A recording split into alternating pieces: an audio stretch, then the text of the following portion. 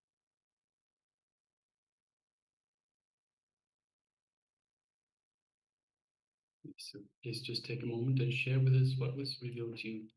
What was the image that we displayed for you for this power manifestation of third eye vision?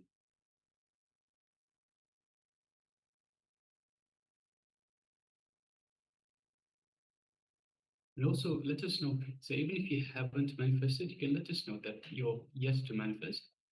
And also let us know your experience. What was your experience as you performed this power manifestation?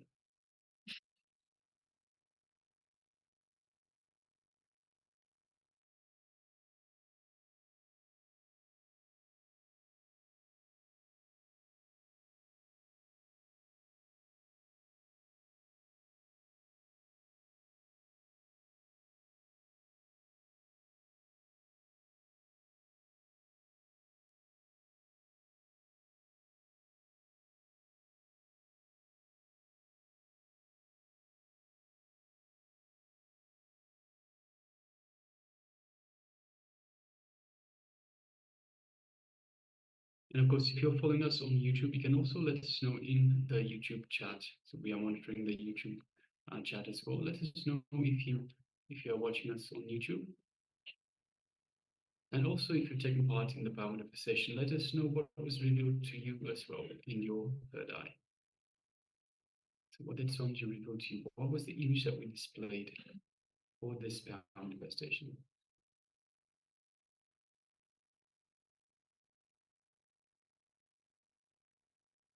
And of course, we encourage participants to share their experience, to share how they went, what was revealed to them.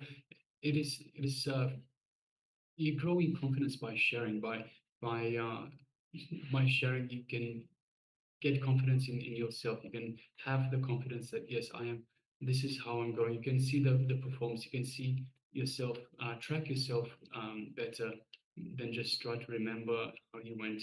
So requesting participants, please make sure you share with us as well. You're also letting us know how you're going. So if so, we can guide you towards what you can do to manifest better, easier, and so forth. So requesting participants, please make sure that you do share. It is important that you do share. And also by sharing, you also give confidence to others to share as well. So in a way, you're enriching others as well.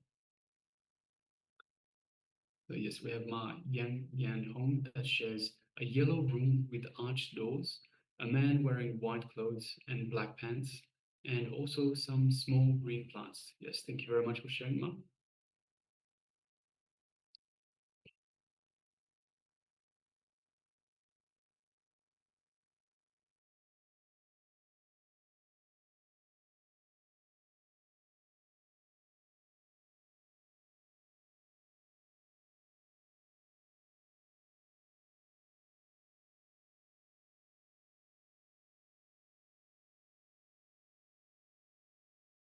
Yes.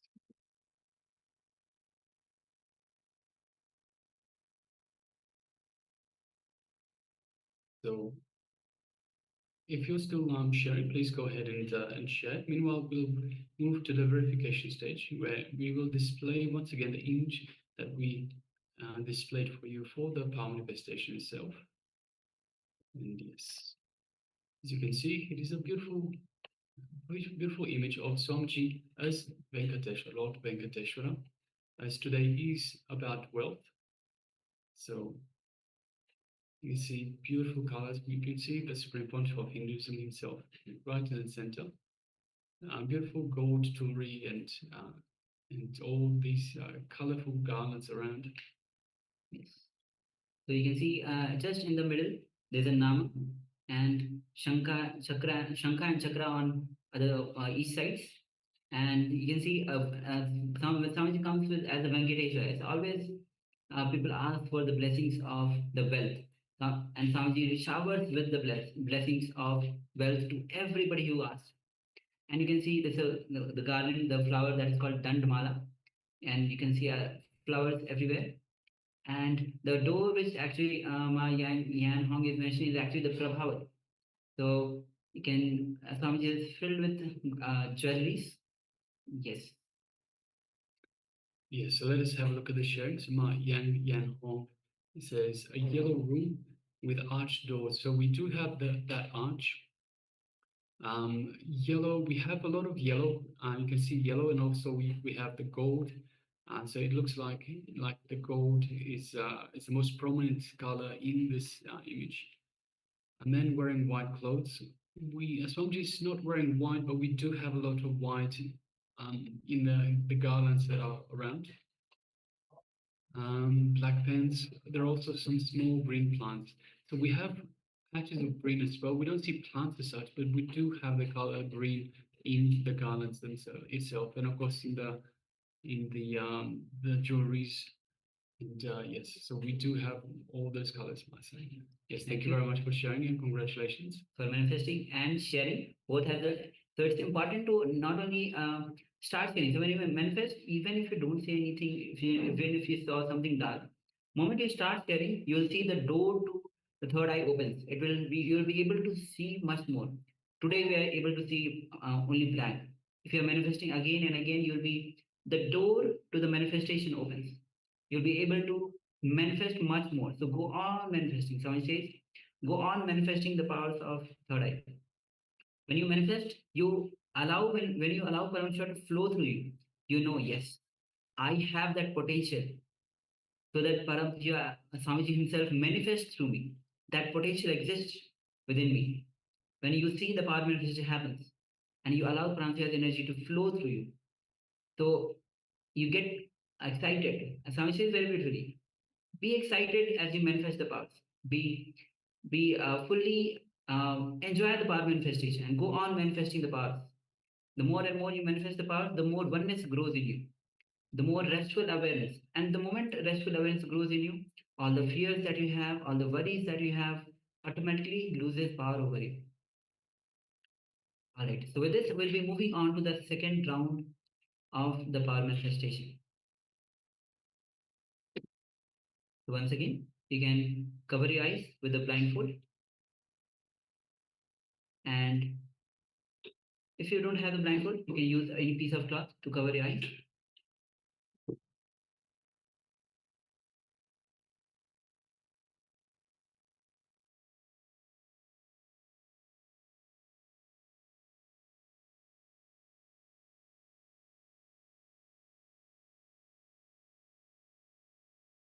Yes. So as you sit with your head and spine in a straight line, eyes closed, take a deep breath. Deep and long breath.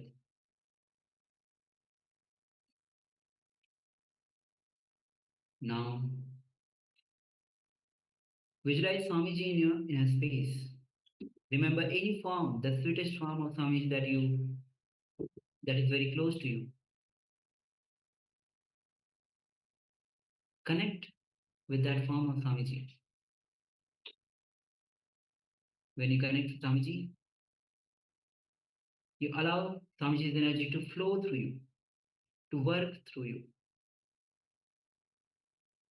Visualize his energies filling all your trillions of cells, getting filled with his energy, that super conscious energy.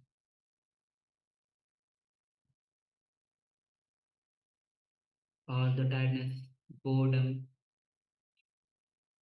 any feeling that you have, getting washed away with that super conscious energy. Now slowly bring your awareness to your third eye, the Angya Chakra, the seat of willpower. And through your third eye, gaze at Swamiji's third eye. And start to unclutch from any thought currents that is coming up. Do not engage with them. Do not get carried away by them. Just unclutch, unclutch, and unclutch. Go on unclutching. And from that space of pure oneness, let's start chanting the Mahavakya. Om Nityananda Paramashivoham. Om Nityananda Paramashivoham. Om Nityananda Paramashivoham. As you vibrate with the Mahavakya, with intense and deep feeling connection with Bhagavan, let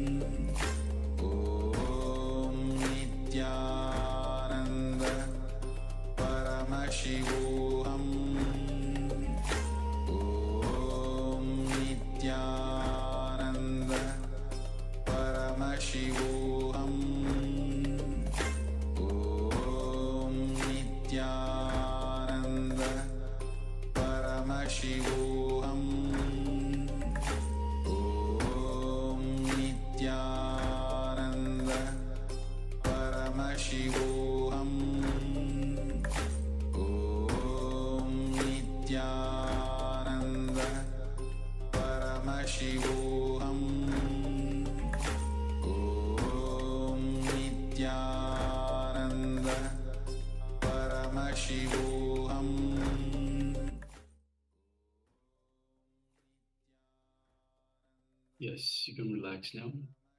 Slowly, very slowly, remove your eye bands and gently let the light come back into your eyes.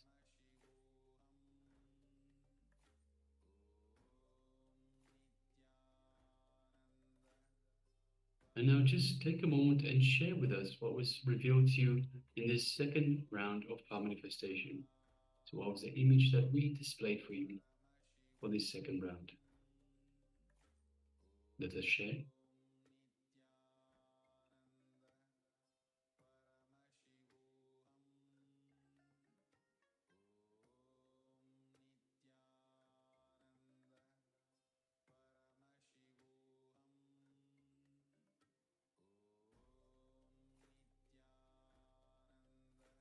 Yes, you can remove your eye bands or your eye cover.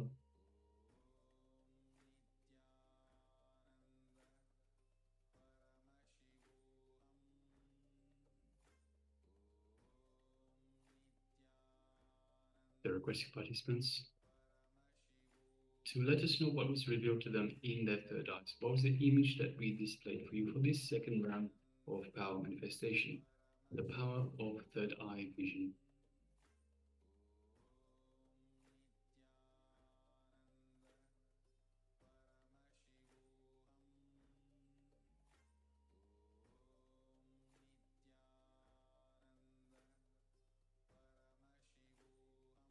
If you can remove your events and start to share what was revealed to you. You can, yes, you can remove your events and take a moment to share what was revealed to you. Ma Yang Hong, you can also remove your events, ma. And please take a moment and share. Yes, Ma Sally Chan shares blue ocean, calm and deep. Yes, thank you very much for sharing, Ma.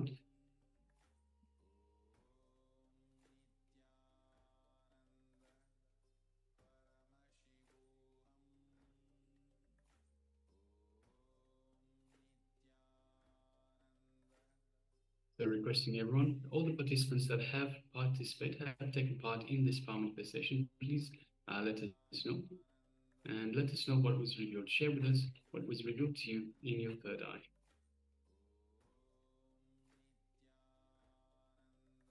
So Ma Yan Hong, you can remove your eye bands, Ma.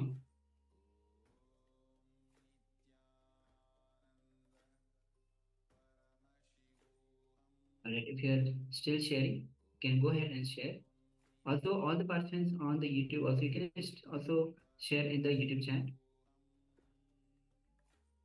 Meanwhile, we'll be entering into today's theme itself, and today, verification. Yes, of course, we'll be we'll be projecting the image that we had shown before. Yes, as you can see, it is a box full of gold coins, lots and lots of gold coins. And the box itself looks like it's made of wood and sitting on a table that is also made of wood. So lots of gold coins. So keeping with the same theme, today is about wealth. Everything is about wealth. So the entire day, the entire program day today is about wealth, wealth manifestation, how to make money, how to keep money, how to keep wealth, and how to enjoy wealth. Most importantly, we must enjoy the wealth as well. So remind participants, if you have family members or friends that could benefit from today's program about wealth, do invite them along and have them take part in this, so they can benefit from these teachings as well. All right. Meanwhile, let us verify.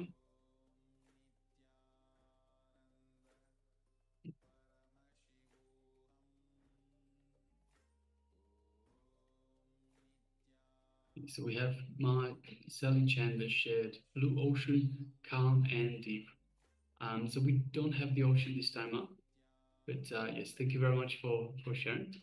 So we have almost a sea of gold coins, an ocean of gold coins. Yes, thank you very much for sharing, Ma. Yes, Ma Yan Hong shares, I saw many golden items, also circular multi-layered golden objects. Yes, thank you very much for sharing, Ma. So that is pretty much what we have in the image, Ma. So yes, congratulations. Bodhama. So with this 2 rounds of power manifestation, now we'll be moving on to the theme of itself. As today we are, as I already mentioned, we'll be going through the wealth consciousness. Accumulate wealth around you with simple truth. So, and today we'll be having Venkateshwara Darshan. Swamiji will be gracing us as Venkateshwara. The first picture that you saw was the Venkateshwara Darshan that Swamiji has given. So it's always very beautiful, and when Swamiji comes as Venkateshwara, he blesses all of us to manifest the wealth. So as we begin with how to understand that uh, how to manifest wealth. So there is a statistics on how religion shapes your wealth. A survey study done by the Ohio University Sociology Department empirically measured and statistically proved that religion is an essential factor in wealth accumulation. This study suggests religious beliefs children learn in their family translates into educational attainment, adult occupations, family, financial literacy, social connections, and other factors that influence adult wealth ownership. So, such is a this studies suggests basically the religious belief how it shapes the children in their whole entire life itself. And one more important thing the study says is that it is not only religious affiliation, but people who attended religious services in general regularly accumulated more wealth. So, what is wealth consciousness as per Hindu principles? See, expansion in life is freedom. Sounds very beautifully. Expansion in life is freedom. Expanding in health, expanding in wealth, expanding in every field is success. That is life. So creating wealth is an intrinsic part of life. Bhagavan Krishna says very beautifully in Srimad Bhagavad Gita. He says, Bhagavad Gita, as you know, is very popular, the spiritual book from Hinduism. He says, Gahna Karmano Gati. The universe by its nature works, works, and works. If you have at least the goal of creating wealth, you will be creative. Your energy will be channeled properly. So this is the wealth consciousness as per the Hindu principle. Life is expansion in the life is that is actual freedom. And whether you expand in health, whether you expand in wealth, expanding in every field is success. That is life. So with this, we'll be entering into the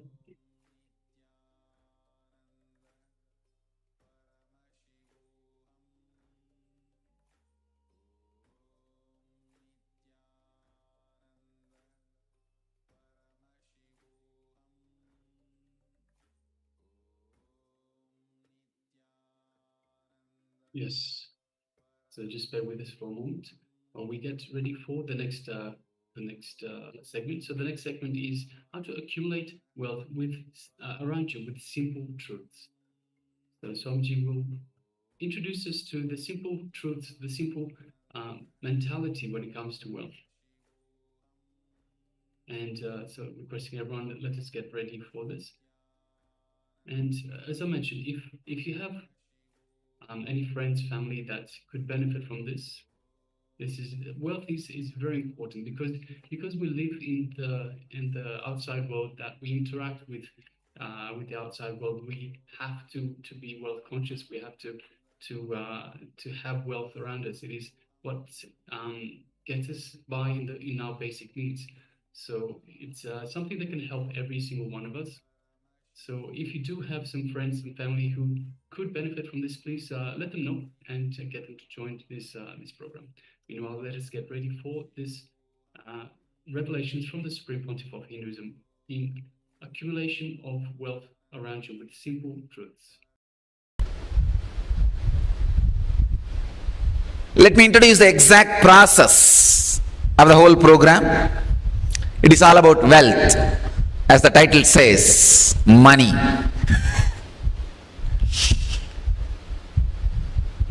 The first question, what an enlightened master has to do with wealth? Why should he talk about wealth? He is supposed to be talking about renunciation. But he is talking about wealth.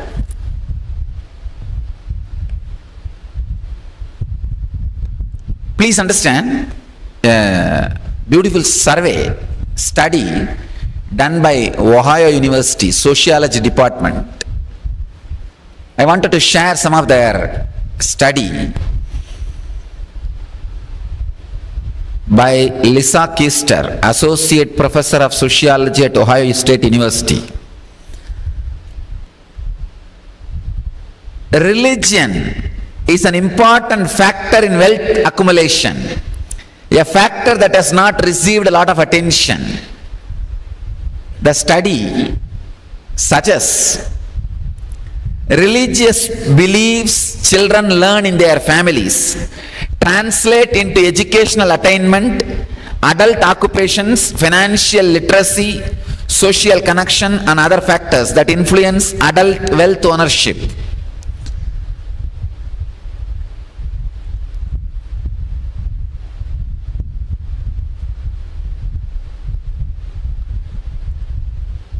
One more important thing, the study says, it is not only the religious affiliation, people who attended the religious services regularly accumulated more wealth. God pays you.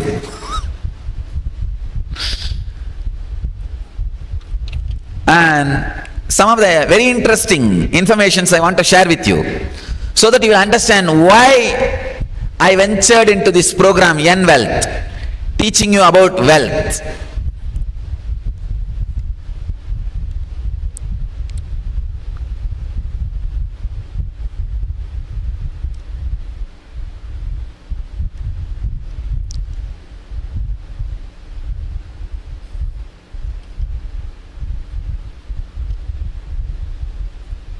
The study says religious beliefs are directly connected to the wealth they create and accumulate. Conservative Protestants don't accumulate too much in this life. Jews encourage pursuits that lead to wealth accumulation, high income carriers and investing. And you will be shocked to know a median net worth of a Jew is $150,000, $150,890, 3 times more than the net worth of an entire sample. And conservative Protestants, Baptists and Seventh-day Adventists and Christian Scientists, only 26,000. Please understand, Jews 150,000 and conservative Protestants are just 26,000. Half of the net worth of the entire sample. Jews are 3 times more the entire sample, and conservative Protestants are half of the entire sample. And statistics of the communities that remained asset poor, Jews are only 1% asset poor, Protestants are 15% asset poor, Catholics are 7%. Accumulations such as homes, stocks and bonds, Jews 35% have accumulated, conservative Protestants only 3%, mainline Protestants 22%, Catholics only 20%. Early life investment and high risk, high return assets such as stock and bonds to earn wealth, Jews 1/3 of the population do this, conservative Protestants 0% of the population does this. Mainline Protestants only 7% and Catholics only 4%. Understand, the study says religion keeps coming up in any model you run to explain wealth. It is something you can't ignore, but there has been little effort to explain the connection between religion and wealth accumulation. And finally, the study ends with a question mark. Still they are not able to clearly pinpoint the exact faith or the mental setup responsible for the accumulation of the wealth. So that job I am going to do in these 2 days.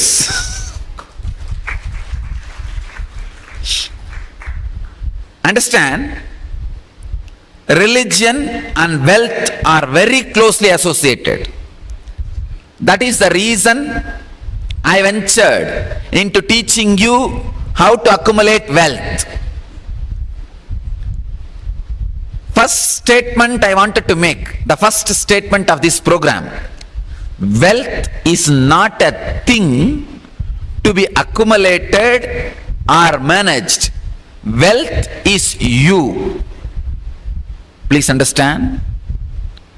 Wealth is not just a thing as you think to be accumulated or managed or created or celebrated. It is you.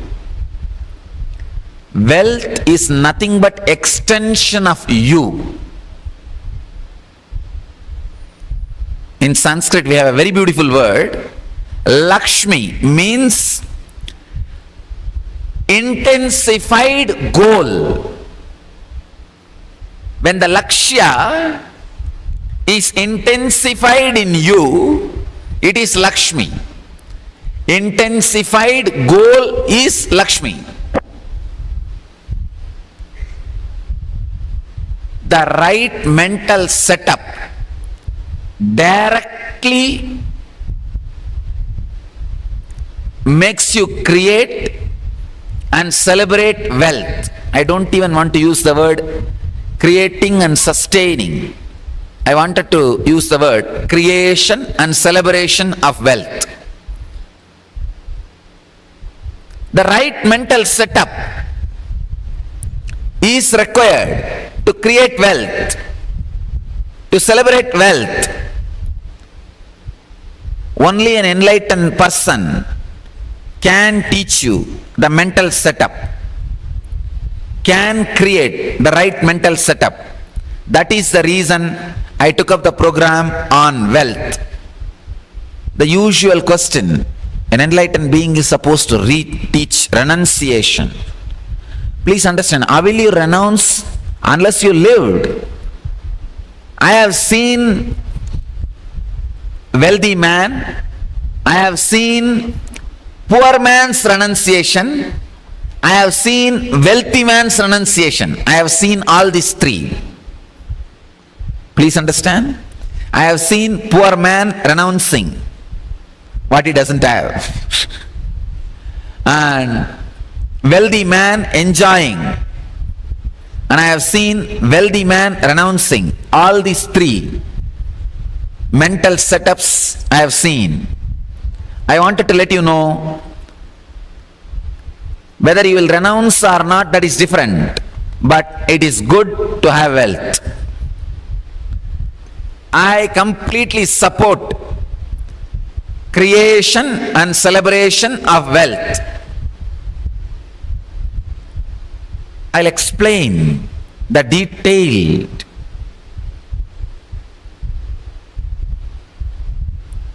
truths and the mental setups we carry about wealth.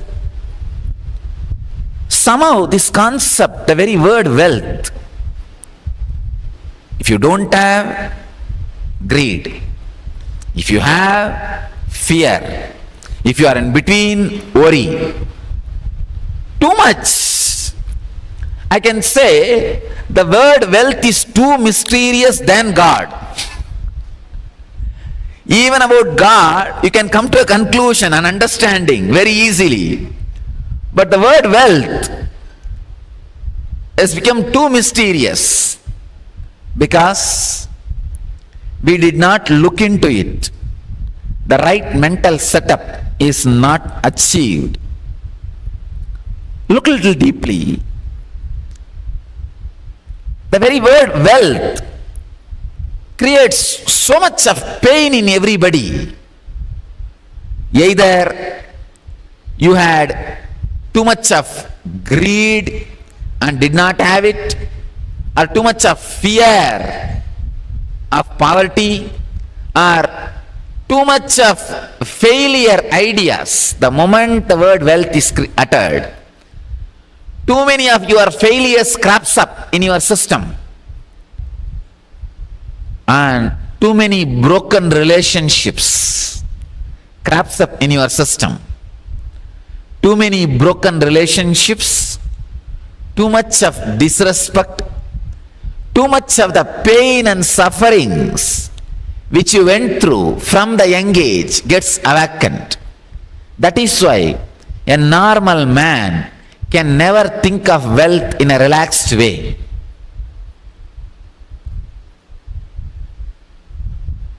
Just look in.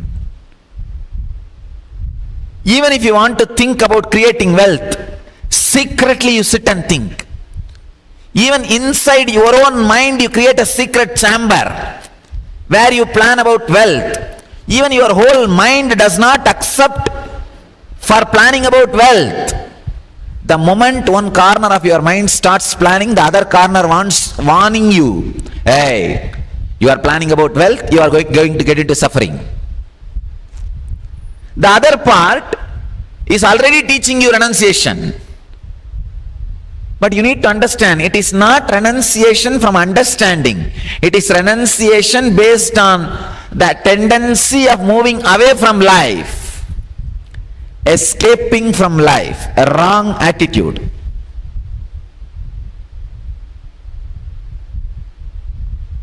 You carry too many chaotic ideas, too much of confusion about wealth.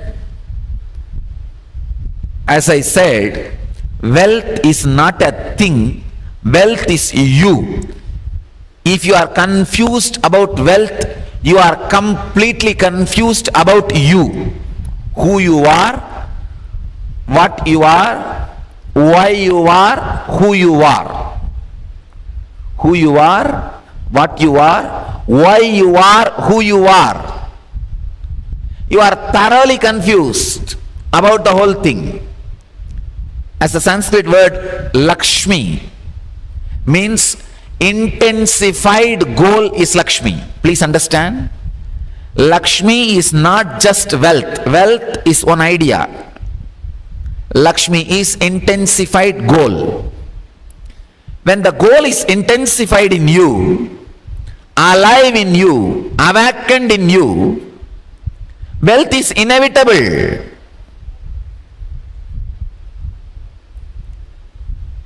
Wealth is not just money. The relationships, satisfaction, the power to convert dollars and rupees into the product which you wanted to have. In Sanskrit we have 8 dimensions of wealth. In the next further sessions I'll talk about it. We call it Dana, Danya, Virya, Vijaya. Different dimensions of wealth. It is a thing, it is not a thing, it is your very being. Only when your being becomes proper, the wealth gathers around you, wealth happens around you, and you celebrate it. And wealth can be adding to your life. Without the right mental setup, even if you are inherited or grabbed, if you are born to a rich person, you inherit, and if you inherit illegally, it is called grabbing, that's all. Without the right mental setup, Even if you inherit or grab, you will not be able to celebrate wealth. I have seen people, I have seen all kinds of people who celebrate wealth without having it, who celebrate wealth without creating it, who create wealth but don't celebrate it, who create wealth but never use it, who grab wealth but does not celebrate it, who grab wealth but does not enjoy it. All kinds of mental setup I have seen. A right mental setup, a right understanding about wealth not only attracts wealth towards you, makes wealth happen in your life, it gives tremendous clarity even for your day-to-day life, normal life. Because wrong ideas about wealth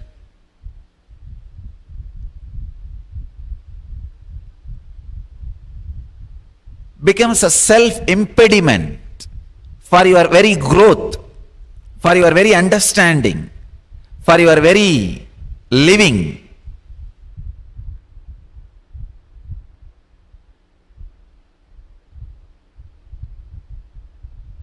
As I said, wealth is not a thing, it is you, different dimensions of you. When you manage different dimensions of you, just wealth happens around you. As I said, wealth is not just dollars and rupees. It is relationships, contentment, the peace and job satisfaction, everything, each one of these items, and health, each one of these items are your wealth. And the mental setup continuously to have success,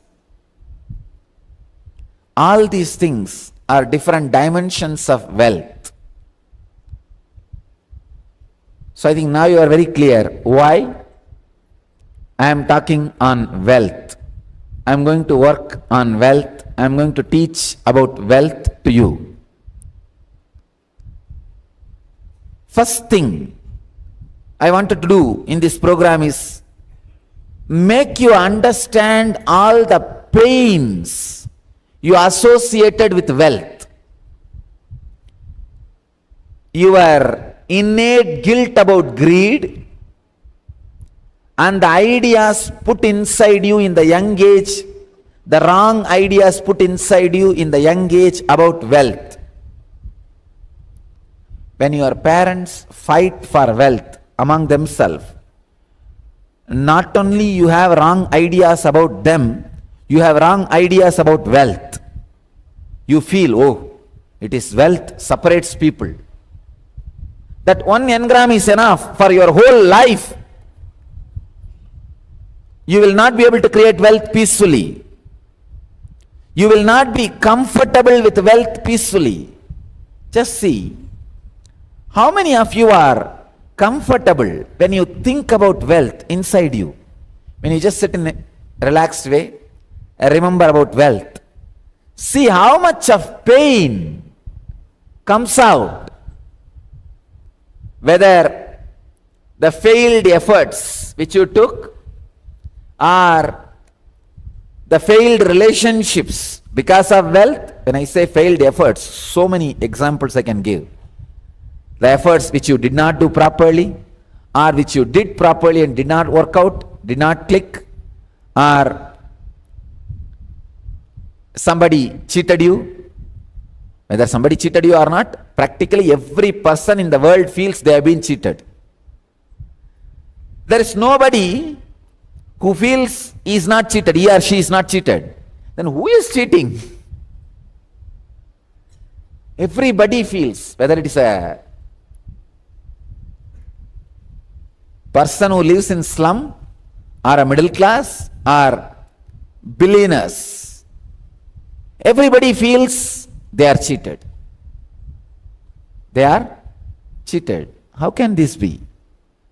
Somehow, wealth creates the idea of wealth creates strong, painful memories and engrams in you.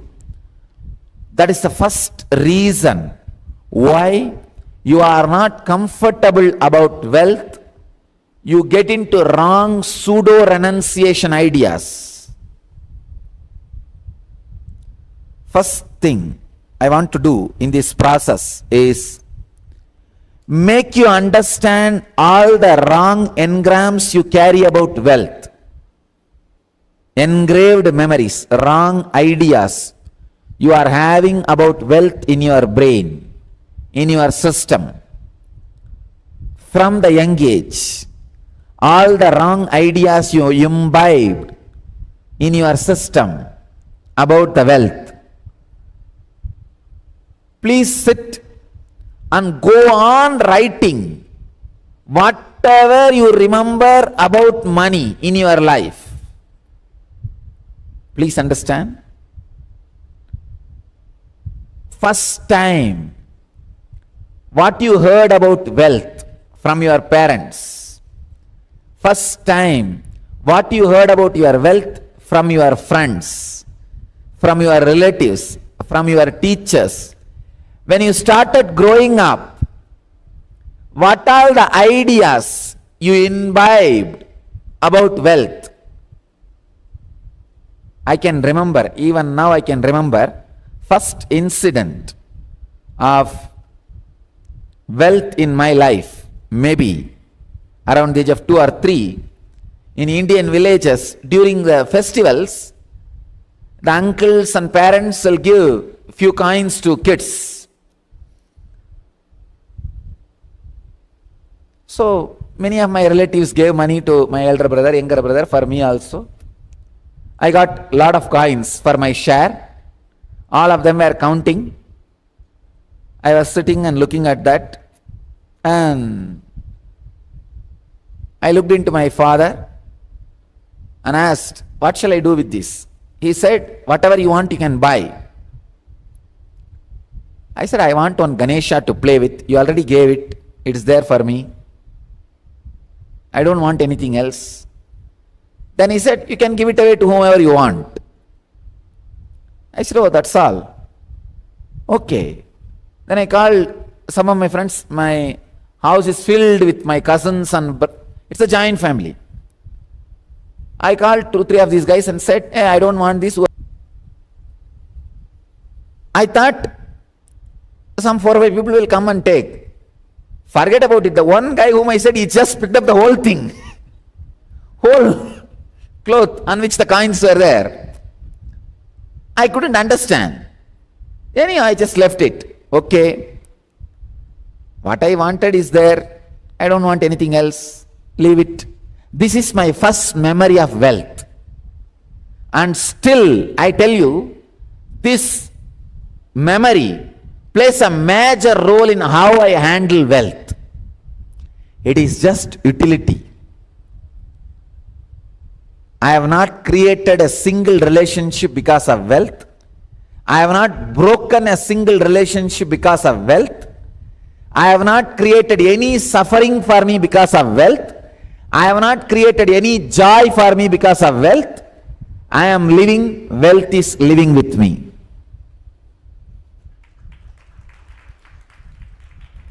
Just wealth is living with me. Understand? Wealth is your personality, nothing else. I can tell you all dimensions of wealth is living with me.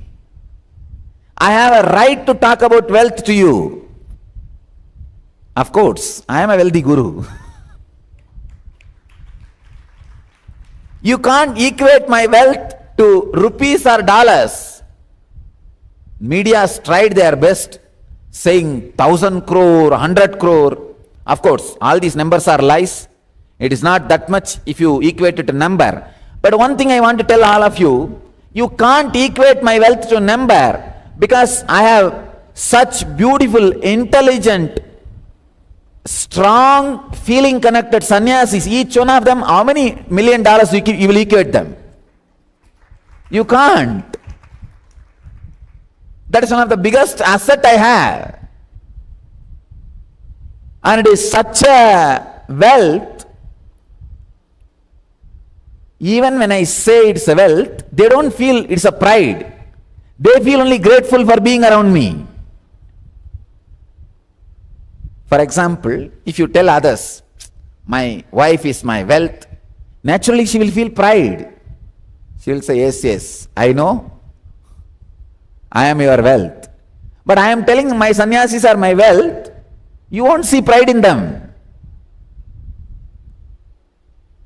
Not only dollars or rupees, in every dimension, wealth is living around me. So wealth is not a thing, it is just a mental setup.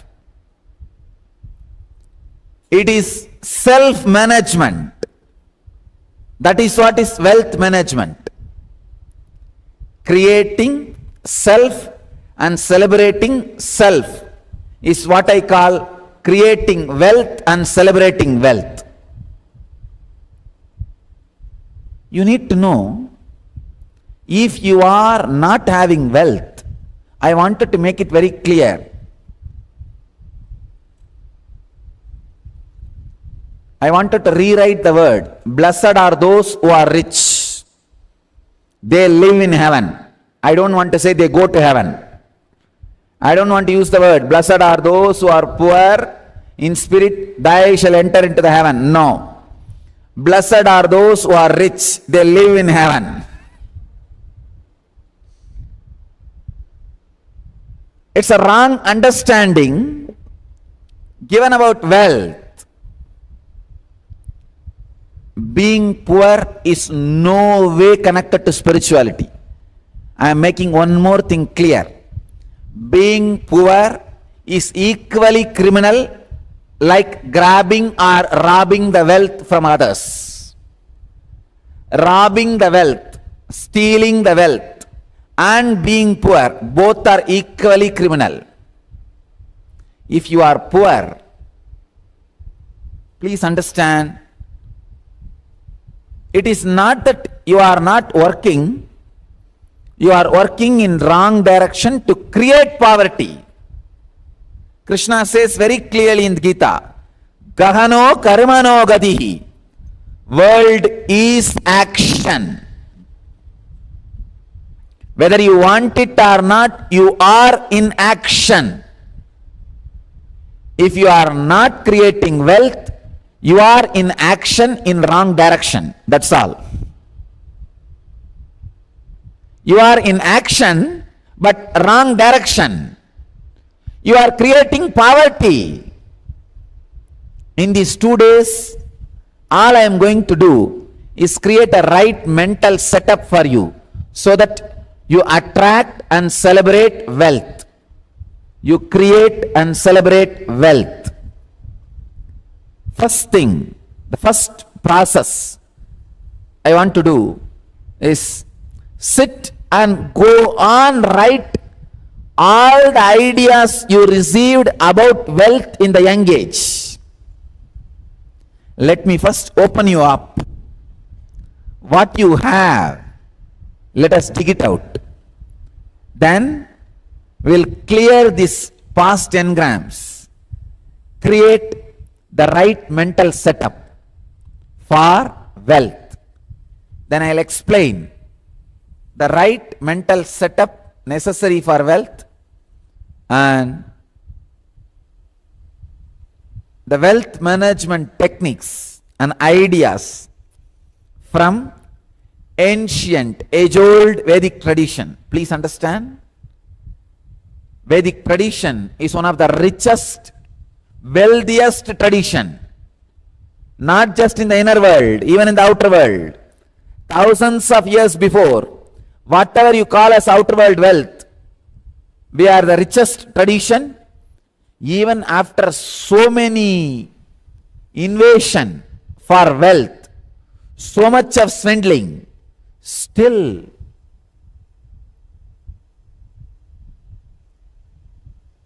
India holds so much richness, wealth.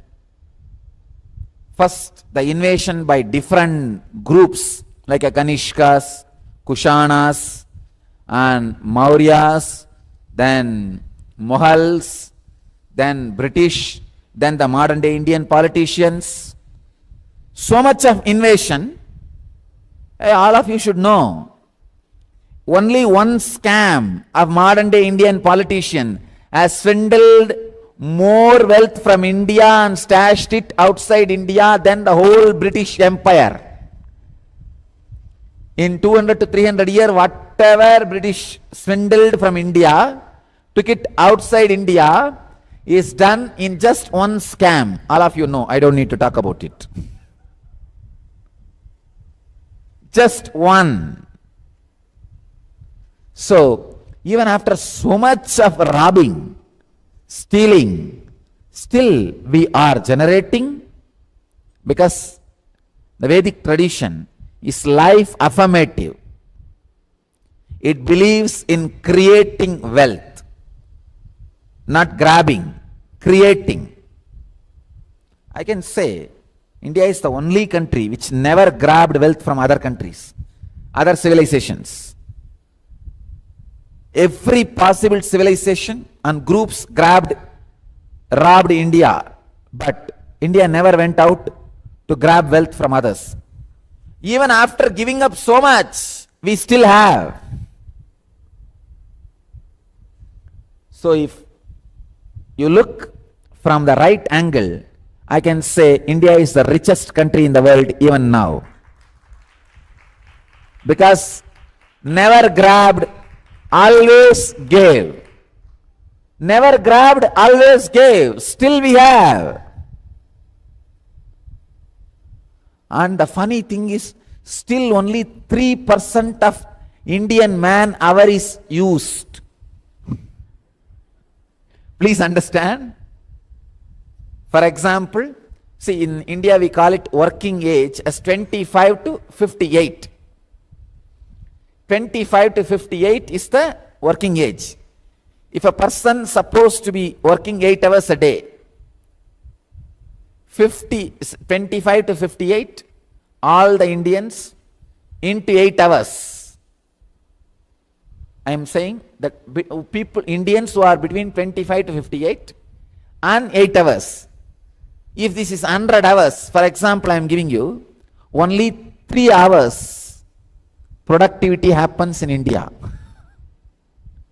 I want all of you to know. Only 3 hours. But still, we are creating wealth. So I'll share the ancient secrets of creating and celebrating wealth. Of course, you can look from the other angle and say India is poor country, so much of poverty, slum and all that. I am giving you the overall idea.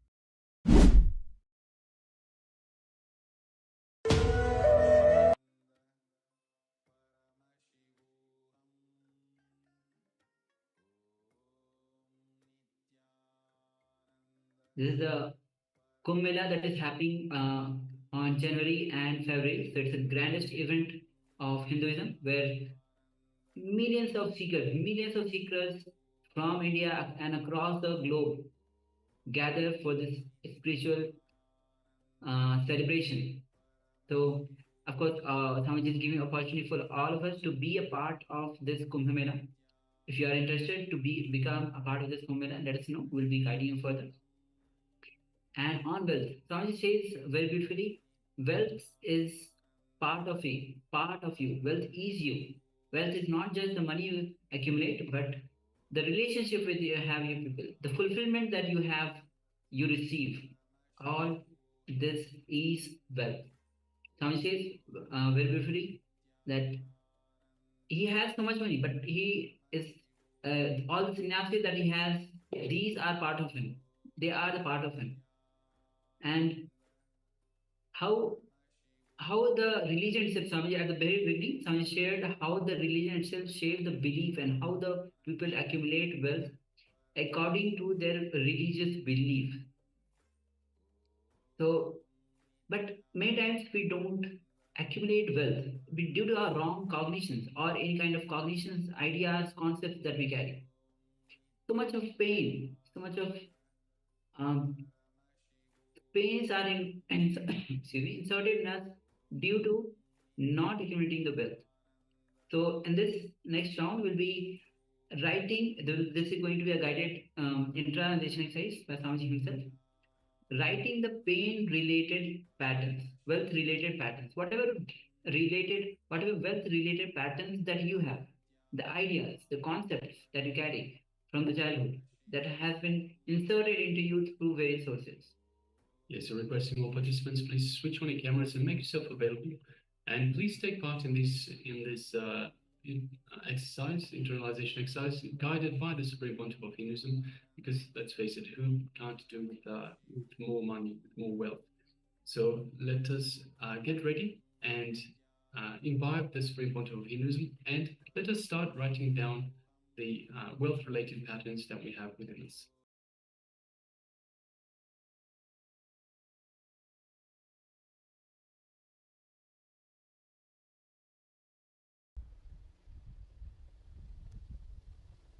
Now, let's enter into the process of creating the important wealth you need to create in your life, the right mental setup about wealth, right understanding about wealth. Sit now, pen down anything you remember about money. All the ideas you received about money in the young age, or any major incidents happened in your life because of money, and the ideas you carry about money. Some relationships breaking, some relationships getting created, and feeling uprooted, and major drastic changes in your life because of wealth coming in or going out. Anything you remember about money, pen down. Take time, pen down, because I wanted you to understand all the wrong concepts you carry about wealth. It is like a literally surgery. I am opening your heart, taking out all the unnecessary things, engrams you have, clearing. It's like removing the blockages from the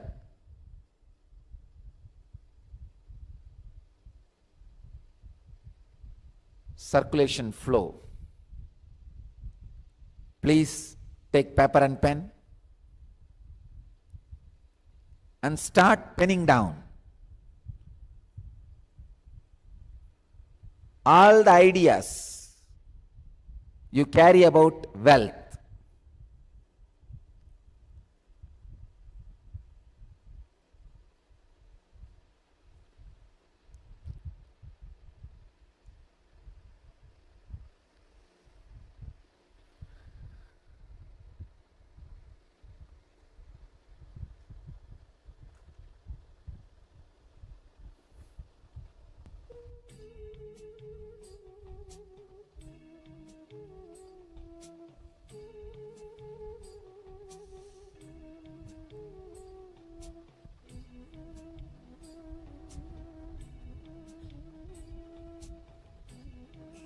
Please pen down elaborately.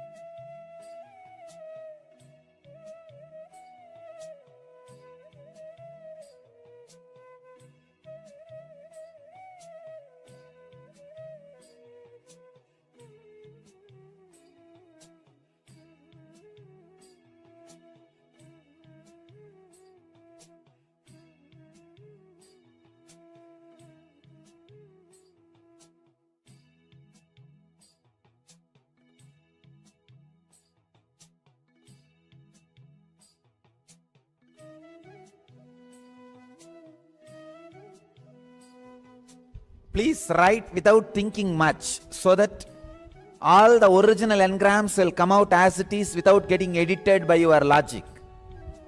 You will know exactly the engrams you carry inside.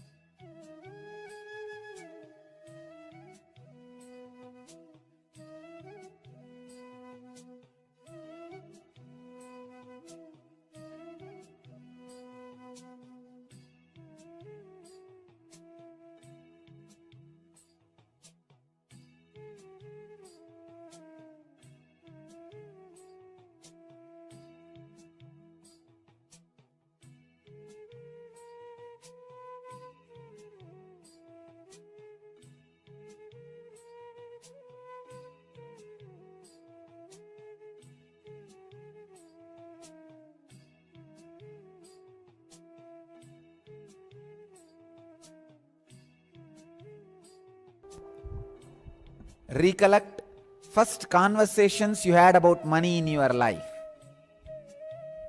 Recollect first conversations you had with money in your life. How your relationship with money. Is it fight, or is it love relationship, or is it hatred relationship, or is it feeling of loadedness? How your relationship with money started. Your conversations with money and your conversations about money. Pen everything down.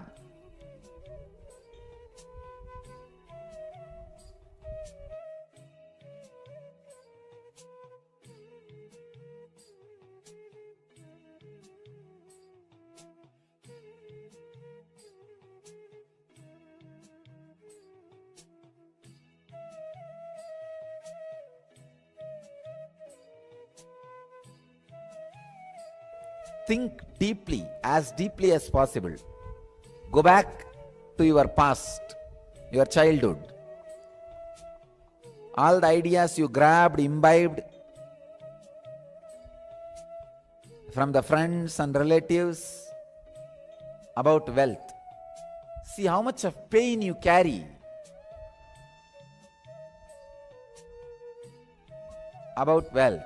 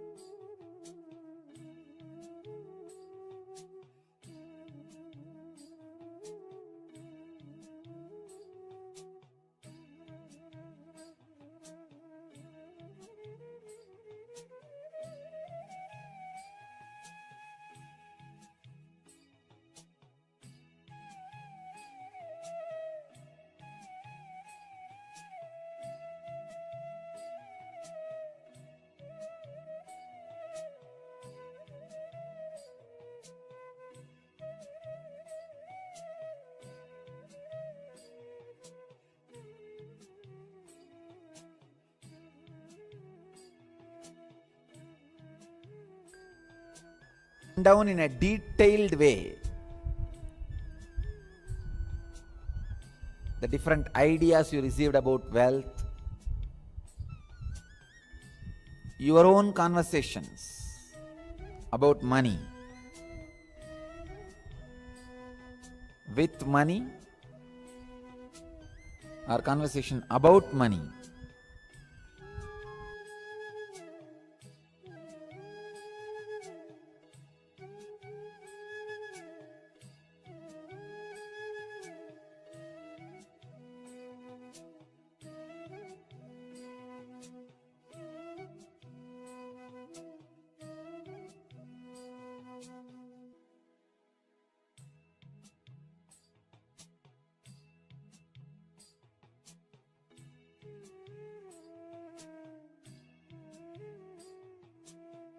When you dig out yourself, you will understand the sick and broke mental setup you create.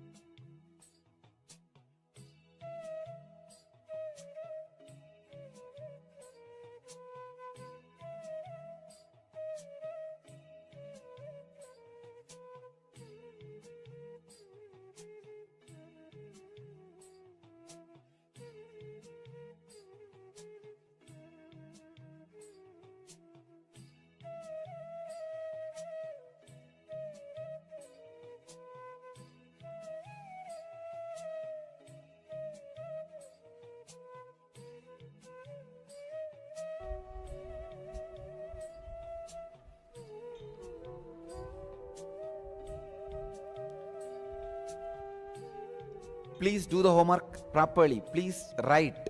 Think, think, think. Unless you write, you will not catch the exact engram where you are caught. Unless you dig out, you will not understand what I am saying. The intense pain, mixed emotions you carry about wealth, the mixed feelings, conversations you had with wealth and about wealth.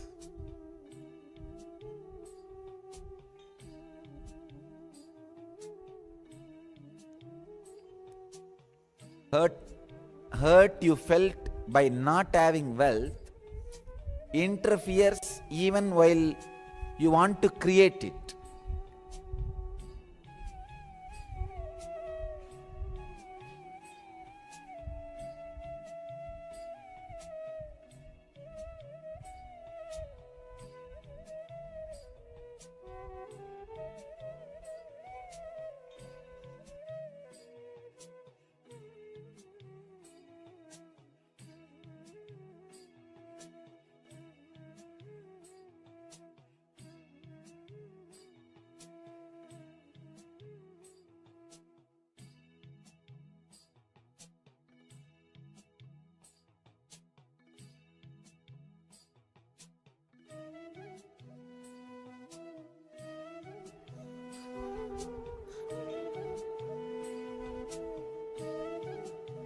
Please dig out. Write, write, write. Go on writing. Only then you will hit the ideas, the mental setup which you are carrying.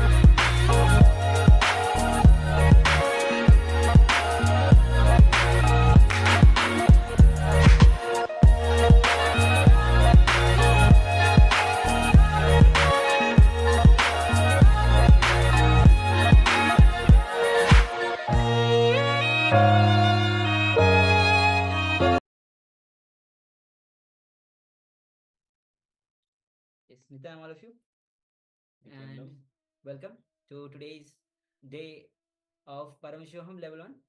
we are having sessions on today on wealth. And today we have the Keshwartha Murthy as Swamiji himself will be gracing us. Understand that learning about creating wealth, we have various kinds of ideas, concepts that we have gathered from the society, many types of wrong cognitions, wrong ideas that we have collected, accumulated from the society, stops us in creating wealth. Understand, Swami says very beautifully. Money itself is not wrong. Creating wealth is your one of the creation itself, creation aspect of yourself, creating wealth.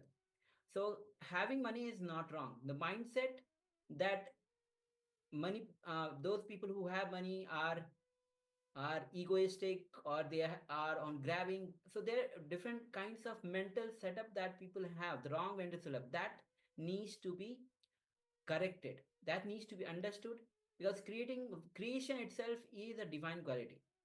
So creating wealth is not wrong. So today we are having sessions on, throughout the day we'll be having sessions on the wealth. So you'll be receiving powerful cognition, anything that stops you from creating wealth. This is, today is the right day sessions. That so be very attentive, listen carefully, understand, cognize, internalize, so that you can create wealth in your life. All right, so with that, let us get ready for the next segment in our program today. And the next segment is Transcending Your Desire. Transcend your desire. So requesting everyone to please sit comfortably with your head, neck, and spine in a straight line. Come to the space of listening as we hear from the Supreme Pontiff of Hinduism on this very topic. So let us begin.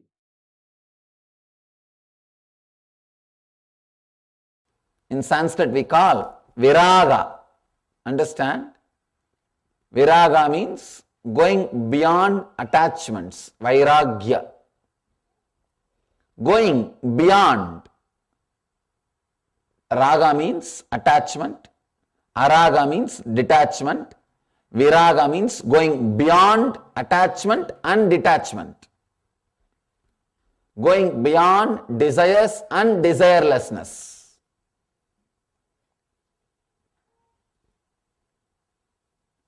Let me read the sutra. I'll give the translation of the sutra. Then enter into the sutra. Enter into the truth. When some desire comes, consider it. Then suddenly quit. Suddenly unclutch and experience the truth in you. It's a very simple sutra. Very simple. That is why it's so complicated. All simple things need you to be simple. Understand? When the truth is delivered in a simple way, they take it for granted. You are already in a simple space, in an innocent space. Here, Shiva is delivering a beautiful truth.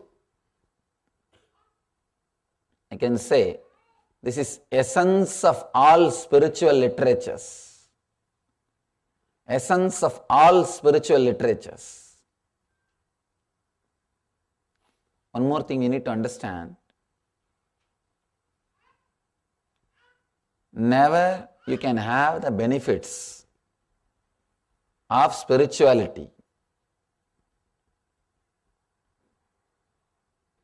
unless you practice it, go into it honestly. People come and ask me, Swamiji, is there a shortcut to enlightenment? I tell them, only when you drop the idea of shortcut, you will achieve enlightenment. As long as you have the idea of the shortcut means what? Trying to grab something without putting your energy or effort to it. Fortunately, there is no shortcut to enlightenment. Otherwise, you will suffer. See, great energy, great understanding, great truths should happen to us only when we are matured enough to receive it. When you are not matured enough, if you are just greedy of the truth, seeing a life or joy or bliss of an enlightened being, be very clear, you will create trouble for yourself.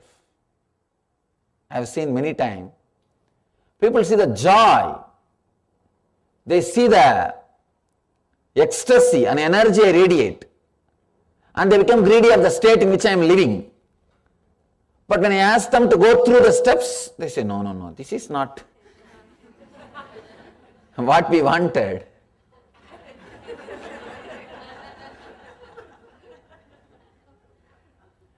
Understand? It's real fun.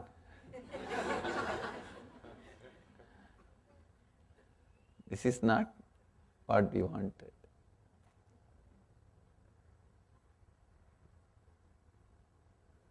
They think just a learning or few words can give you the ultimate truth. No. Physical health or personality development happens as a side effect or as a byproduct when you go towards the enlightenment. But spirituality is not just for your health or your mental well-being or just self-development. Do not stop or do not think that is everything. That is where the problem starts. I have seen people.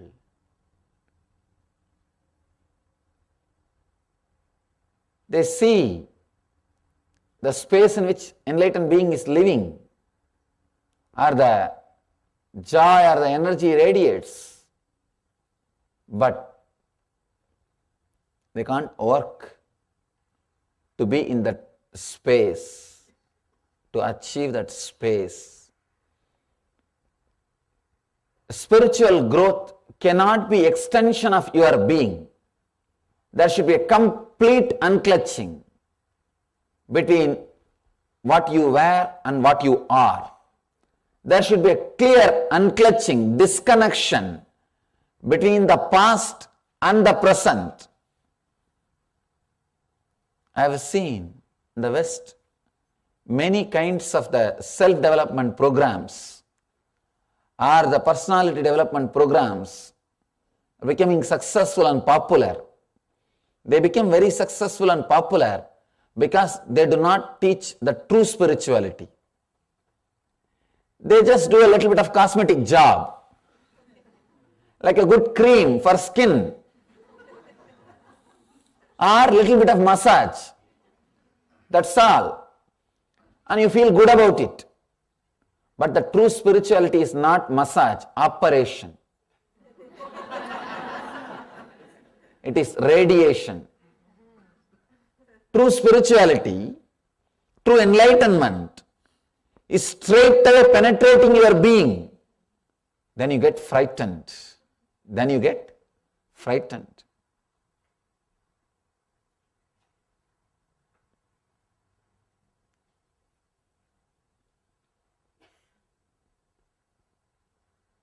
Shiva is saying here, when some desire comes, consider it, then suddenly quit it, unclutch from it.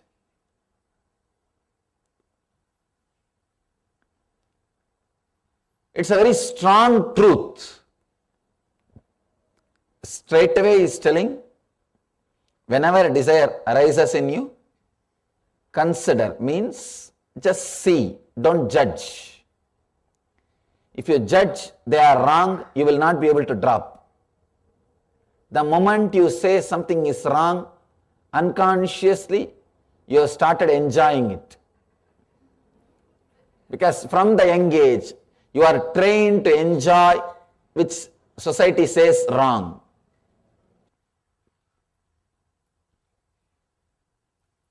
Shiva is not here just to give you a little massage or just to give you a little cream. No.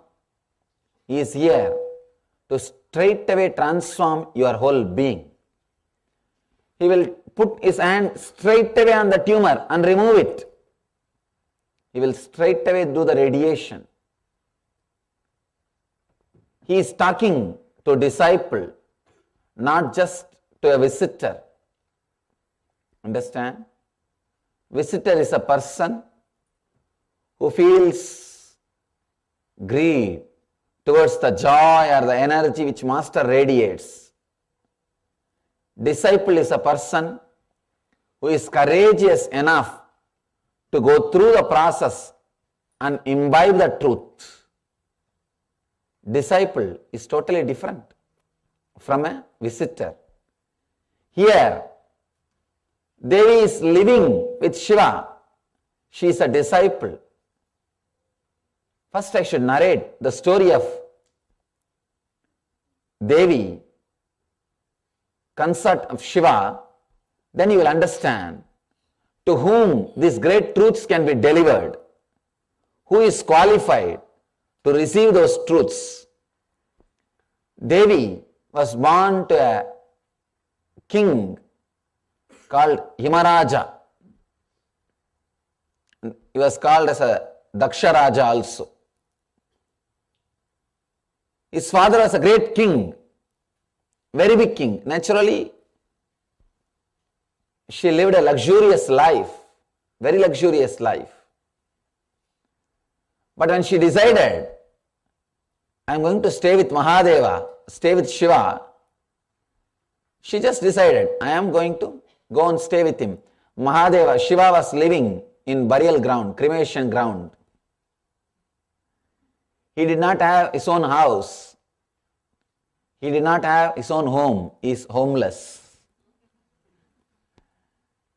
He is a great yogi, Mahatapasvi. If you see all the things around Shiva, things which society does not want, because he is such a compassionate being, all the useful things he gives it away to the society. His ornaments are very cheap Rudraksha beads, not diamonds and gold. His staying place is a smashana, cremation ground, not any palace. All useful things he gives it away to the society.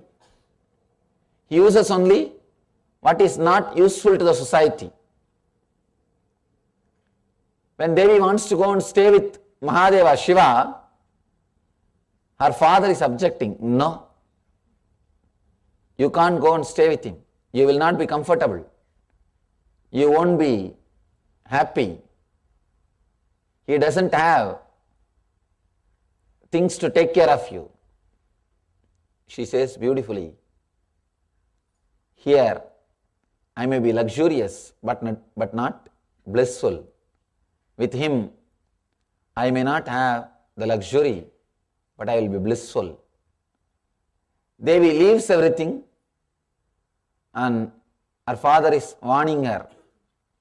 If you go leaving me, you should not come back, because now it is a prestige problem. Daughter living with some beggar. She said, that's okay. She left everything, went and stayed with Mahadeva in the Himalayan hills. To her, he is teaching. That is why he is able to give the truth straight away. I always tell people, to receive the truth straight away, you need tapas, means austere life. You need to go through the penance. Only then truth can be shared as it is. See, truth presented to people who are just going to use that to develop little bit of their life, like a lubrication. Nothing more than that. Just a lubrication, little bit of lubrication. They will go back to the same life and society and live in the same way. That is one kind of crowd. For them, You can't share the truth as it is. You will have to do a different packaging. Just the way in which their greed can be awakened, they can be satisfied. But there is another one kind of a truth. We call that as Paramarthika Satya in Sanskrit. The ultimate truth, who are really seekers, and who are ready to go through the penance, who are ready to go through the austerity, who are really interested in transformation, not just consolation. I have seen many times people get inspired to enter into the spiritual life just because a little bit of solution which they experience in the beginning. No. I tell them no. Spirituality is not just life solutions. It is life transformation. It is life transformation. You radiating the truth will happen only when you are ready for austerity, only when you are ready for the truth, only when you are ready to leave what you think as you, only when you are ready to disconnect and clutch from what you think as you. When some desire arises, when some desire comes, consider it and then suddenly drop it, unclutch from it. Very simple. In one sutra, Shiva is finishing and he says, just be enlightened.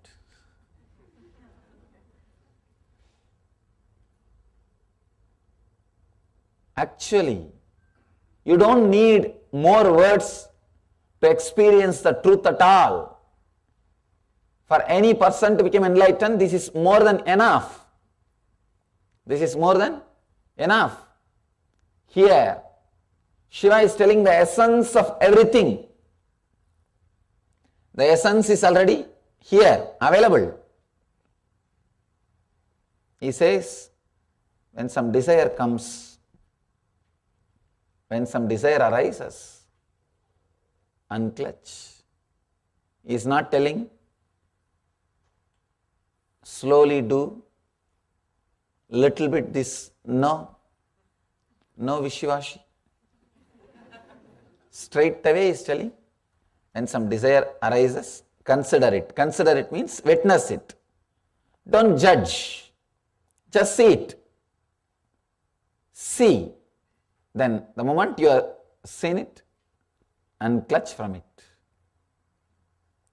He is teaching pure renunciation. People may ask, how can it be possible? How can we renounce? Then suffer, nothing wrong.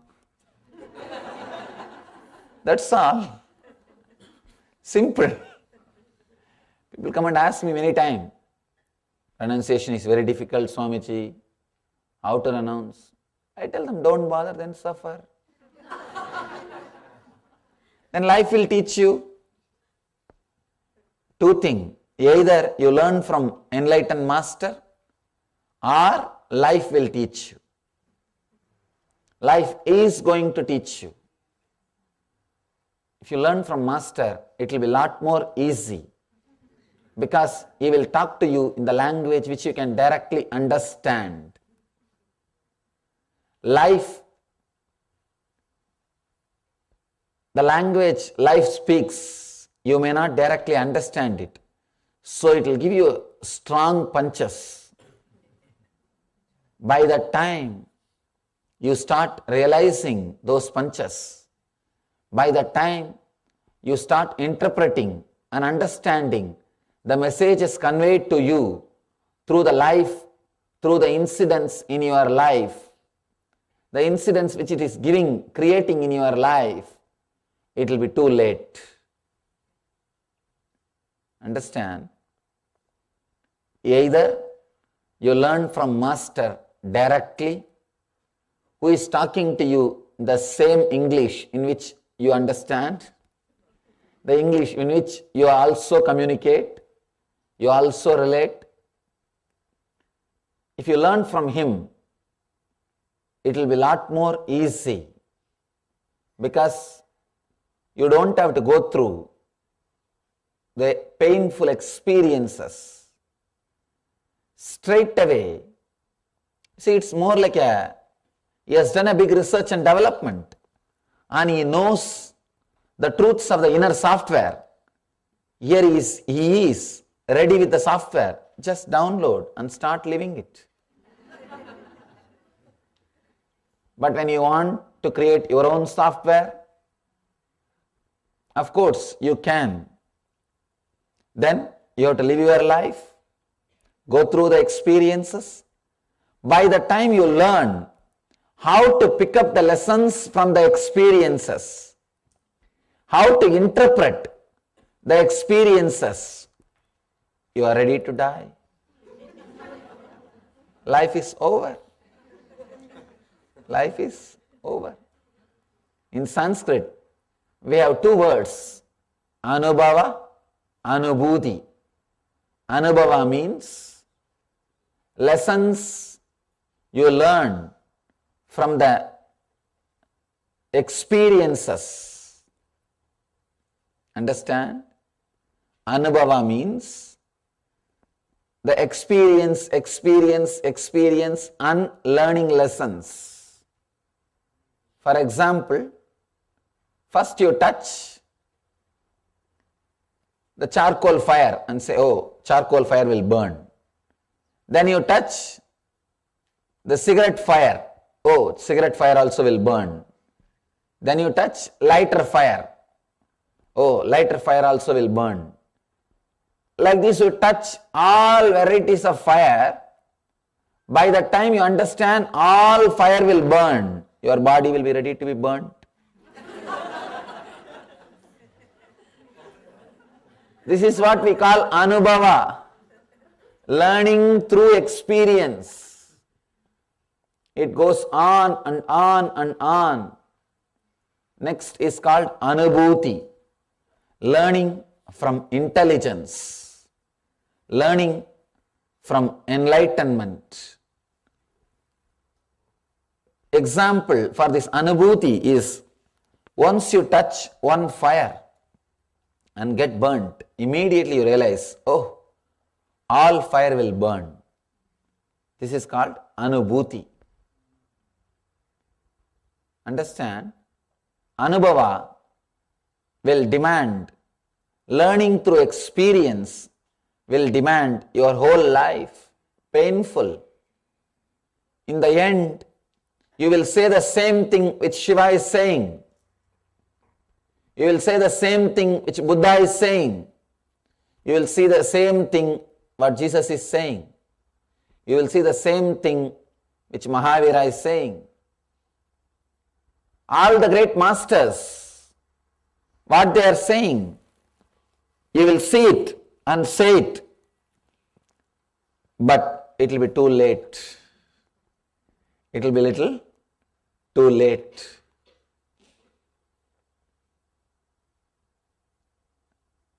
Somebody goes to Ramakrishna, great enlightened being, lived in India in 19th century. I think end of the in 1886 he passed away. He left the body. Great being, great enlightened master. Somebody goes to him and asks, Master, is there a way to connect outer world and the inner world and live with both? Ramakrishna says, yes, there is a way. You can enjoy both. But first, you have to achieve the inner world. First, achieve the inner world means first, forget about the outer world. Put your energy, turn your energy towards the inner world. Achieve the inner space. Then suddenly you will see You will have the outer world, but not disturbed by it. He gives a beautiful example. Boat, which always stays on the water, but water should never stay inside the boat. Boat can stay on the water, but water can't stay on the boat. Achieving the inner space, which is not moved by anything. Achieving the intense energy and excitement, which is independent of anything, is a basic need. Here, Shiva is also saying the same thing. First, let you achieve the inner space. Let you achieve the inner space. Unless that happens in you, no help is possible. I have seen many people using the great spiritual truths in a different way, promising to develop yourself as a personality development programs, or to create wealth, or to create some other things of the outer world to you. I can also sell with that packaging. It's not a big thing.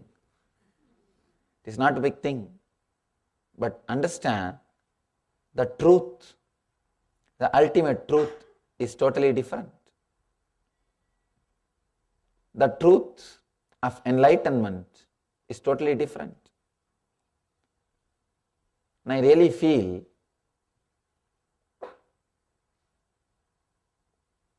this happened because you do not go to learn the truth from the source. To reach the source, you need to walk up the hill. So you are now dependent on the bottled waters, who are labeling it. No, it is from the source. It may be from the source. By the time they bottle it, label it, and bring it to you, enough corruption has happened. Enough of dilution has happened. Enough of pollution has happened. At least with water, we have some system. We can transport it without pollution, but with the truth, the moment it goes to somebody's head, and if it does not become enlightened, and if it comes out, it is polluted, corrupted. It's already corrupted. I always tell people, even if it is a little difficult, learn from enlightened sources. Learn from authentic tradition. It will be little difficult. They will take little time. They will demand little austerity. They will demand little bit of penance, tapas. They will demand little time and energy and your attention. But you will reach the truth. You will achieve the truth. There is no instant packaging. There is no shortcut for enlightenment.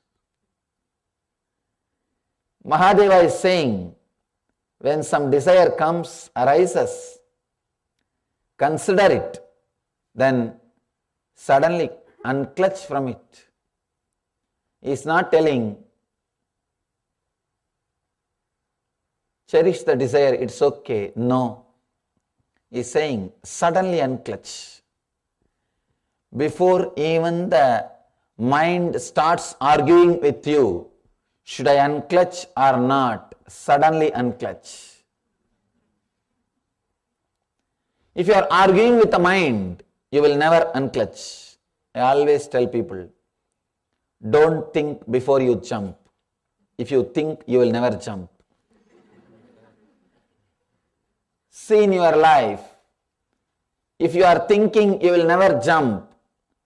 You will jump only the moment you stop thinking. Only when you stop thinking, you will take decision. Don't think before you jump. People always tell, think twice before you jump. I say no. If you think, you will never jump. Here Mahadeva is telling, suddenly unclutch. Before even your mind becomes aware, unclutch. You are enlightened. There is a beautiful story. One lady goes to Ramakrishna, great master, and says, Master, my husband is threatening that he will become a Swami. He will leave me and go away. He will renounce the life and go away. Ramakrishna says, don't bother, never it will happen. She was very surprised. She says, no, he is talking very seriously. He is not just joking. Then Ramakrishna tells an incident. Like this, one guy was threatening his wife that I will go away, I will become a Swami, I will renounce and go away. Actually, this is a technique used by frustrated men in India to threaten women. No, really, because in India, women are not economically independent. So if she nags too much, this is the way this guy will respond. So this guy says, I'll go away, I'll become a monk, a Swami.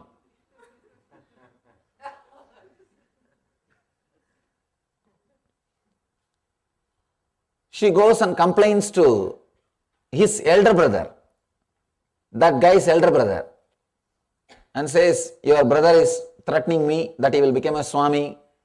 Please advise him. Elder brother says, don't bother, never it will happen. Again she is asking, how you say never it will happen? He is very serious, he is talking really seriously. He says, no. How a person will become a Swami? Understand, now see. And just this guy took his cloth and threw it away. Just took one towel and went away. Left the house and became a Swami. The elder brother shows, this is the way people will become a Swami. And he really becomes Swami. Person who talks will never do. Person who is thinking will never do. Person who is thinking will never jump. Ramakrishna tells this story and tells her, consoles her. Don't bother, person who threatens will never move.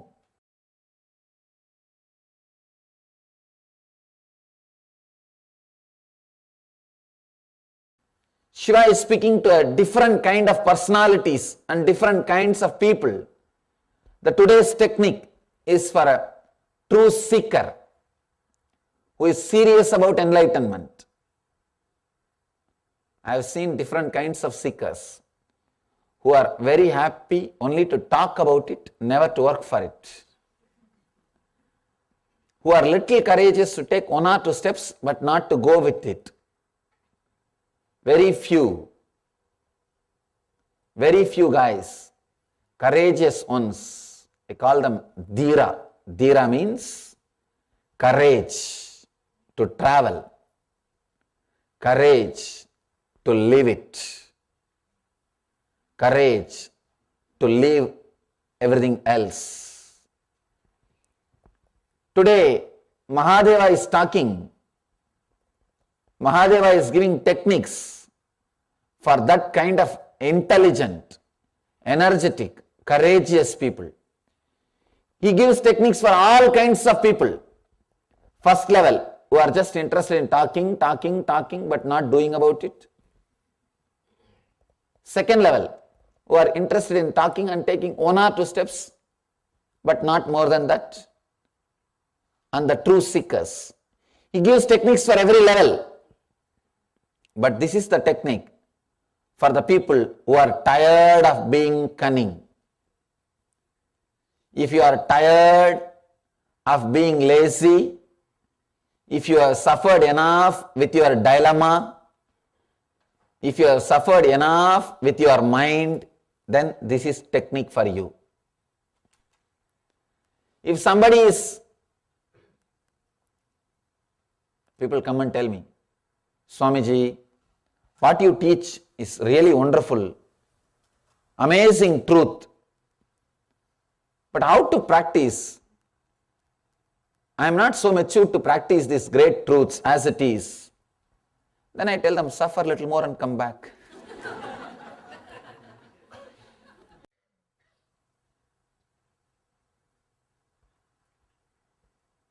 The truth as it is, the truth as the truth just transforms, just makes you completely a different being.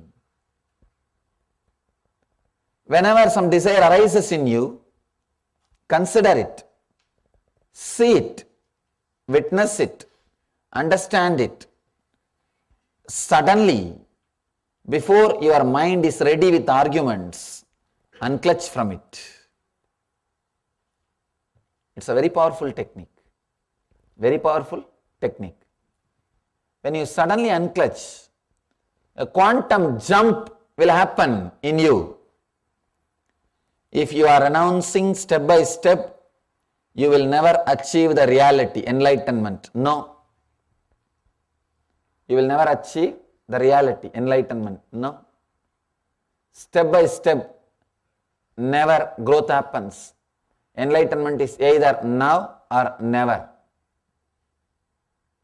Complete yes or complete no. Never happens step by step, never point by point, never like a degree, no. Never like a gradual process. Powerful technique which you can use it every day, even when you sit morning. If you feel the hunger or thirst, desire to drink water, food,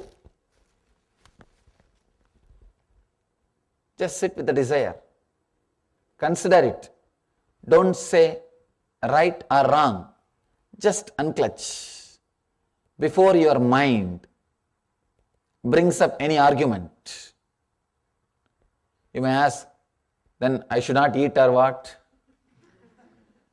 That is secondary. When you are really hungry, when it goes beyond unclutching, you will simply eat. That is different. But this unclutching can surely reduce the number of times and the quantity which you eat. Any desire, whether it is about anger, desire to express your anger, or desire to express your lust, desire to express anything, or desire for some object, just sit, consider the desire, and suddenly, before even your mind is ready, unclutch from it. Unclutch from it. Shiva is giving so many wonderful methods for so many different kinds of beings. The today's technique is for powerful, intense, courageous seekers who are tired of their same way of living, who are really tired of dilemmas, who have suffered enough with their mind, who have lived enough, and who understand the cunningness of their mind. This technique is for them. This technique is for those courageous few living beings. Suddenly decide, when you consider a desire, suddenly decide that you will unclutch over and do not allow the arguments and just be with that unclutched space. See what happens to you. See what happens to you. Maybe Now for a few minutes, we can sit effortlessly and try how we are able to practice this, how we are able to internalize this. Understand, this technique is not even to be practiced every day. No. This is supposed to be practiced effortlessly, internalized effortlessly. Suddenly at one day, you will unclutch. From the very desire of holding on to this body, you will just unclutch. Now, close your eyes for a few minutes. I'll guide you how to consider the desires and how to suddenly unclutch from it before your mind brings any argument. Please close your eyes. Sit in a relaxed way.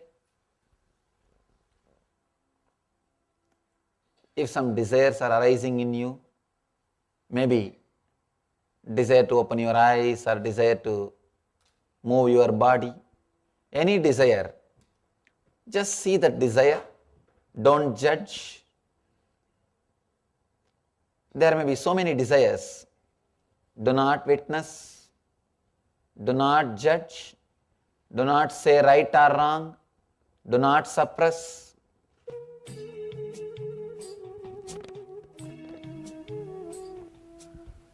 Just see.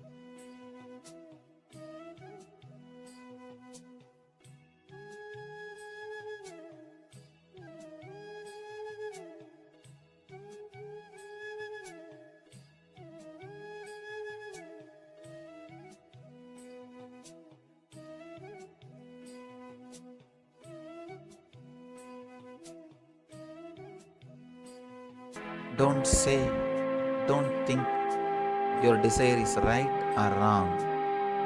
Just see it. Let your eyes be closed.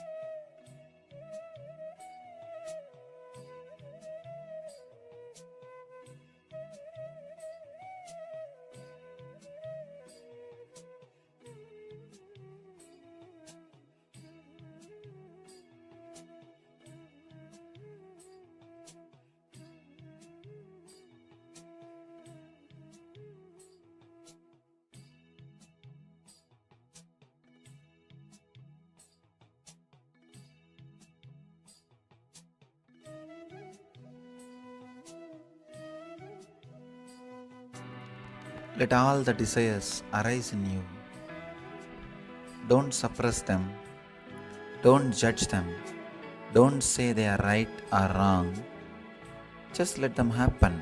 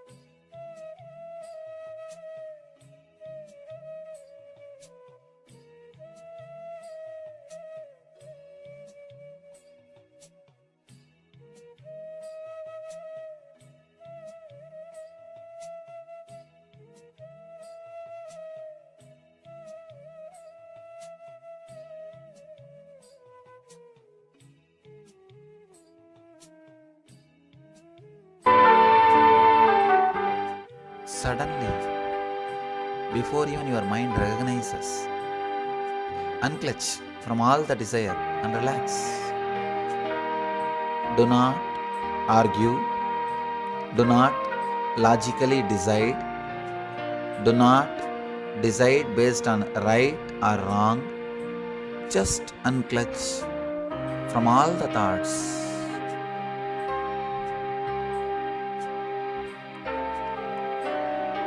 Let your eyes be closed. Just unclutch from all the thoughts.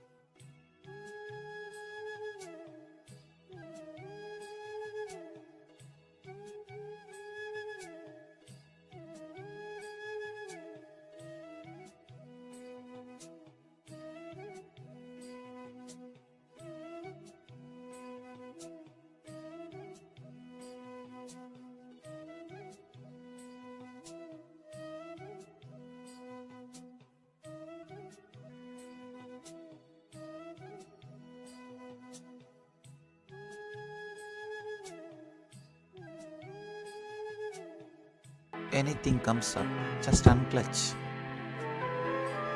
Just disconnect. Don't judge. Don't say it is right. Don't say it is wrong. Just disconnect. Unclutch.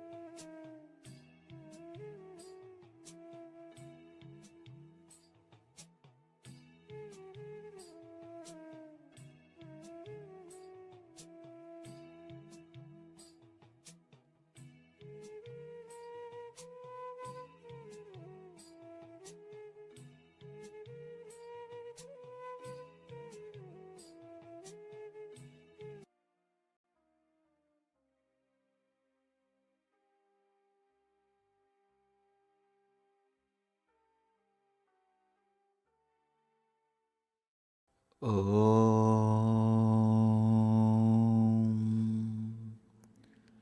Nityanandam. Relax. Slowly, very slowly. You can open your eyes. Try, whenever you are caught by strong emotions or strong desires, just sit with it. Don't judge. Don't say right or wrong. Consider it and suddenly unclutch from it without even allowing your logic to question, to come up. When you unclutch, you will see the truth in you.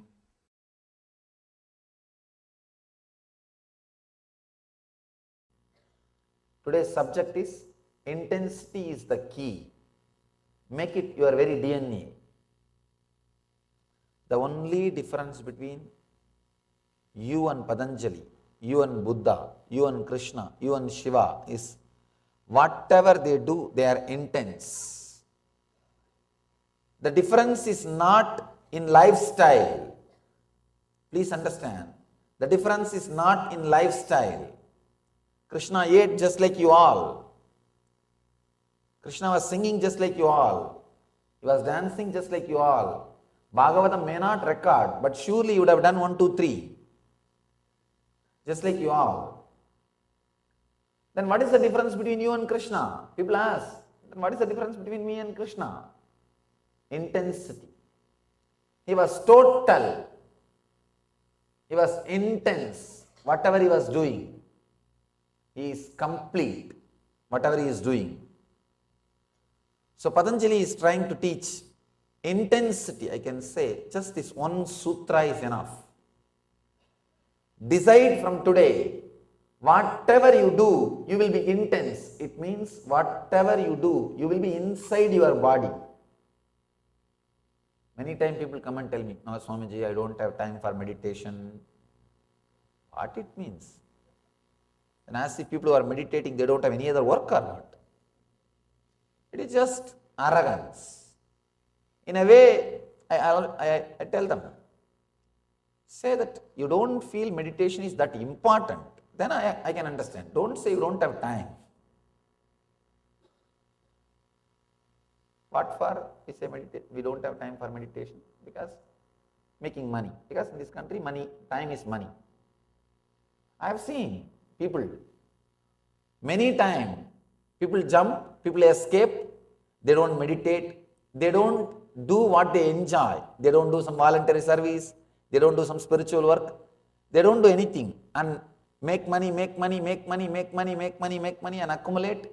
They compromise with their values, with their relationship, with their health, with their meditation, with whatever they believe. They compromised everything, made money.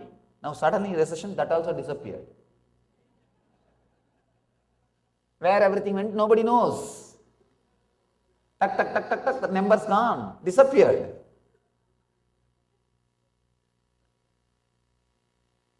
At least people enjoyed their life, meditated, did some spiritual service and lived happily. At least they have the satisfaction that they lived their life. People who tried to convert everything into money, now suddenly that is also gone. Nobody knows where it has gone. That's another one funny thing. Fictions being sold in fractions. Fictions are being sold in fractions continuously. And people have, all of them have put their money in that field where the fictions are being sold in fractions. And suddenly, it's not there. At least people who lived their life, who lived what they wanted, who lived the values which they wanted, now they have the satisfaction. They lived their life. People who compromised, they don't even have that satisfaction. Anyhow, whenever people come and tell me, Swamiji, I don't have time for meditation, I tell them, just do only one thing. Only one thing. Every day at least 1 hour you spend with your body. Brushing, cleaning, taking bath, dressing, at least 1 hour. I say minimum. That 1 hour decide, you will be with your body. When you are brushing, just be with your teeth. When you are taking shower, just be with your skin. When you are dressing, just be with your body. Just that 1 hour spend with you, that's all. Nothing else. That is enough. You will see so much of transformation will happen in your system. You may think it is too simple. But if you look inside your life, when you start brushing only, you will be sitting in your office and doing all your work. When you are taking bath, you will be cursing everybody in the life. You can see. Those are the moments you don't live with you. You don't live with you. Just this 1 hour. That is what Patanjali means when he says intensity is the key. Just be intense in whatever you are doing. Suddenly, so much of transformation will happen. Living intensely, it's what I call living enlightenment. If you are sitting in the chair, feel very clearly, you are sitting. The chair is holding your weight. But you don't relax on the chair. Even now you can see, constantly you are holding yourself. Even though physically chair is holding your weight, you think you are holding yourself. You do not relax, even on the chair. You do not relax. You are not at ease with what is happening. Be intense with whatever is happening. When you are intense with whatever is happening, all your postures are yoga. Please understand. If you are intensely sitting, that sitting is a posture, asana. If you are intensely standing, the standing is asana. Whatever you do with intensity is asana. Asana is not adding movements to your life. It is adding life to your movements. When I was young, I learnt yoga from a great yogi, Yogi Yogananda Puri. Very great yogi.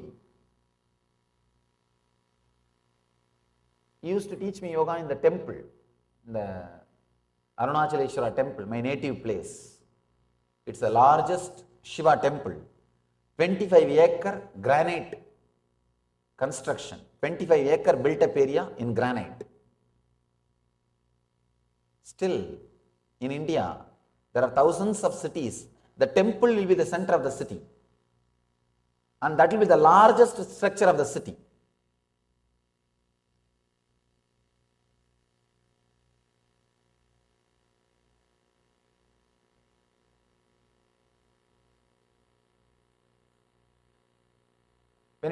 When he used to teach yoga to me, he will make me claim all the pillars. From morning till evening, all the temple stone pillars I have to climb up and down, up and down, up and down. After I grew up, when I started reading the yoga literatures, suddenly I found out this is not yoga. I asked him, why did you make me do that? Because when I was doing, I was really thinking it is yoga. And now I don't see in any book any reference that it's yoga. He just laughed and said, what needs to be achieved through yoga, did you achieve through that practice?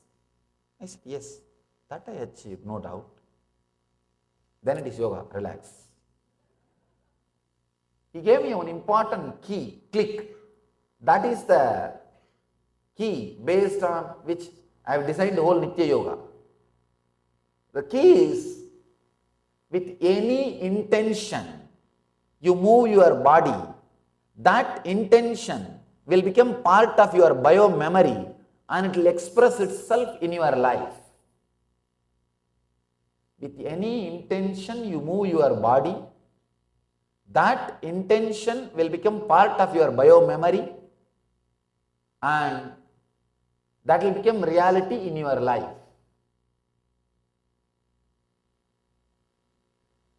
He showed me just by the intensity, you can play with any energy. Any energy. I have seen. You will take a stone, keep it in the hand, create a sound intensely through his tongue, as if he is hitting the stone with a hammer. Just the sound, the stone will go to pieces. The power of intensity. Intensity.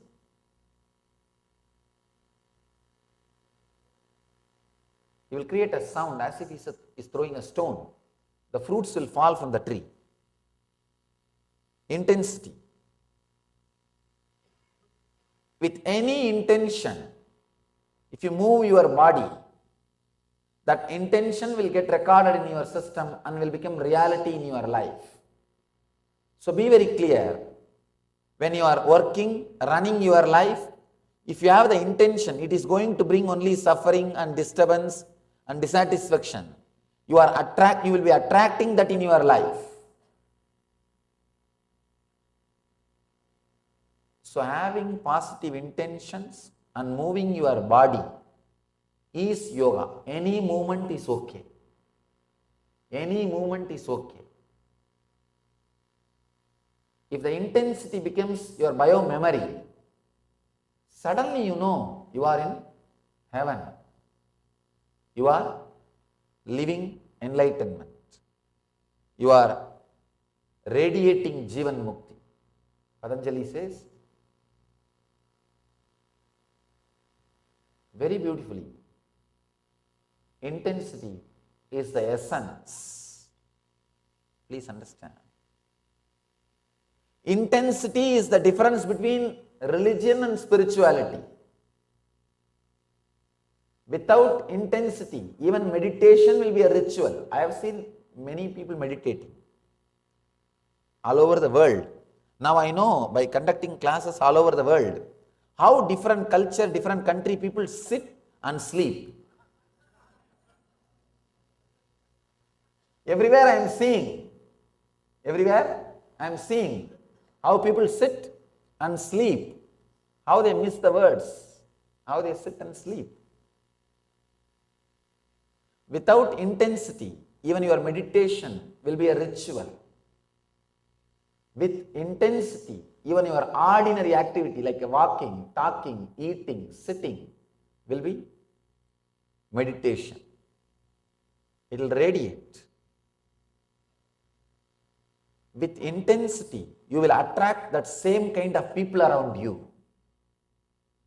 The same kind of people you will attract around you. You will feel connected to them. You can see many times people come and tell me, Swamiji, 4 years before I started my spiritual journey, I feel of late the whole world, everywhere spiritual awakening is happening. No. Actually, when you start journey, suddenly you will see in your life, you will start attracting spiritual people, spiritual ideas, spiritual magazines, spiritual websites. All those things will automatically start coming in your life. You will see people giving you that kind of gifts, that kind of books. You will start feeling connected to those things. World is not becoming spiritual. Your world is becoming spiritual. So with intensity, you will attract right people around you and you will feel connected to right people. Without intensity, Even if right people happen around you, you will miss. I know thousands missed me. I know thousands lost me. Without intensity, even if I happen in your life, I'll just become memory. I'll only be vacation happened in your life, not life itself. With intensity, even if you have not had me physically in your life, you will be living with me. You will be living with me. Without intensity, even if it happened in your life physically, you miss. You will miss. It will be just lost. Intensity is the ultimate truth. Today morning in the press meet, one journalist asked me, what's the difference between religion and spirituality? If it is taught to you by somebody, anything it may be, it's religion. If you discovered the truth of it by applying it in your life, it is spirituality. It is spirituality. Till you discover, it is religion. Only when you discovered it, it is spirituality. Intensity is the key for discovering it. That is the key for discovering it.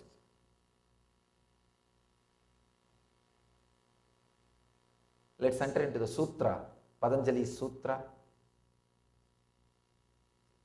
The 20th sutra, the sutra which I was commenting in the last discourse. I want to continue. And then today's sutra, I'll expound. Shraddha Virya Smriti Samadhi Prajna Purvaka Itaresham.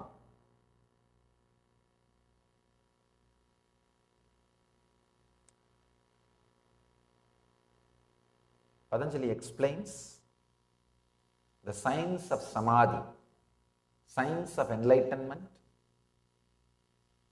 Let me give you the translation. Shraddha Virya Smriti Samadhi Prajna Purvaka Itaresham. The path of highest samadhi is attained by people by faith in the path, energy directed on the path, repeatedly bringing to awareness, concentration and discrimination. In the last discourse, I have spoken on Shraddha and Virya, means the faith in the path, energy directed on the path. Now, I will speak on the other three things, 5 quality: Shraddha, Virya, Smriti, Samadhi, Prajna. Shraddha means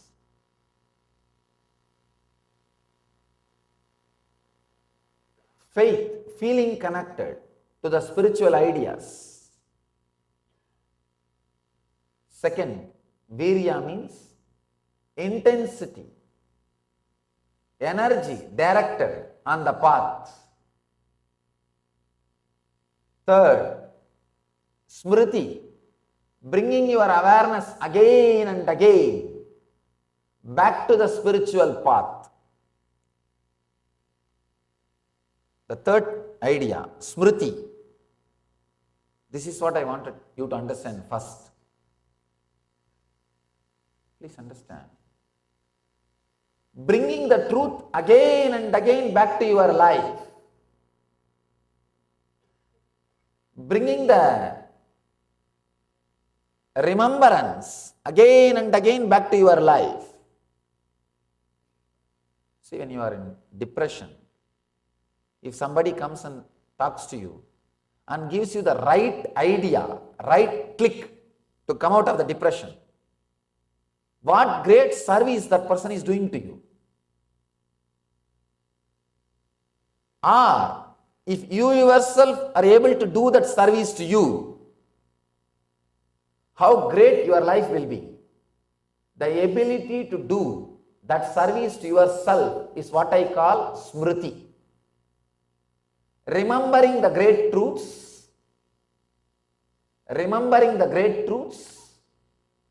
in the life again and again, and elevating yourself to live the intense spiritual life, to experience the truth, is what I call smriti. See, in our life, at some time, all of us experience some strong truths as a click, as an experience. Suddenly, some truths will click with you. Either when you are fighting with your spouse, or fighting with your boss, or sitting depressed, or some time in your life when you lose money, or when you are some parts of your life, these great truths will click. You will have those great truths as experience. The big problem is you don't remember the same truths with that same clarity. If the same problem comes back again, that is where the problem starts. If you can bring those same truths back to your being, when those same problems come again, you will be living enlightenment. I always tell people, every day spend at least half an hour with some spiritual literature. People ask me, why? What is it going to do something? I have read all these books already. No, relax. You might have read. That does not mean you remember. Read, reread. Assimilate these ideas again and again. You will see. Whenever you go through a low mood, you remember these great ideas, you will start living them. Smriti means remembering your true self again and again. I can say, remembering to unclutch again and again is what Patanjali calls smriti. Whatever may be the complication, remember to unclutch. Remember to unclutch. Remember to unclutch. Maybe after 2-3 days, you will forget. You will be caught and you will be suffering. Suddenly remember, no, let me unclutch. Whenever you remember, come back. Come back to the center. Come back to the peace. Unclutch. You will see. The constant remembrance is so powerful, so strong. That is the ultimate technique. All the rituals, spiritual literature, temples, everything is created. Everything is created just for this one idea, smriti, remembrance.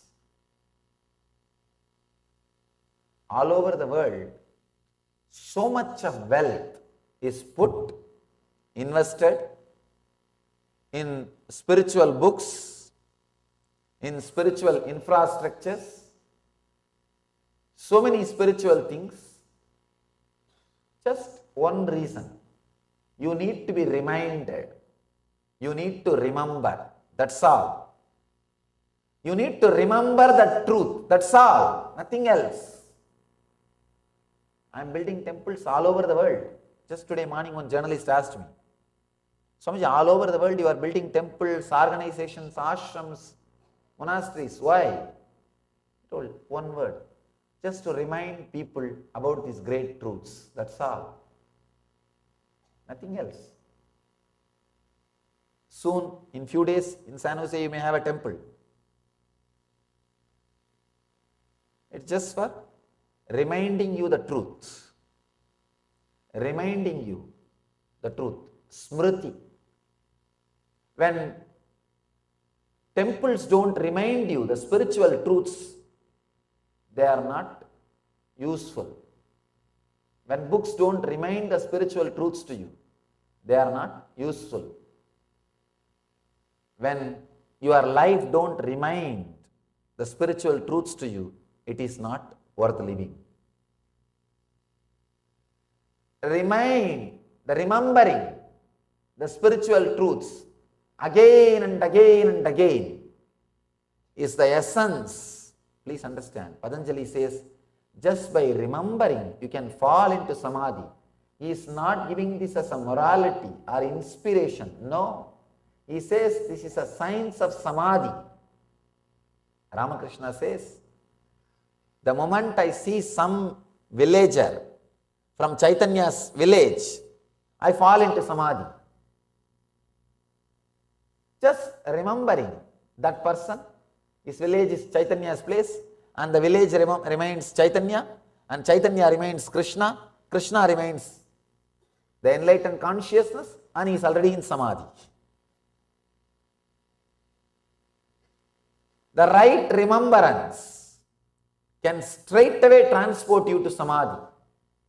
The wrong remembrance can immediately put you in depression. This word all of you can understand, because it's your experience. A wrong word can put you in samadhi immediately. The right remembrance. Wrong words can put you into depression immediately. The right remembrance can put you into samadhi immediately. For right remembrance only, smriti only, the satsangs, temples, rituals, everything is created. See, rituals are nothing but everyday reminding your godliness. Before doing any ritual, the first mantra is called Manasa Puja, remembering your soul as God and worshipping that. Only then you worship that same consciousness in the deity. It means what? The puja is nothing but remembering the great truths. Smriti. If you have remembrance, you don't need anything from the outer world. If all these outer world things do not remind you, then they have no use. Then they have no use. Smriti, the mala, bracelet, everything is just for remembrance. Smriti, nothing else. It's not for any other reason, just reminding you. Whenever you see them, you remember these great truths. This mala, bracelet and all is to help you not to forget the truth. But sometimes people forget that itself. Reminding the truth, smriti. The next truth, Patanjali says, prajna. Samadhi and prajna. Samadhi means constantly trying to be in the deep silence, the gap between the two thoughts in your inner space. See, the gap between the two thoughts of your being. You again and again experience samadhi every moment in your life. The problem is, you don't have patience for that gap. You are running without even knowing why you are running. I have a story for you. An overweight man went to the doctor who advised him to lose 10 pounds. The doctor recommended that the man should run 5 miles every day for the next 100 days. The patient phoned the doctor exactly 100 days later. Doctor asked, "Have you lost the weight?" Patient said, "I have, but I am not at all happy with the situation." Doctor asked, "Why?" This guy says, "Because I am 500 miles away from home." The fool is running, not turning back. Sometimes you are also just running, not looking in the gap, not coming back. If you are continuously running, you might have achieved 500-mile goal, but you will not be in home. Same way, if you are continuously running behind your mind, you may achieve what you want in the outer world, but you will not be in the home. You will be far away from the home. So come back to the gap. Coming back to the gap is what Patanjali calls samadhi. Make time to come back to the gap. Don't say I am not able to. Every moment the gap is happening inside you. Because of the gap only the next thought is able to come. Understand? It's like the fish tank, water bubbles coming up. It may look that all the bubbles are interconnected, but they are not. There is a gap. Same way, you may feel the thoughts are continuously connected. No, there is a gap. Relaxing in that gap is what Patanjali calls samadhi. The fifth idea Patanjali is sharing is prajna, means discrimination. I can say the pure consciousness which awakens discrimination. That's what is prajna. Because discrimination word is too poor word for prajna. It's too poor word for prajna. The big problem is the Sanskrit can never be translated as it is. I have to use many words only to give you the concept which is expressed through that sutra.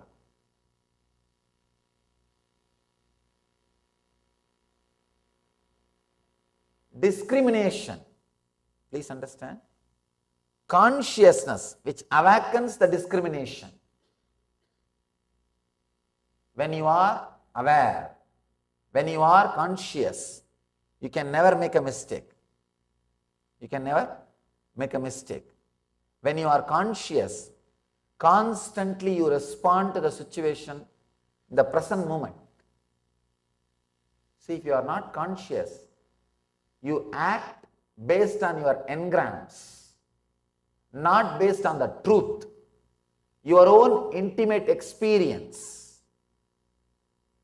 If the prajna is there, you act based upon your own intimate personal experience. If the prajna is missing, you act based on the samskaras, hearsay, what they will say, what he will say, what the other will say. From the samskaras, the person who is operating from prajna will have a deep discrimination. He will have very deep discrimination. I have a story for you. Two gas company servicemen, one old, one young, were calling on houses in a neighborhood, checking the meters. At the final house on their round, a lady watched through the window as they checked the meter. Their truck was parked at the end of the street. Suddenly these two guys thought of having a small game. They decided between them to prove their fitness. Who will reach the truck first? The older man challenged the youngster to a race. As they ran to the truck, they were surprised to find the women from the last house huffing and puffing right behind them. What is wrong? They asked that lady. She gasped and said, when I saw two gasmen running as hard as you can, I figured I would better run too. Sometime you are also running behind gasmen, not knowing why they are running. When the prajna is not there, you run based on samskaras, fear, not based on the real experience.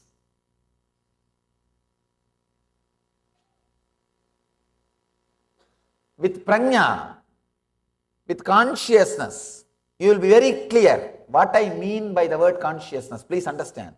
Just when I started the discourse, what I said, just being inside your skin. Just be inside your skin. Deal the persons, situations, places, everything directly. Everything straight. Be inside your skin and deal the things directly. Then you will be very clear. You will be very clear what you can, what you can't, what is your life, what is your goal, everything. You will be very clear. You will be very clear what you can and what you can't, what you want and what you don't want. There won't be any confusion. There won't be any confusion. You will be just straight. I have a story for you. A woman went with her husband for his routine medical checkup. But afterwards, the doctor took her to one side and said, I am afraid I have some bad news. Unless you adhere to strict routine, your husband will die. Every morning, you must give him good, healthy breakfast. You must cook him a nutritional meal at night. Furthermore, you must not burden him with household chores. And you must keep the house spotless and germ-free. I know it places a great deal of work on your shoulders, but it really is the only way to keep him alive. On their way home, the husband asked his wife what the doctor had said to her. Oh, she replied, he said, you are going to die.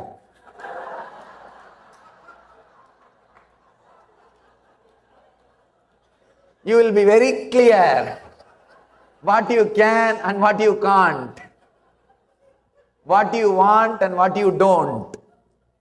With consciousness, there is no confusion. There is no confusion whether you can do or can't do. The dilemma between can and can't will not be there. The dilemma between want or don't will not be there. The power of consciousness, prajna, will remove ajna. Please, ajna means ignorance. Prajna means beyond ignorance. As long as you have ignorance, be very clear, you do not have prajna. Somebody goes to Buddha and asks, Buddha, I have a huge problem in my country. He's a king. Almost all the kings who were alive in Buddha's period in India were either sannyasis of Buddha or disciples of Buddha. Because he showed in his life, kingdom is nothing. Kingdom is nothing. He showed in his life, the kingdom is nothing. And the great truths of spirituality is the strength. Almost all the kings were his disciples. Either they have taken sannyas and left the kingdom. If they are sitting in the kingdom, they are ruling as Buddha's representative. That's all. Goes and asks, there is so much of confusion in my kingdom. Please give me some advice. How can I sort it out? Buddha says, sit and bring your awareness to your breathing. He says, if I am sitting like this, they will not only take away the kingdom, they will kill me and everything will disappear. Buddha says, just listen to what I am saying.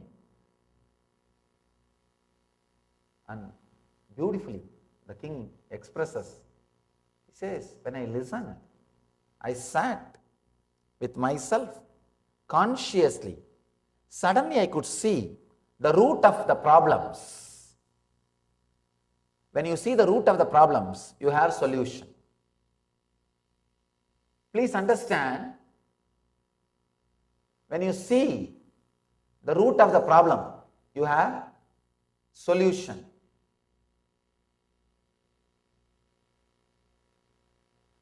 The big problem is sometimes we don't look into the problem and try to find out solution. We don't have patience to look into the problem, but try to find out the solution. That is where the whole problem starts. If you can just look in, you will see not only you have a solution, suddenly problem dissolves. Problem dissolves. The problem itself do not have its root. The root in which it is rooted, the very root disappears.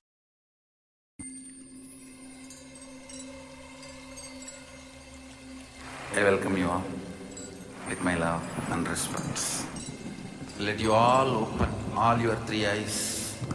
Om Nityananda Paramashivoham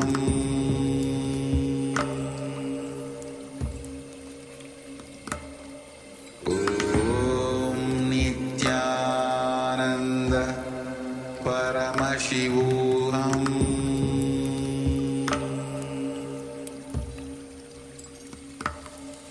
Om Nityananda Paramashivoham Om Nityananda Paramashivoham.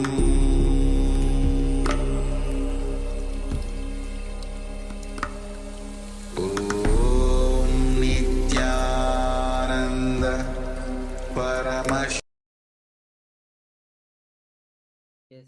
So Swami says how a king came to Buddha and asked, I'm going to die today. Tomorrow, I'm not sure whether I'm going to live because so many people are behind me. He said, just sit and look in. You'll find the solution. This is not just for him, but it is for all of us. Any problems that we are facing, whether it's small problem, big problems, the moment we look in, all our problems will be solved. So with this, let's enter into the power manifestation. And today we are doing the power manifestation of Mahima. So decreasing the weight of the object. So let's enter into the Sas Pramana, which is from Shiva Samhita, chapter 5, 76 to 78 verse. The verse goes as Maranam khadyate tena sakena pikhadyate tasya siddh parama siddhir animadi guna prada vayu sancharate dehe rasavriddhi bhave dhruvam akasha pankajagala vityushamapi vardhate. So the translation of this verse goes as death is eaten by him, he is eaten by none. He manifests the highest powers such as anima, lahima, mahima, etc. The vayu, or wind energy, moves equally throughout his body. The juices of his body also are increased, Sirasavritti. The nectar exuding from the ethereal lotus, Akasa Pankaja, also increases in him. This is from Vijnana Tantra. So let's get ready to manifest this power of Mahima. Yes. So first of all, requesting all participants to switch on your cameras and be available for this manifestation. So we have Shri Nitya Lingodvavan. Aya, if you could please switch on your camera. We have Ma Shu waiting, requesting you to have your camera on, Ma. Also, we have participant with a label iPhone and also another participant with which we cannot read the label. Requesting everyone please switch on your cameras. And for those of you that don't have your name as the label, please change the name of your display name for the Zoom room to the real name, to your real name, so we know who we are speaking to. So once again, requesting everyone please switch on your cameras, change your labels to your real name, and be available for this manifestation segment. And also, Ma Kaylee Wang, your camera is switched on, but we don't see you in the camera, Ma. So if you're nearby, please come and be available for this power manifestation. All right, so next we'll be moving into the preparation for this power manifestation, decreasing the weight of any object. And right now we'll be looking at any object made of metal. So requesting all participants to please seek out a small object made of metal and let us take an initial measurement. So you can pick anything from your household, whatever you wish to pick, any type of a metal object, something that you can take a measurement of, something that you don't mind decreasing the weight of. Of course, it won't be permanent.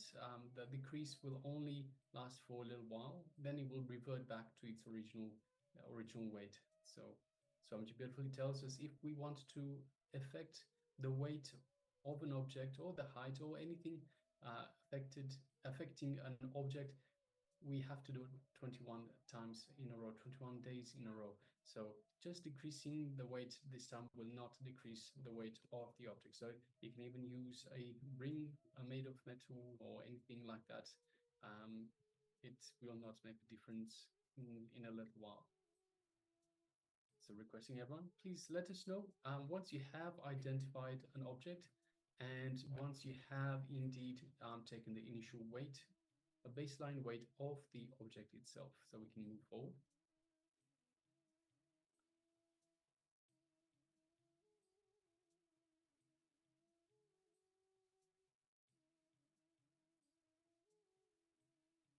So this is the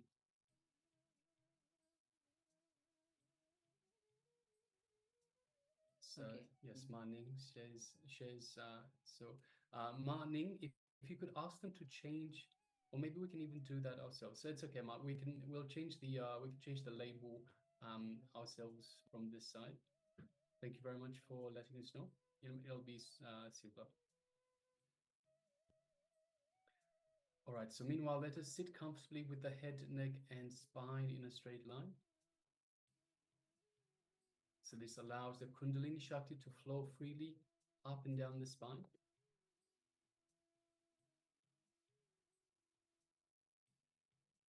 And let us just take a couple of long, deep breaths in and out. So just follow me, follow along. Long, deep breath in. And a long, deep breath out. Long, deep breath in. And a long, deep breath out. So this would help us to relax, to come, to set ourselves in ourselves. Now let us just bring our awareness to our mind and unclutch. So we bring our awareness to our mind just to observe the thoughts. So we don't get involved in the thoughts, just unclutch again and again from any thoughts that come into our mind, anything to do with impossibility, anything to do with self-doubt. So these do not belong, these are not reality, these are just obstacles in the way. So just unclutch, just become a witness. Become a witness, observe these thoughts that come up and let them go back down, just the way they come up. Again and again, unclutch, unclutch. The only reality is the one where we affect the weight of the object. Now let us move our awareness to our inner space, which is just below the heart center. This is the Ananda Gandha region just here. This is our inner space. And just visualize Swamiji in this inner space. Visualize the murti, the image of Swamiji that you feel most connected to. And just connect to that image of Swamiji in your inner space.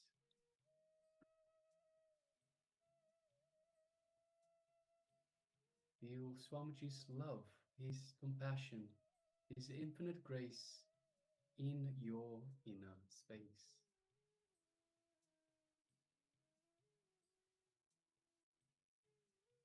Kindle this connection and feel it get stronger, this connection you have to Swamiji. It is through this connection that we manifest these powers of the third eye. Just take a moment and kindle that connection. Feel that connection getting stronger. Feel the love and compassion getting stronger as you are in oneness with Swamiji.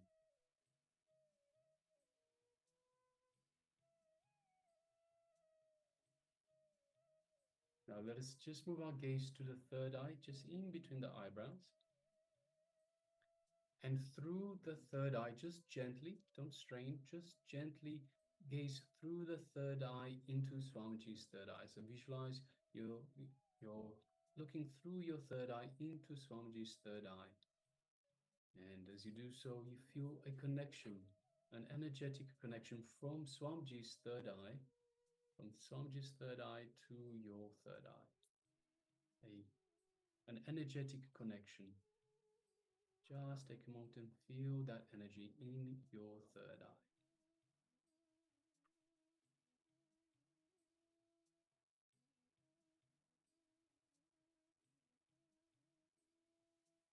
And now from this space of oneness with Swamiji and from this feeling connection, let us make a strong declaration to decrease the weight of the object, of the metal object that we have selected.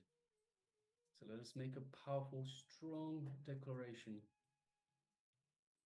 Nothing else is reality. This is the only truth, Satya, the only truth, the only reality that we are going to entertain. The weight of the object decreasing. Now let us start chanting the Mahavakya.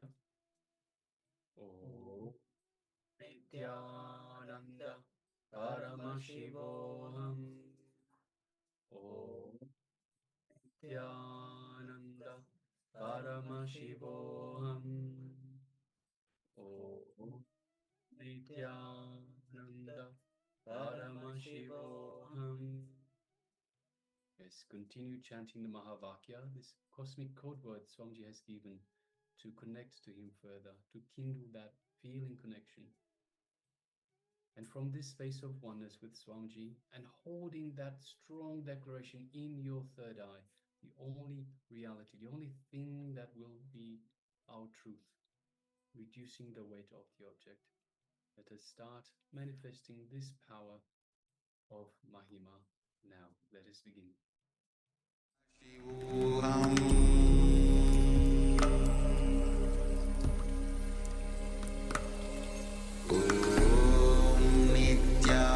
Nityananda Paramashivoham.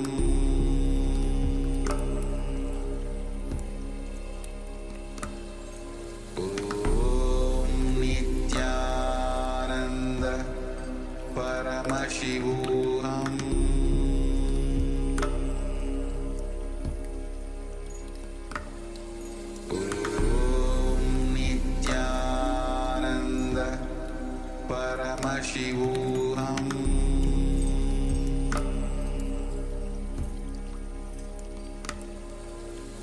Om Nityananda Paramashivoham. Paramashivoham. Om Nityananda Paramashivoham.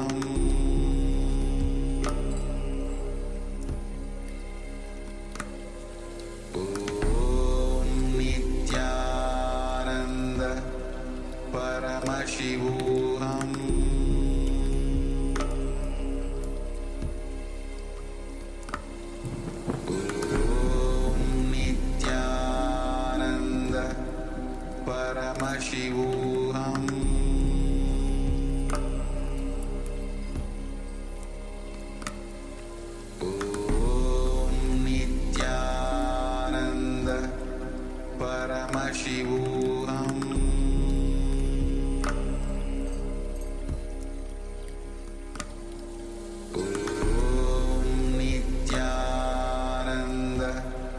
Paramashivoham.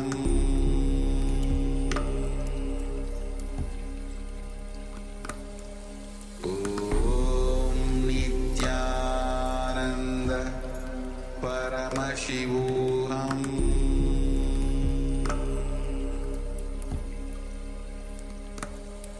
Om Nityananda Paramashivoham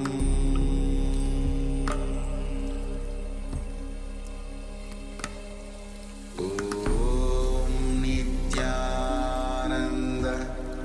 Paramashivoham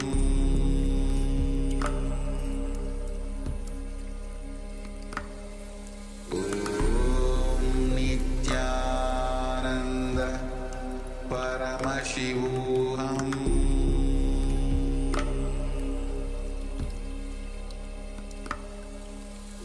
Om Nityananda Paramashivoham Om Nityananda Paramashivoham Paramashivoham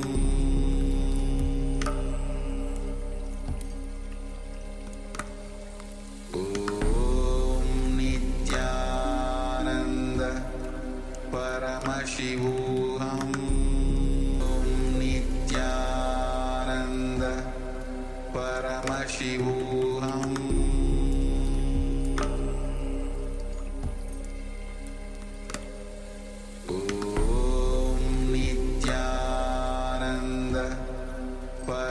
Paramashivoham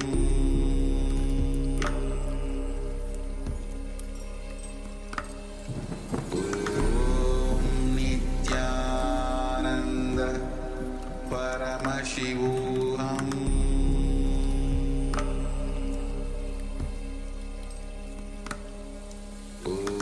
Om Nityananda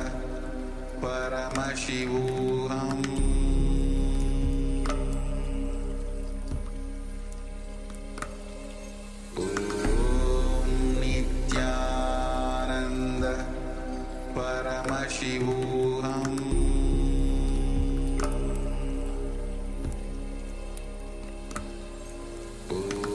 Om Nityananda Paramashivoham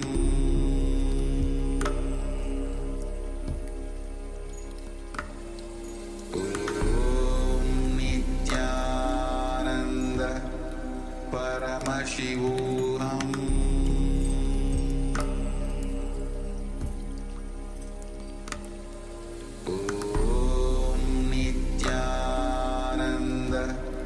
Paramashivoham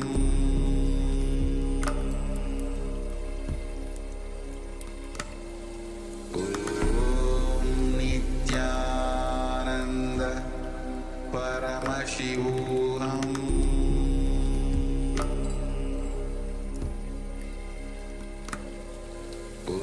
Om Nityananda Paramashivoham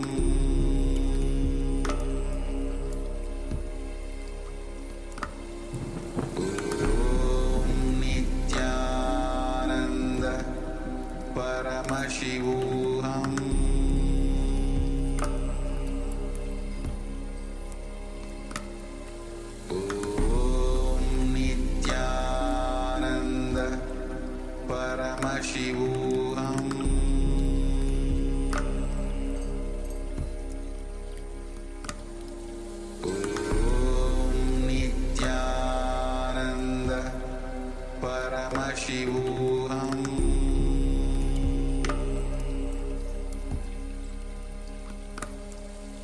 Om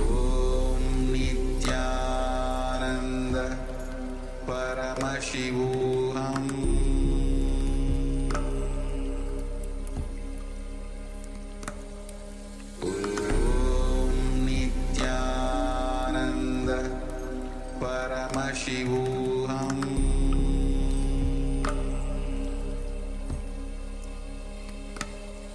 Om Nityananda Paramashivoham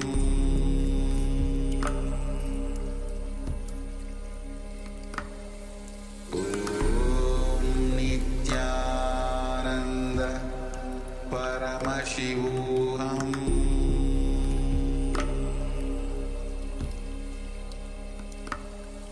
Om Nityananda Paramashivoham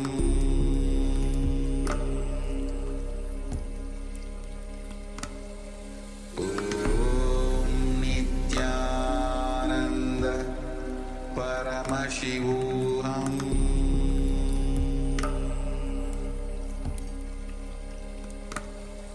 Om Nityananda Paramashivoham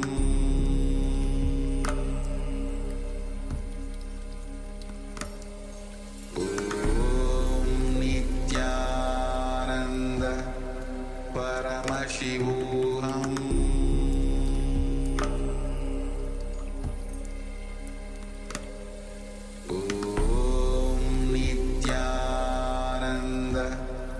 Paramashivoham Om Nityananda Paramashivoham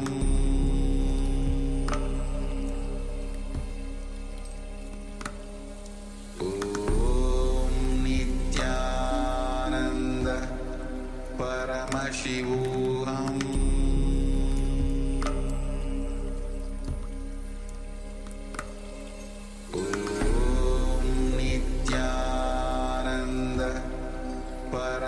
Om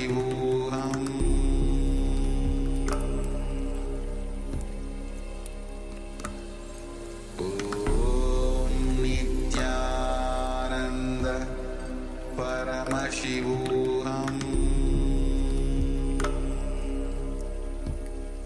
Paramashivoham Om Nityananda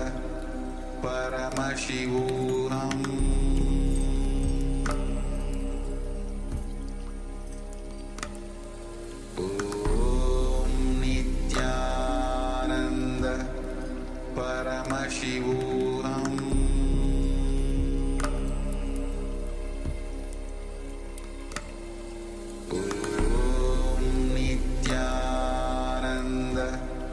Paramashivoham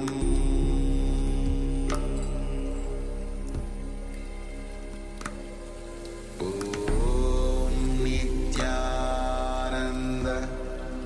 Paramashivoham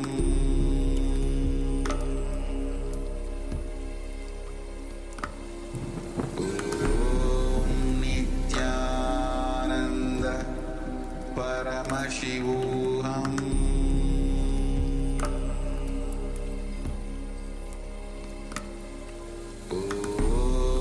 Nityananda Paramashivoham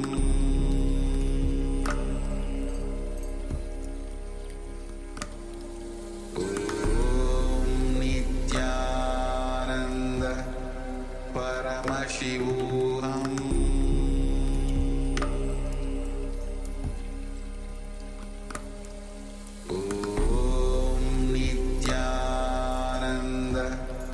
Paramashivoham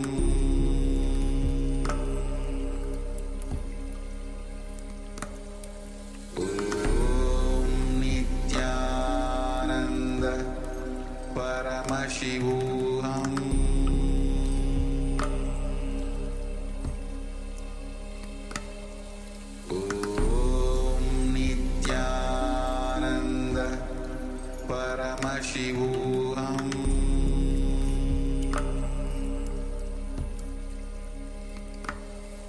Om Nityananda Paramashivoham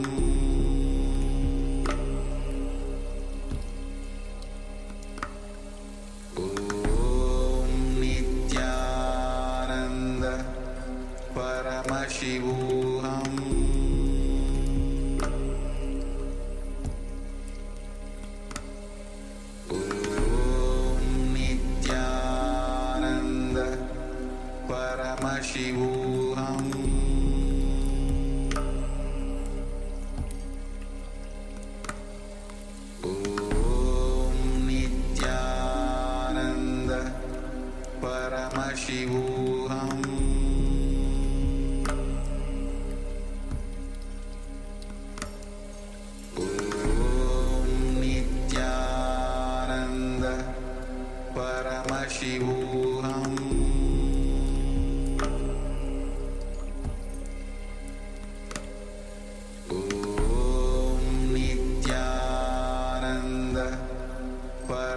Paramashivoham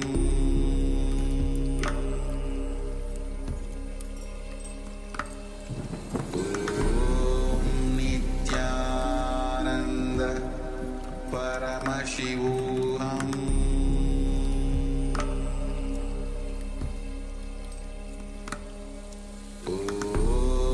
Nityananda Paramashivoham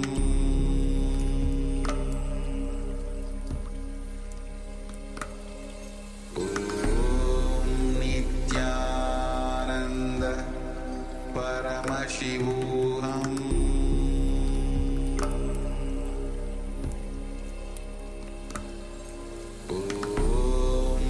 Nityananda Paramashivoham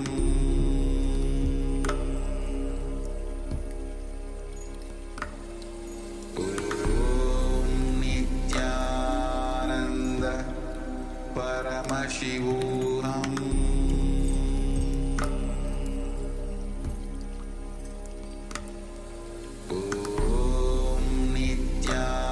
Nityananda Paramashivoham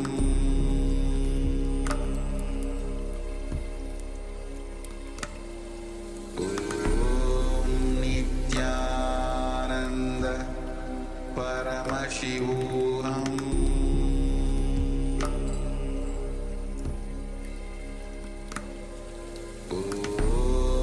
Nityananda Paramashivoham. Yes, you can relax now. And just take a moment and share with us. Take a moment first to do a second measurement of the weight of the object. So requesting participants, in the first instance, we asked you to take a base measurement of the object before we affected the weight of the object itself by reducing the weight, making a strong declaration to reduce the weight. Now, after affecting the weight, we request you to once again use the same method, whichever method you use to measure the weight of the object. Use the same method and find out whether you have indeed decreased the weight of the object. So take a moment and take this second measurement. So whether you took the measurement in terms of a scale, some sort of a weighing scale, whether you just had it in your palm and weighed and approximated the weight of the object itself, or whether perhaps even put it, if it was small enough, put it in a glass of water and see the displacement of the water. Whatever method that you used, use the same method once again, and identify whether you were able to indeed reduce the weight of the object. So let us know. And of course, even if you increase the weight, so sometimes it works in reverse. So even if you increase the weight of the object, it is still a successful power manifestation. We'll need to tweak it a little bit so such that it does what you wanted to do, but it is still a successful power manifestation because it didn't change on its own. It changed because of your consciousness, because of your declaration, because Paramashiva manifested through you. The Supreme Pontiff of Hinduism manifested through you. That is why it manifested. That is why it affected the weight. So just take a moment now and share with us how you went with the power manifestation. What was the result of your power manifestation?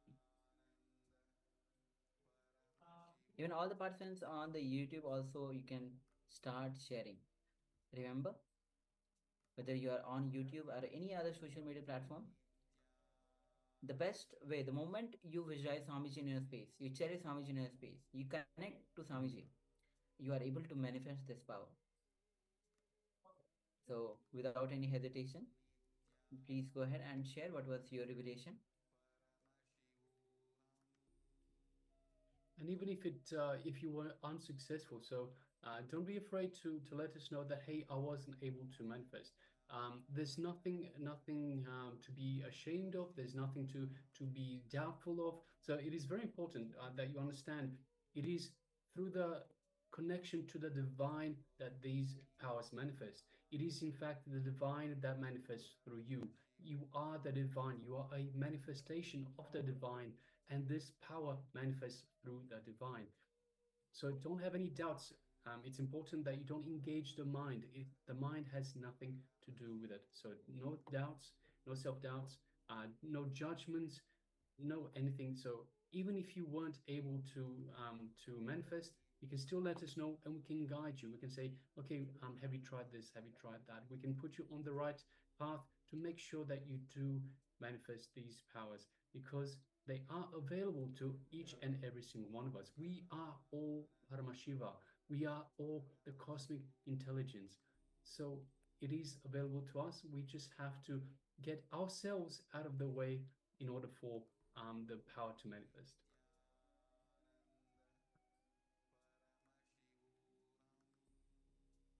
All right. If you are still sharing, please go ahead and share. Meanwhile, let's enter. We'll be entering into the next session. We just had the revelation by Swamiji on the intensity before the power manifestation. So we'll be entering into a technique for the intensity to make it your DNA. Understand a little essence of what Swamiji has revealed on the intensity is the key. So make intensity make it as your very DNA. See, only difference between you and Patanjali, only difference between you and Buddha, you and Krishna, or only difference between you and Shiva is whatever they do, they are intense. Difference is not in the lifestyle, it is in the intensity. So decide from today, whatever you do, you will be intense. It means whatever you do will be inside your body. So in the same way that a child feels connected to their mother, yearns for the mother, that strong yearning for the mother is how you feel connected to your beloved when you are in love. So it is that the intensity, it is that feeling connection that we are looking for in order to manifest these powers, in order to be part of, to change our very DNA. So when you are in love, for example, whatever you may be doing, the undercurrent that you will feel will just be a constant feeling, a constant memory of him or her feeling inside you. When you are in love, the constant undercurrent will be there, feeling overflowing in you. That is intensity. That feeling that is overflowing in you, that feeling of that strong yearning. So, in the same way that a child yearns for the mother, in the same way that a lover yearns for the other. That is the intensity that we are looking for. Intensity is the key. If you can direct it towards fulfillment or enlightenment, suddenly you will see you are awakened. Your intensity is the ultimate truth. You are awakened to enlightenment, to the ultimate truth. You understand? Moving beyond the senses is into the Shiva consciousness. So for this, we'll be entering into a technique which is called as Shanmuki mudra. As it will be difficult to maintain this posture, because in Shanmuki mudra you'll be your hands, the elbows actually will be hanging. So the best way to maintain this posture for a long time, you may sit on the ground and support your hands on the chair to maintain the comfort. You can put a chair in front of you and turn it facing towards you to support your hands. By supporting your hand on a chair, you will avoid your shoulder ache. So, because as you can see the Shanmuki Mudra, just having a glimpse of it, then we'll be actually entering into the Shanmuki Mudra. So, as you do like this, so your hands will be hanging. So, because we'll be doing for 21 minutes. So, you need support for that. So, that's why if you need, pull a chair which is facing towards you to avoid the shoulder ache. So, understand, with all the meditation, sit comfortably. Sit in a cross leg on the floor. See, it's better, very much recommended if you can sit on the floor. If in case if you are not able to sit on the floor, then you can sit on the chair. But make sure that you're sitting with your head, neck, spine in a straight line. So best practice is to be seated on the floor with your head and spine in a straight line. And when you are in Shanmuki Mudra, the energy flow to the outside world through the 7 openings of the face is blocked and is turned inward. So understand, because we are closing all the 7 openings of the face. So the energy flow which is going outside towards outside world, it is blocked and the energy is turned inside, inward, that through the Shanmuki Mudra. So what are the 7 openings of the face? See, you can see the 2 eyes, the 2 openings, the 2 ears, these are the 2 openings, so 4, 2 nostrils, so 6, and 1 mouth. So these are the 7 openings of the mouth, of the face. And understand, your hands are very powerful. The energy centers in the hands are so powerful that it can stop the energy flow and turn it into concentrated beam of energy and direct it towards the Angya chakra. Angya chakra is the 3rd eye.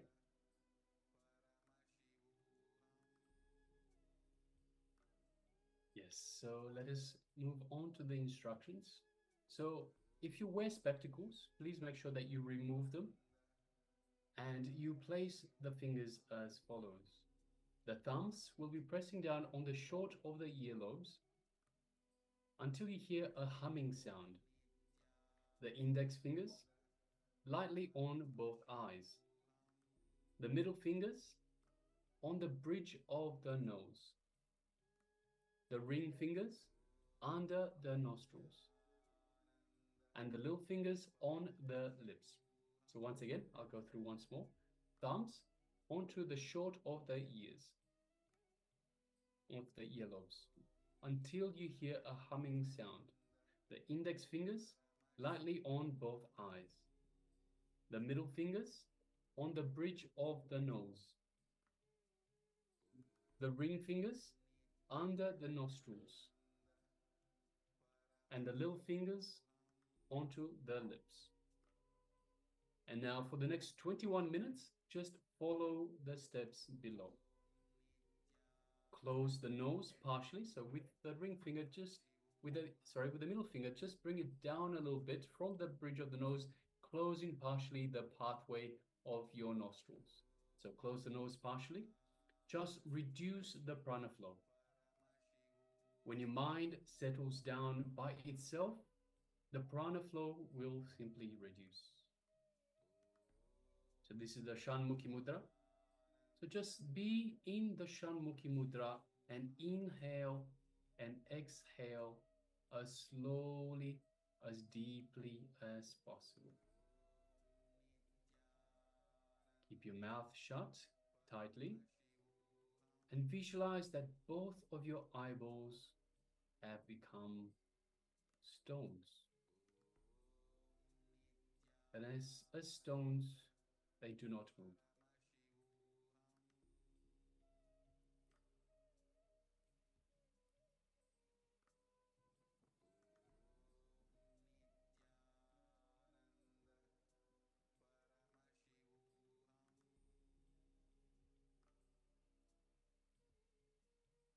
So once again, we have the thumbs onto the earlobes, the index fingers on the eyelids,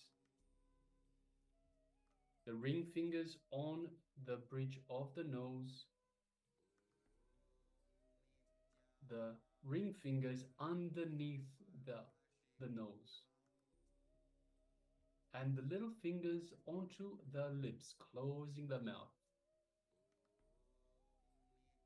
And from this position, we move the middle fingers down from the bridge of the nose, just partially closing the nostrils, reducing the prana. When we reduce the prana, the mind settles down.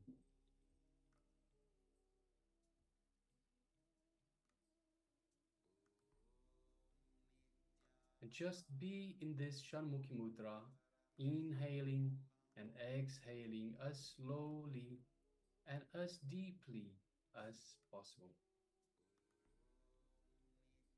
Keep the mouth shut tightly. Don't breathe through the mouth.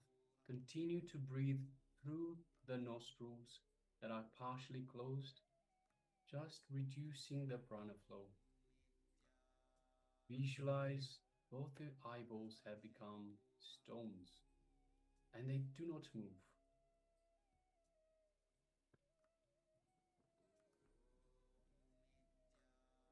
Now intensify your awareness.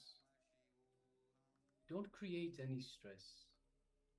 Just try to penetrate with deep awareness. Don't create any pressure. Create only awareness.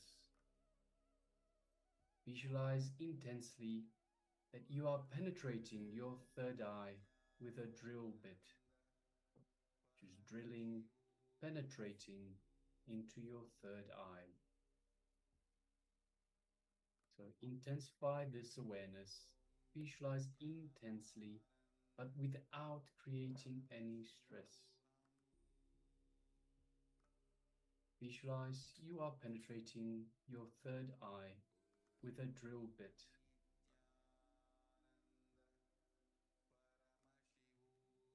Please continue.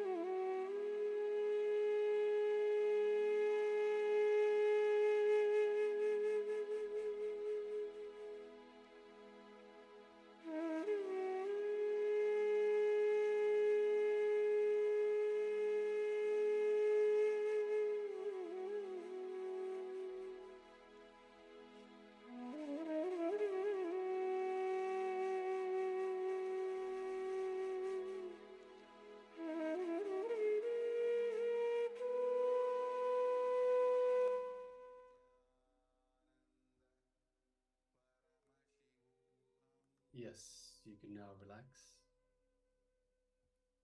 Open your eyes slowly, very slowly, and just let the light slowly come back into your eyes.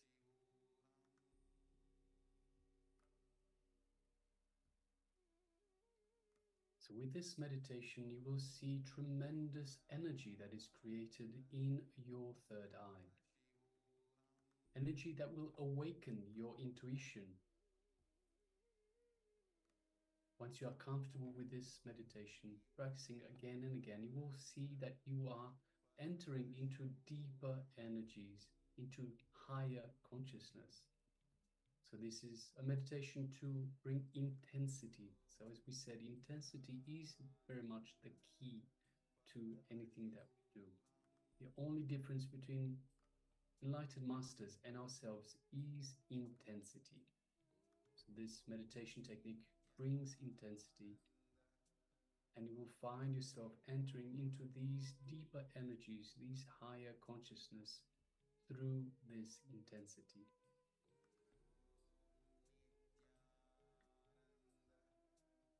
So now moving on to the next segment in our program for today.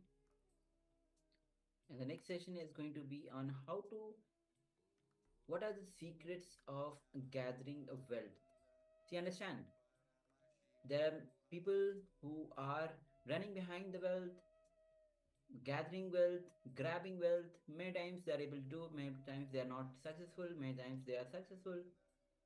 So what is the secret of gathering wealth?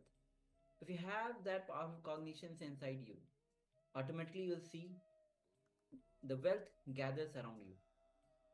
So let's enter into this revelation by Swamiji. So please come to the space of listening and let's.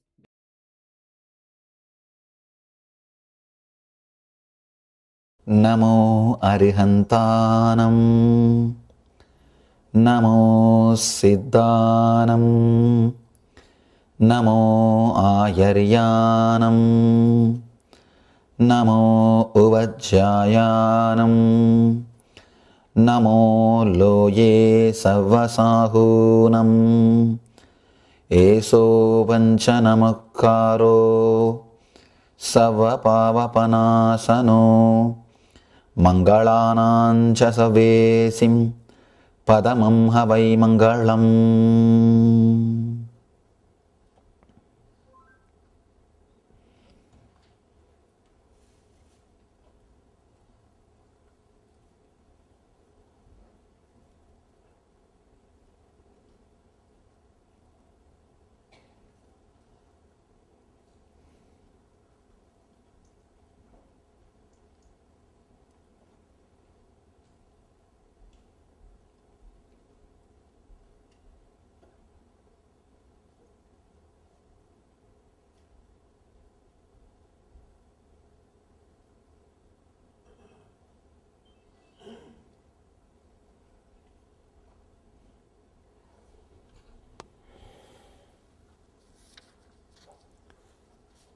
Today's topic is true knowledge.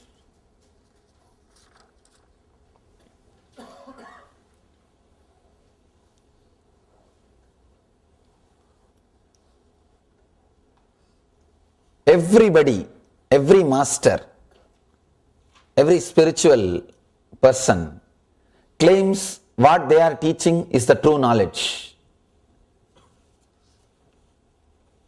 How to find out what we are hearing is the true knowledge?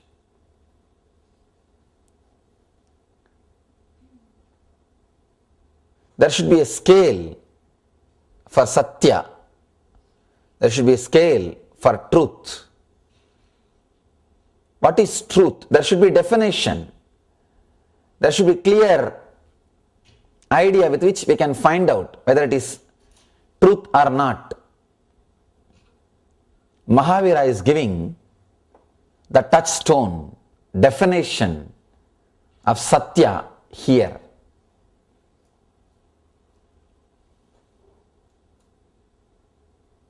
Today we are going to enter into the Satya Sutra. He is giving the techniques, methods to find out what you are listening is a true knowledge or not. Through these beautiful sutras, before entering into the Mahavira Sutras, I wanted to discuss few things about this truth so that you will understand the greatness of Mahavira's words. See, one beautiful thing is Mahavira has lived Kshatriya life, the life of a king. To tell you honestly, if somebody has renounced the life of a king, he has seen the truth in reality. Please understand, an ordinary beggar becoming a Swami or renouncing the world, he has nothing to renounce. He has nothing to renounce. You can't even say he has renounced the world or he has achieved something. No. A king renouncing, that is the greatness. King achieving. One more thing, when a king achieves enlightenment, even his expression will be very sharp and to the core, to the point. He will speak to the point because basically he is brought up without fear. King is a guy who only creates fear in others. He doesn't have fear. He doesn't bother. He is not going to use the socially polite words. But a guy who was poor or a beggar or a person who lived in forest, even if he becomes enlightened, he will not talk the truth completely. He has to use the socially polite words. He can't tell the truth which goes against the vested interests of society or king. But when a king becomes enlightened, he doesn't bother. He says the truth in the best way. He presents the truth as it is. Here, the best expression is happening because Mahavira was king. See, one more thing, when you live a life with wealth and richness, you know all the secrets of human mind. Understand? Wealth gathers around you only when you know the secrets of human mind. How to handle human beings who are coming in front of you. Only a person who knows the basic secrets of human mind will acquire wealth, will become a leader. Only he can be a leader. Here Mahavira lived the life of a leader and expressing the truth of enlightenment. Very rare combination. Very rare combination. There are many different expressions by different masters. One, the person who was a beggar or who has never seen the world, just lived a life in forest and did meditation, became enlightened. His enlightenment will be the same, but his expression will not be sharp because his constitution or his mind, his inner software is not created based on fearlessness. One more thing, even after enlightenment, when you settle into the body, when you want to teach, you use the same mental setup which you left. You may not have the greed and fear which that mental setup was having earlier, before its enlightenment, but the setup will be the same. The software programming will be the same. Understand? This is an important revelation which you need to understand. Only then you will be able to appreciate the greatness of Mahavira's expression. If a beggar becomes enlightened, He may not have the fear or greed which he had before enlightenment, but the mental setup of living without possessing anything, or the mental setup of living by begging will be the same. So he has to use that mental setup only to teach, to relate with the world. Understand, the mental setup which you created after enlightenment also you use the same mental setup. Only one difference, after enlightenment, if you want you can use, otherwise you can drop. You may have that freedom, but the mental setup, the software itself will be same. Here, Mahavira is having the best software to express enlightenment. The fearless leader software, through which he can see the depth and express it. The one thing what I expressed, that people who did not have anything, renounced the life, became enlightened. There are so many millions of examples I can give for this. Second, people who became enlightened but did not renounce after enlightenment. Example, Krishna, Janaka, all these great masters, they lived as kings, became enlightened, but they continued to live as kings. This is a second kind of a mental setup. One more thing, in this the difficulty is, they will express the truth with a clear software, with more clarity, better than the first group. Better than the first group, example is all rishis who lived in forest and became enlightened. They have never seen the world. So that is the first group. The second group, who lived as kings, became enlightened, but again continued to be as kings. Here the big problem is, their teachings is interpreted, experienced, understood by the people who have vested interests. Understand? When you are talking to your ministers, even if they don't understand, they have to listen. But Mahavir has no captive audience. Mahavir is not talking to captive audience.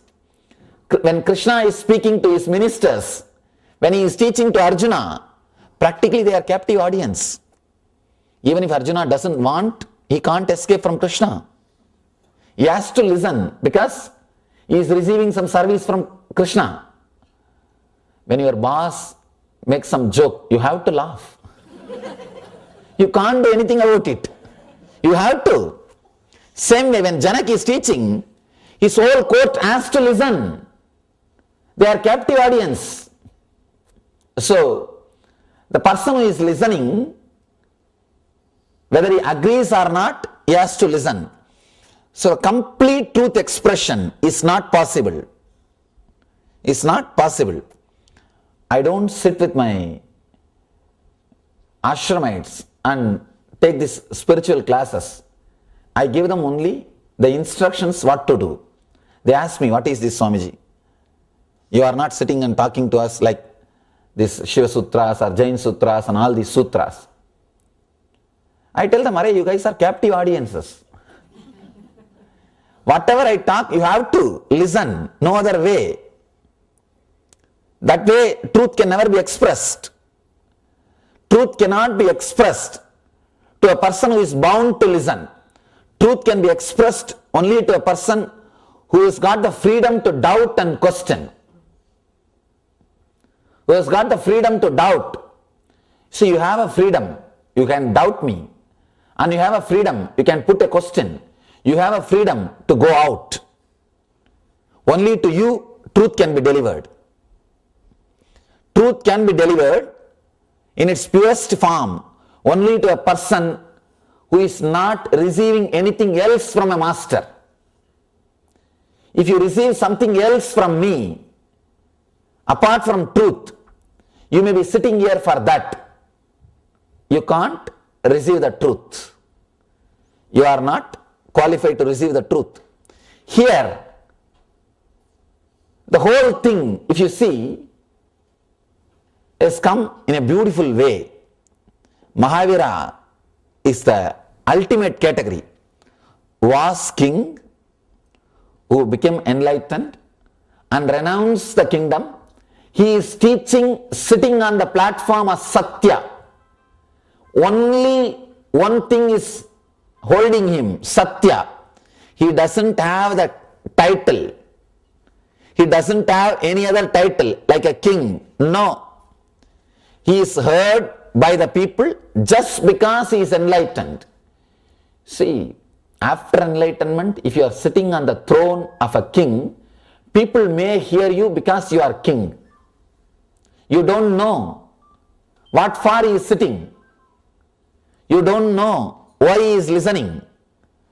You can't say people are sitting just because you are enlightened. They may be sitting because you are a king. There may be some other reason for you to sit. In India, during all our rituals, means the homas, yajnas, yaga, we give free food. But I never give free food during meditation programs. Because people may be sitting for food. I will not know whether they are sitting there to listen meditation or enlightenment or for food. I tell them give free food during yaga, during rituals, not during meditation. It is a disrespect to meditation. I don't want that. There should not be anything else associated with the spiritual truth. No. If you associate anything else with the spiritual truth, the possibility is there, the truth will not be heard properly. It will not be received properly. Here, Mahavir is talking to people who are not bound to him in any way. Who are not bound to him in any way. Seekers. One more thing. Seekers are the most dangerous people. Because you can't bind them. You can't bind them. And there is nothing which can bind them. You can bind them only by love and gratitude. So you can't even use the word binding. It can't be even a bondage. You can keep them together only based on love and gratitude. Here he is talking to a community of seekers who are not receiving anything else from him but truth. They are not there for anything else except truth. And he is not carrying any title. He has renounced all the titles. So nobody is sitting in front of him because he has got some title. Because he is a king of some place or he is somebody. No. People are sitting in front of him just to listen to the truth. He is a pure being without any personality, without any title. See, the word persona comes from a Greek root. In those days, the drama actors, they will use masks. That mask only is called persona. Personality means the mask which you are using. Janak has got mask. He is a king. Ashtavakra has to listen to him. No other way. Or the Sugabrahma, sorry, not Ashtavakra. Ashtavakra actually taught Janaka. Sugabrahma came to listen from Janaka. Sugabrahma has to listen because Janaka is a king.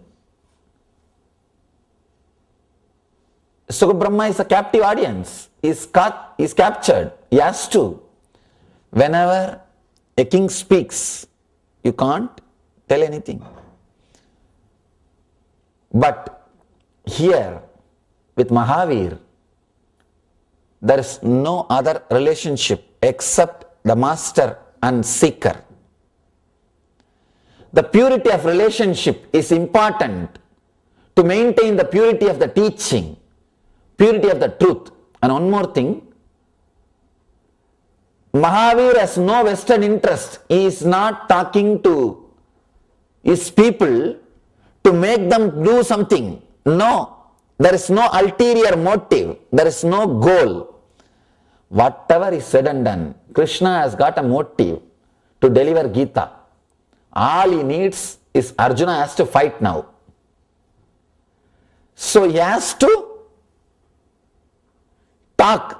He has to express the truth in such a way that Arjuna will start fighting. There is an ulterior motive. And not only that, Krishna is running a community. He is running a kingdom. So naturally, his words has to be heard. So the purity of relationship is not there. One more thing, Arjuna was thinking himself as a friend. That's why in Gita he says, Krishna, forgive me. I thought you are my friend. Hey Krishna, hey Yadava, hey Shaketi. I called you as Yadava by your community name. I called you as my friend because he was thinking as a friend. So the purity of relationship is not there. You can't deliver a truth to your friend. You can deliver a truth only to a seeker. Here, the best mental setup, best software, and the greatest enlightenment, greatest experience of enlightenment, and right persons with the right attitude sitting in front of Mahavir. So the best truth is being delivered. True knowledge is coming out. He is giving us the scale. He is teaching us what is Satya and how to find out whether something is truth or not. One more thing, even Patanjali, the greatest scientist of the inner world, says Apta Pramana, the words of an enlightened beings can be accepted as a truth. So that can be considered as a scale. If an enlightened being says, you can take it for granted, it is truth. But Mahavir says no. He doesn't even want to say that anything told by an enlightened being is truth. No. Because who knows whether somebody is enlightened or not? God doesn't give certificate. What to do? We don't have a certificate. So Mahavir goes a step further. He is not accepting Apta Pramana. He is not accepting Vedas are the ultimate truth. No. Apta Pramana is not accepted in Buddhism and in Jainism. Both religions, Apta Pramana is not accepted. Apta Pramana means the words of the enlightened ones. No. They say everything should be scrutinized. There is no such thing as Apta Pramana. There is no such thing as words of the enlightened beings. No. Everything has to be scanned. Everything has to be analyzed. He is giving beautiful teachings to find out what is truth and which is true knowledge. One more thing, please understand, this true knowledge, this is like a touchstone. If you use the sutras and analyze all your decisions which runs your life, all your ideas which is base for your life, you will achieve Satya. Lord so says, if you are established in truth, you don't have to do any spiritual practice. If you understand this one sutra and redefine all your decisions, ideas, concepts about your life, you don't need to practice any spiritual discipline. You are enlightened this moment. All you need to do is redefine all your ideas. See, there are only few pillars on which your life is standing. Your life is established. Your desires, your idea about yourself, means positioning yourself. How you position yourself in the inner world. Understand? I am not talking about how you position yourself in the outer world. That all of you know it's not worthy. Not only that, it's a pure lies. All of you know whatever you may talk about yourself to others, but you don't believe that. You may make others to believe. You really don't believe. Just look inside. You can laugh at yourself. I always tell people, really, when you sit alone and start thinking what all you project as you, actually if you really believe what all you project as you, by now you would have become enlightened. Because Ramakrishna says, Man Muk Ek Karo, means the mind and the words, if you make it as one, you are enlightened. If you believe what you speak about you, you are enlightened. Actually, whatever you speak about you, start believing that in a strong way is also a spiritual practice. Whatever you are talking about you, I am this, I am that, you don't know me, all those things you start believing. But the difficulty is you won't believe, that's the problem.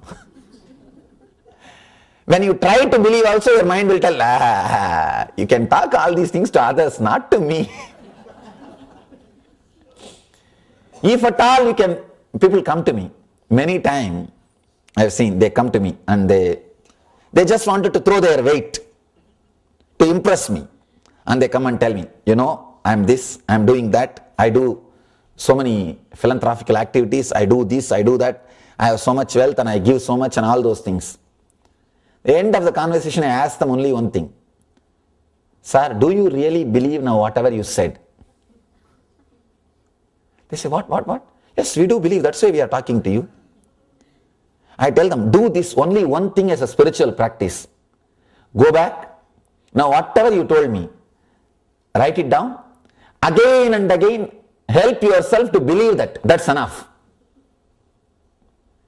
Either you should tune your mind to your walk, or you should tune your walk to your mind. Either you should tune your words to your mind, or tune your mind to your words. Some one thing, all Ramakrishna says is, let your word and mind be tuned. You can do anything. Either talk only what you believe as you, or believe what you talk as you, what you talk about you. Then you won't have pus. You won't have cancer. The gap between the words and what you believe, that space is what I call cancer or depression. If you are carrying a depression in you, be very clear, you have that gap between your words and your being, between your words and what you believe. If you can remove that gap, you will not have the tumor which I call depression. See, any person who does not have depression is enlightened. If you are not enlightened, be very clear, you carry depression. The gap between your word and what you believe as you. The other day, one of our devotees was telling me, another one devotee who saw this latest movie, secret movie, he came and told him, I became enlightened from today. And the guy who was talking to him, he is a strong intellectual guy. He took him to task. Within 10 minutes, that fellow lost the enlightenment.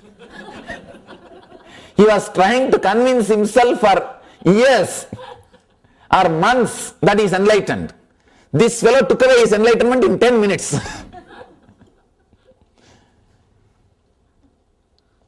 He is only telling others he is enlightened. He himself is not able to believe. Because anybody can come and talk to you and in 10 minutes you lose your enlightenment. Then what kind of enlightenment? Either you should have courage to really believe what you are talking, or talk only what you believe.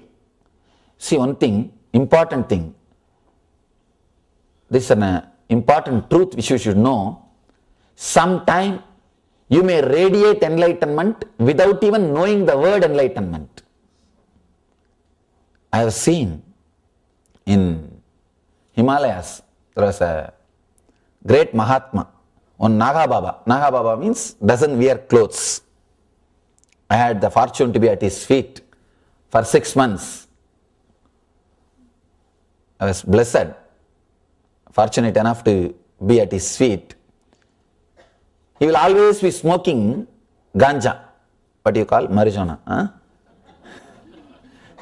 You may think that how can a person who is smoking ganja be enlightened? That's what I also thought. When I went to serve him, you see, traditionally you are supposed to serve elderly sadhus to achieve enlightenment. So before my enlightenment, I was serving. Wherever I see some elderly sadhu, I'll go and sit at his feet. I'll give them whatever food I can collect and give, beg and give, and wash their vessels, and whatever little help, small help I can do, I used to do.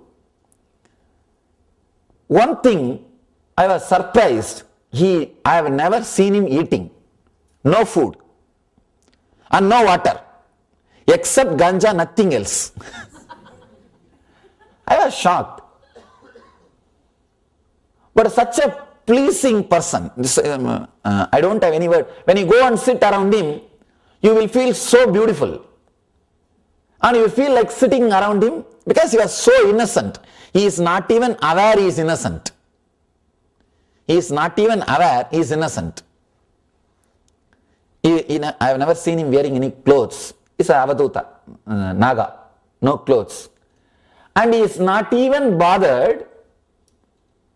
He is not bothered about anything around the world, anything which is happening around him in the world. He is just in a high state of samadhi. One day I asked him, Baba, you are such a great person, why are you smoking ganja? And don't you think it is an immoral thing? And people will start smoking, seeing you. And already they are doing. They want only some reference. They want only some reference. And especially a person with a reverence, if he becomes a reference, then you can do anything. I asked him. He said that beautiful word. Fool, you think that a big elephant can be tied inside a small hut? I can't live inside the body without any desire. So I have to just dull myself. Understand? When he said, I saw the authenticity. The other guy also, one more guy came and spoke to me. He said, Swamiji, I am also smoking to put me inside the body. I told him, do whatever that Naga Baba is doing, then do this also. He doesn't wear clothes, he doesn't eat, he doesn't drink. You also do all those things. Then do these things. Then you can justify. You can't just do whatever you want unless it becomes your experience. One important thing I saw in him, when he was telling that I had to dull myself, it was an authentic truth. His mind and his words were in one line. Not only that, when you live around him, you realize he is established in Satya. He is established in truth, not for any vested interests. See, if somebody doesn't eat or smoke, if somebody doesn't eat or drink, they would have made a big business out of that power. But I have never seen him making big fuss about it. If people ask him, why you don't eat, Baba? He says, who will get up and go and cook and eat? Forget about it. He will not even show that it is a big power. You won't even see that ego, that he lives without food and water. No. when you are really established in truth, you will not be aware of your own powers. You will only radiate, but you will not know those words. I asked him, what is Atmajnana? He does not even know that word, but he is an Atmajnani. What to do? He is radiating Atmajnana. He is radiating enlightenment, but he doesn't know the word. And he said, I am fortunate I did not learn about Brahman. I achieved Brahmajnana because I did not learn those words. Same way Ramana Maharshi. When people ask him, what is the Brahmajnana, what is the Atmajnana? He said, I am fortunate I did not learn those words before my enlightenment. Because learning some words may postpone your enlightenment. Sometimes learning too many words will postpone your enlightenment. I always tell people, never read any book which is written by an unenlightened person. Don't read anything which is written by an unenlightened person. No. Because you may create words which will stop your enlightenment. You will create a negative software which is not supporting the enlightenment process. Enlightened person's words will create a positive software in you which is constantly inspiring you towards enlightenment. See, in the end, all enlightened masters will be pushing you towards sadhana, towards enlightenment. One of the Ramakrishna's disciples, his name is Brahmananda. He says, if you read Ramakrishna's words, there is a beautiful book called Katamrita, Sri Ramakrishna Katamrita, we call in English Gospel of Sri Ramakrishna. He says, if you read that book every day for 1 year, I assure you will have the darshan of the ultimate. You will experience enlightenment. You will be shocked. How can a person assure? How can a person say that enlightenment in 1 year, guaranteed? I tell you, when you read these master's words again and again, when you listen these great master's words again and again, you create a new software, you create a new mental setup, which reminds you the ultimate truth again and again, which inspires you towards that higher ideal again and again. Every day, you are again put on the track. You are again inspired to run. You are again given the enthusiasm to take up the journey. It's like a everyday inspiration, and it creates a new mental setup. It is true, when you read or listen to the master's words for 1 year, and 1 year is too much time. 1 year is enough to create a mental setup which will radiate enlightenment. It's like there is a light. In every one of you, that light is there. In front of the light, if there is a wall, that light can't shine. If there is a glass, that light can penetrate and it can shine. Putting glass instead of wall is reading enlightened beings' words. As on now, you have a big wall. In front of your light, the Swayam Prakasa Jyoti, the self-effulging light, which is inside your being, you have put big wall. That wall is your mind. If you just put a glass instead of that wall, the glass means the mental setup which can allow that light to express itself. The mental setup which does not block or stop that light expressing itself. You will see that enlightenment is radiating through your senses. It is radiating through your being. See, I can't even say enlightenment needs to be achieved. No. Your senses are supposed to be purified so that that light can penetrate and express through it. That's all. All of you are having it. No doubt about it.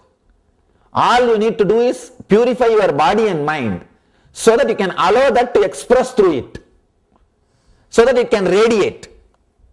Nothing else needs to be done.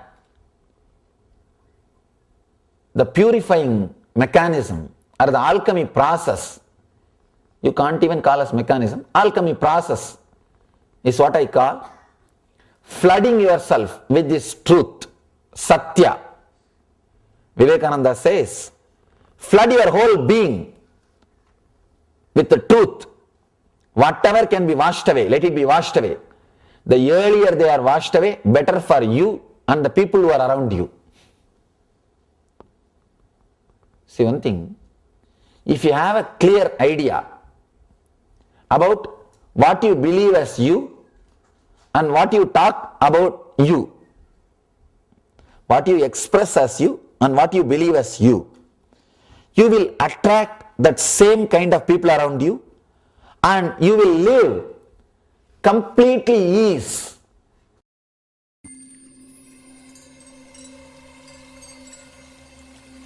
I welcome you all with my love and respect. Let you all open all your three eyes.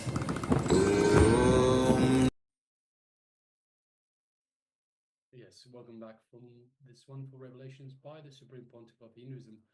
And the Supreme Pontiff of Hinduism beautifully says that if you, whatever mindset that you have, you attract those people around you. By having a wealth mindset, accumulating wealth, celebrating wealth, you attract people with the same mindset. If you start watching more different types of movies, then you will have that mindset, you will attract that kind of energy, because everything is energy around us. But if you start thinking and putting your entire consciousness into what you want to achieve with intensity, you start creating your timely, you start creating the people around you with the same mindset, with the same energy that will move you forward.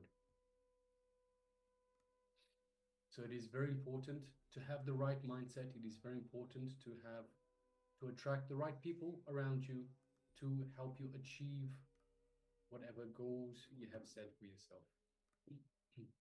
Yes. So with this, let's enter into the internalization exercise for the secret for creating wealth. Understand that this one understanding will liberate you from all your anxiety and you will become the best manager. If you know you are creating wealth, if you know you are projecting and seeing things around you, you can create miracles. You can make miracles happen around you.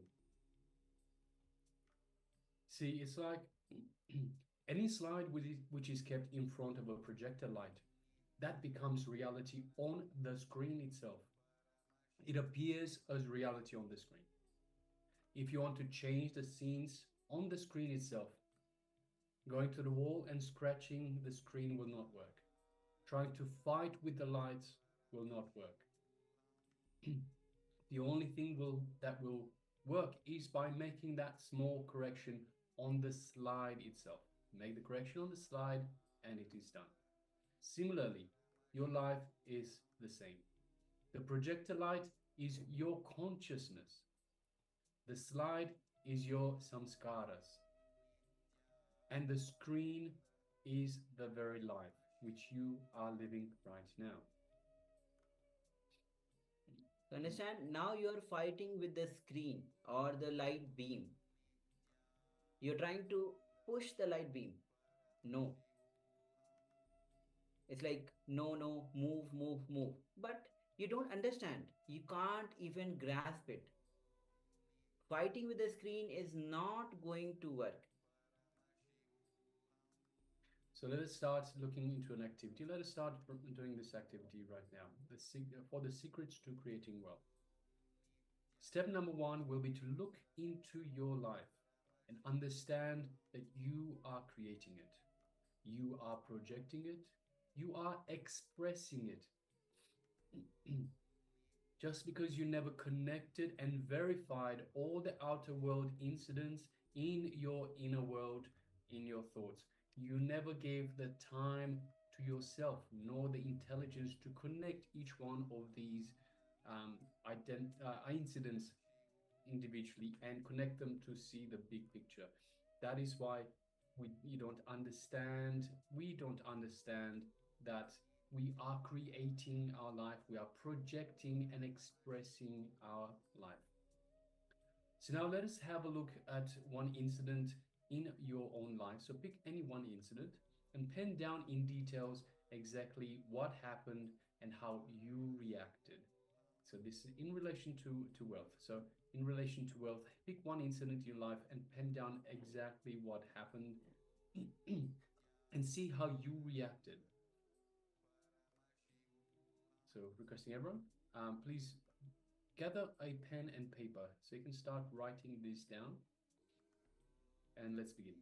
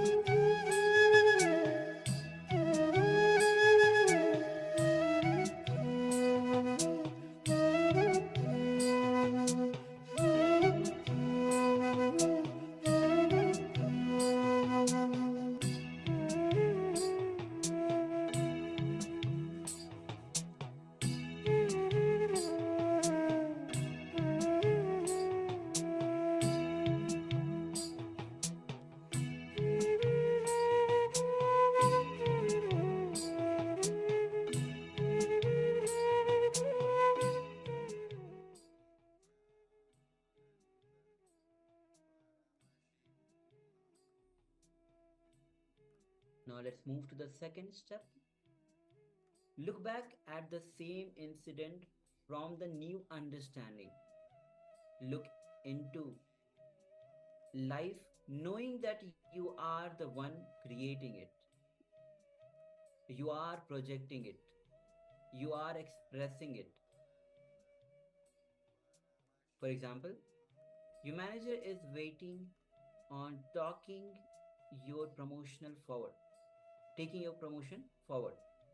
And in frustration, you reacted and started to gossip about the manager to your colleagues, which made the situation worse. Instead, look into your life and see what inner thoughts you had when you filed for promotion. Maybe this will not work out. Maybe I need to work harder. So, having this example, look back into the same incident from the new understanding. Look into life knowing that you are one creating it. You are projecting it. You are expressing it. Take few minutes and pen down.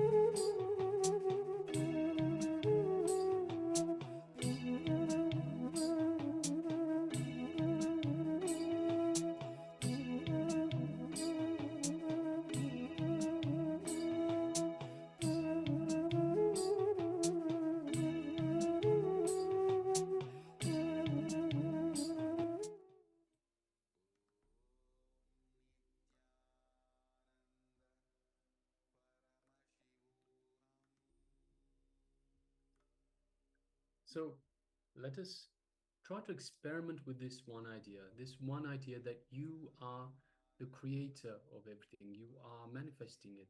You are manifesting your life. Try to experiment with this idea. Try to play around, see your consciousness, bring your consciousness into everything that you do and see the effect that it has. So until tomorrow evening, so requesting everyone, please, until tomorrow evening, be continuously aware of everything that you do and see how many times you are failing. And that will be enough. Just by being aware, you will learn what you need to learn. But play with this.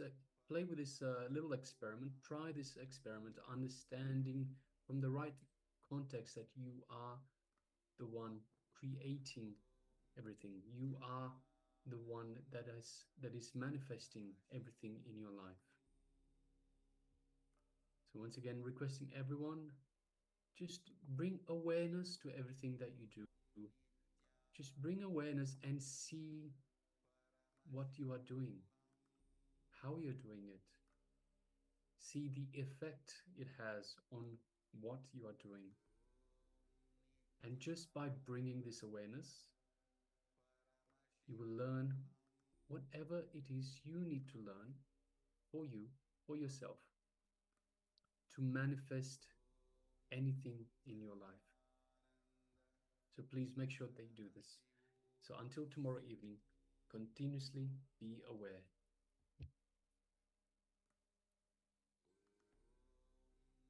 All right, so now let us move on. And of course, if you have any questions, so any questions from what we have just gone through, any questions in terms of the internalization exercise, any questions in terms of the homework itself, bringing awareness to everything that you do, let us know. And we're more than happy. This is what we're here for. We are here for you. We are here to facilitate your superconscious breakthrough. We are here to make sure you manifest the life that you desire. So if there's any questions at all that you have at any point in time, please stop us and say, hey, I need some clarification here. So please take a moment and explain to me, because see, this is only day 3 of 21-day program. Everything builds on top of each other. We are right at the bottom, at the foundation level. So everything from this point forward builds on the information that we have covered so far. So if you have a gap, just like you are building a house, when you build a house, you need a strong foundation. Unless you have that strong foundation, if there's a gap in the house, in the brickwork, as you're building the house is not going to be very strong. It's not going to be very stable. So in the same way, if you miss out on a key information, because everything is a key, everything is being built on. If you miss out on something, then you might not understand the next one and the next one and the next one. So please make sure that you do stop us and say, hey, please explain a little bit more in another way, such that I may understand, such that I can have this information clarified for me.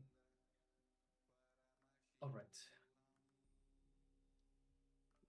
So with this, let's move on to the next, which is going to be the power manifestation. In the previous round, we manifested decreasing the weight of the object. In this round, we are going to increase the weight of any object made of metal.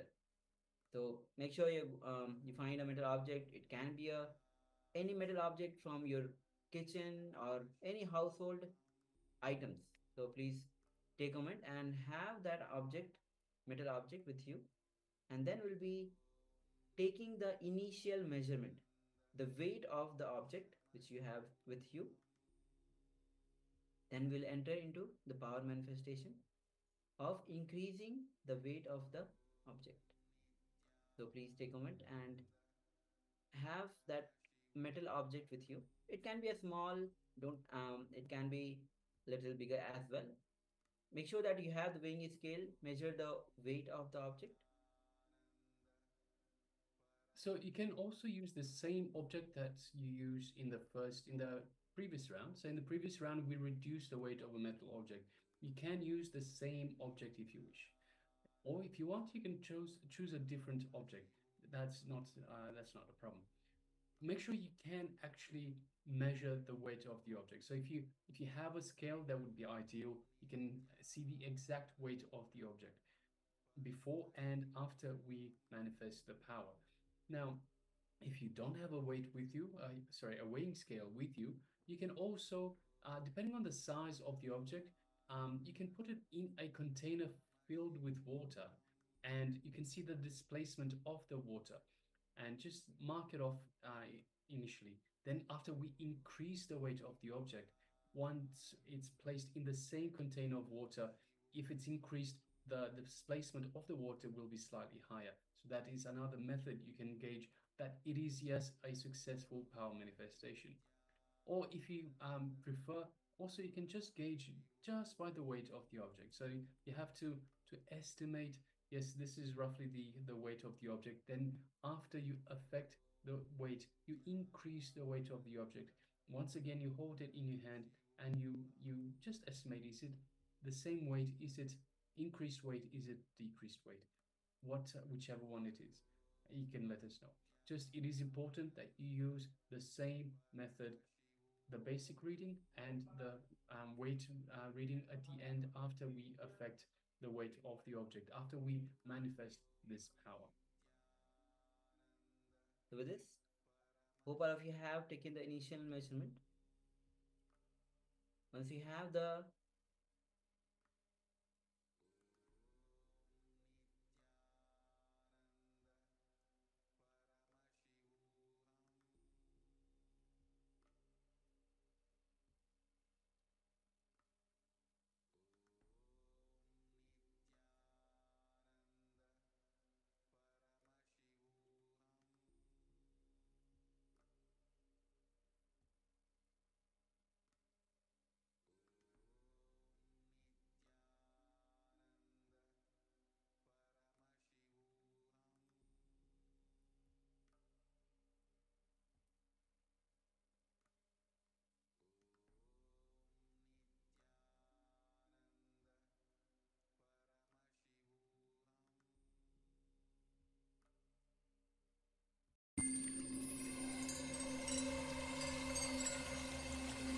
I welcome you all with my love and respect. Let you all open all your three eyes. Om Nityananda Paramashivoham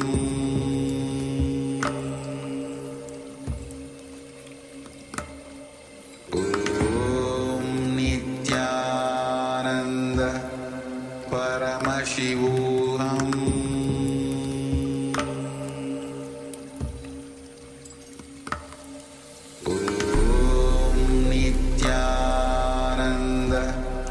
Paramashivoham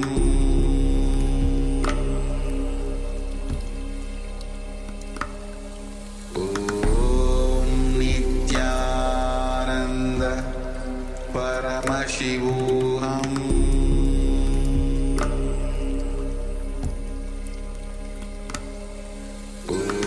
Om Nityananda Paramashivoham Paramashivoham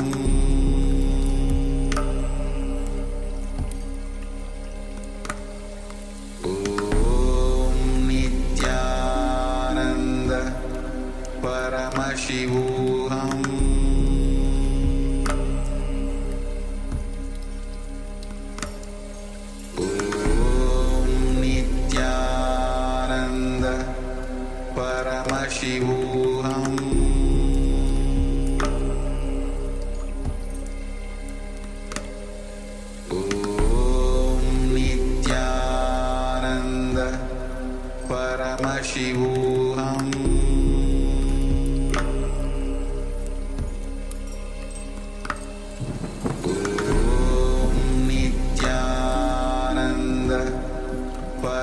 Paramashivoham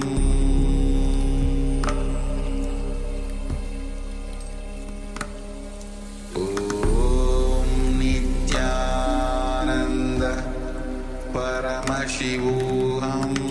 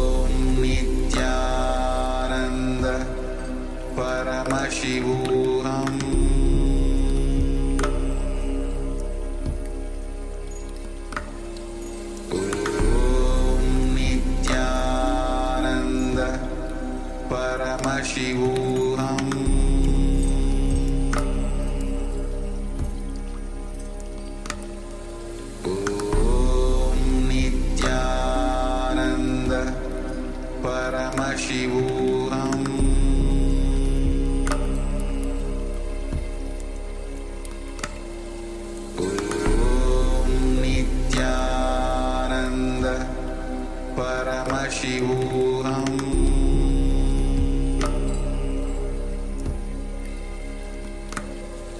Om Nityananda Paramashivoham.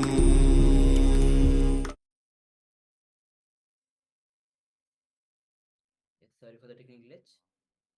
So once you have the initial measurement with you, let's enter into the power manifestation of increasing the weight of the object. So visualize Swamiji in your inner space. As I was saying before, it is with your deep connection with Bhagwan that you start manifesting this power. Just forget everything.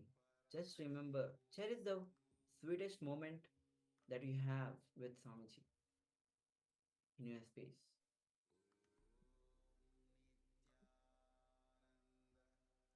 Now, with that deep feeling connection, let's start chanting the Mahavakya. Om Nityananda Paramashivoham. Om Nityananda Paramashivoham. Om Nityananda Paramashivoham. And with deep feeling connection with Bhagavan, give the command for the object to increase its weight. With that declaration, let's enter into this manifestation of increasing the weight of the object that you have taken the measurement, the weight of the object. So let's enter into this manifestation.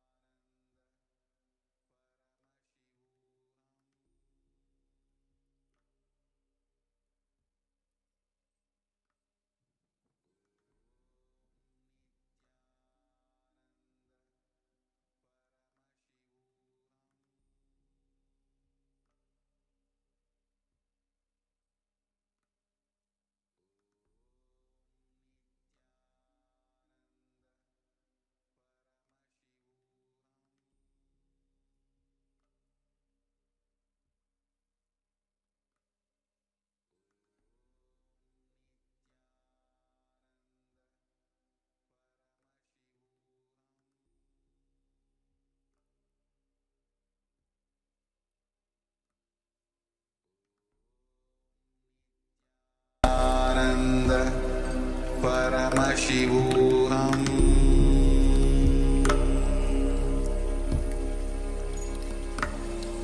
Om Nityananda Paramashivoham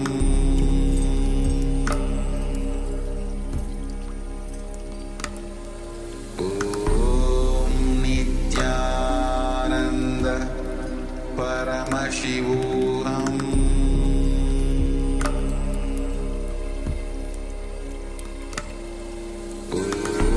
Om Nityananda Paramashivoham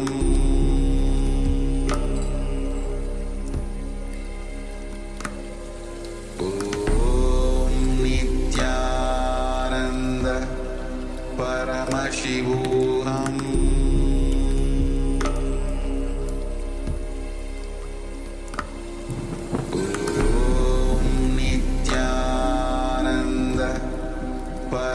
Paramashivoham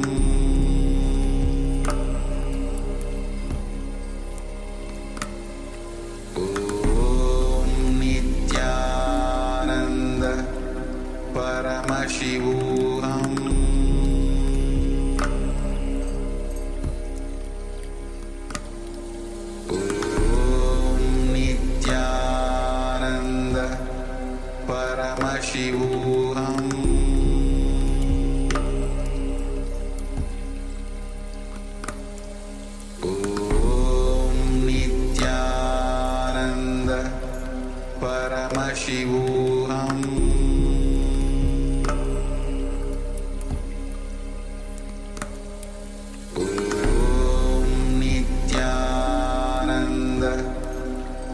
Paramashivoham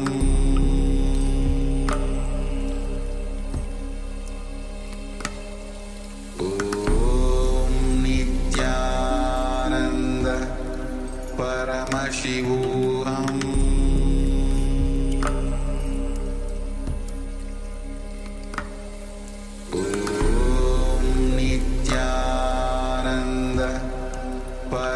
Paramashivoham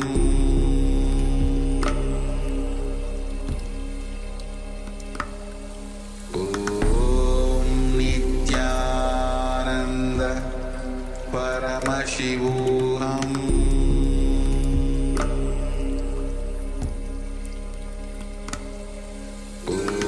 Om Nityananda Paramashivoham Paramashivoham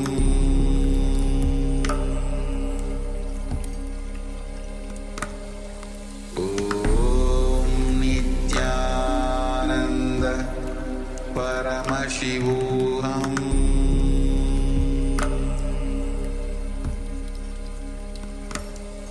Om Nityananda Paramashivoham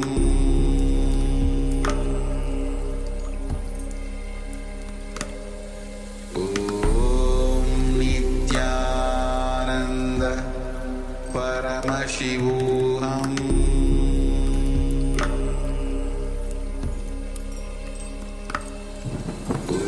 Om Nityananda Paramashivoham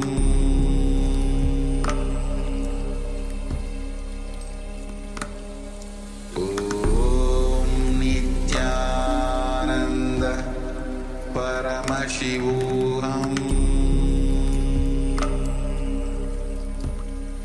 Paramashivoham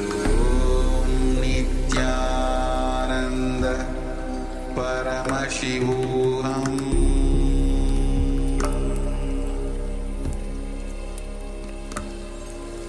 Om Nityananda Paramashivoham Om Nityananda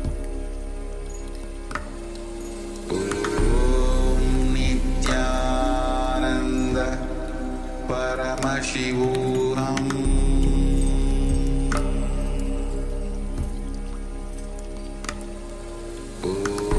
Om Nityananda Paramashivoham Om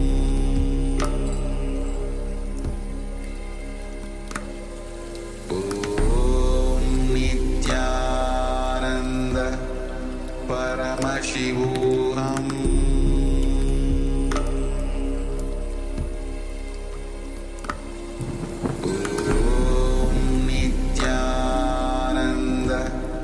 Paramashivoham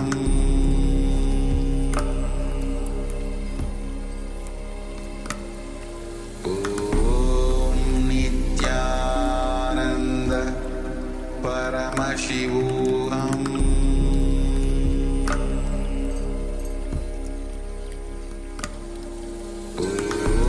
Om Nityananda Paramashivoham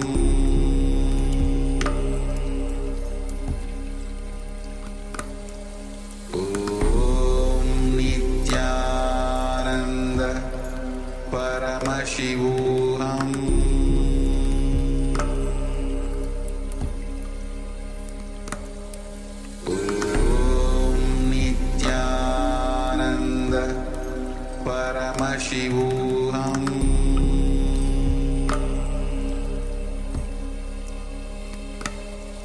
Om Nityananda Paramashivoham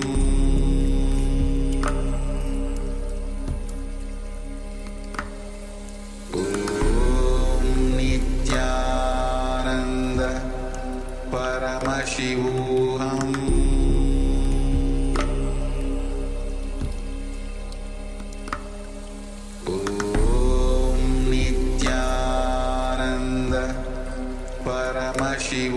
Paramashivoham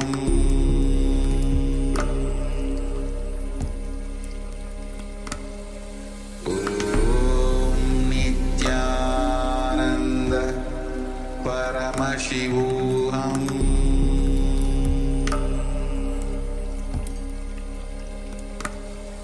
Om Nityananda Paramashivoham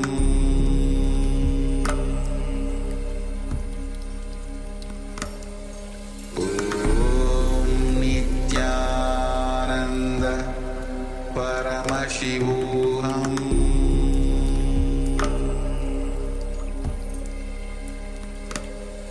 Om Nityananda Paramashivoham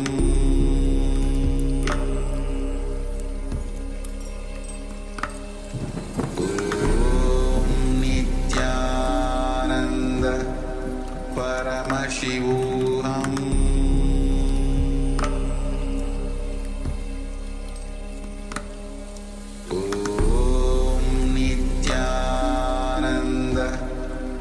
Paramashivoham Om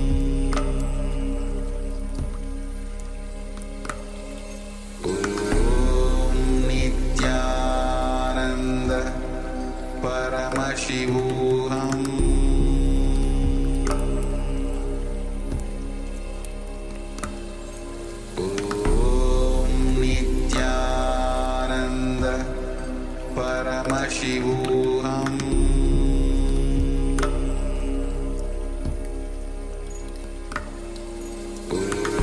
Om Nityananda Paramashivoham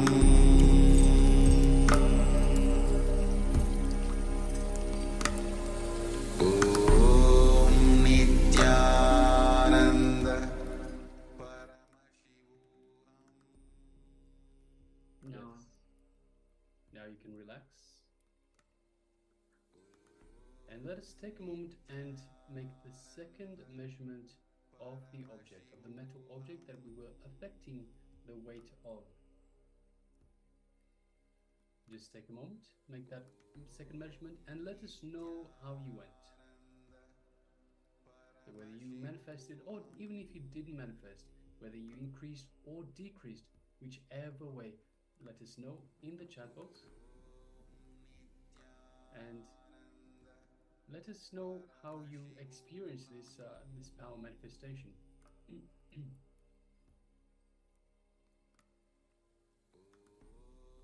Whichever way, whichever method you used to measure the weight of the object in the first instance, in the base reading, requesting you to please use the same method once again.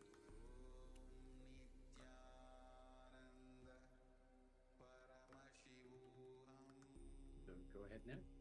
And of course, Swamiji has said he wants us to all make power manifestation our daily life, our daily routine, and every single power manifestation that we go through in this program has so many different applications. I mean, just think about having, and we'll probably be doing this. I mean, we will be doing this later on. Selecting gold jewelry, for example, and increasing the weight of the gold jewels, or perhaps some valuable stone, something that increases in value when you increase it with when you increase the weight of it. It has so many different applications. Also, for example, let's say you're coming home from the shops and your bags are too heavy. You can just decrease the weight of the bags and carry it nicely home. So there are so many different ways, so many different applications for this power manifestation, and we should be making this our daily life, our daily routine, our daily lifestyle. So requesting everyone, let us know how you went in this power manifestation itself. Were you able to increase the weight, or perhaps did it decrease? Or even if you didn't manage to manifest this time, didn't manage to manifest yet, take a moment and share with us and let us know.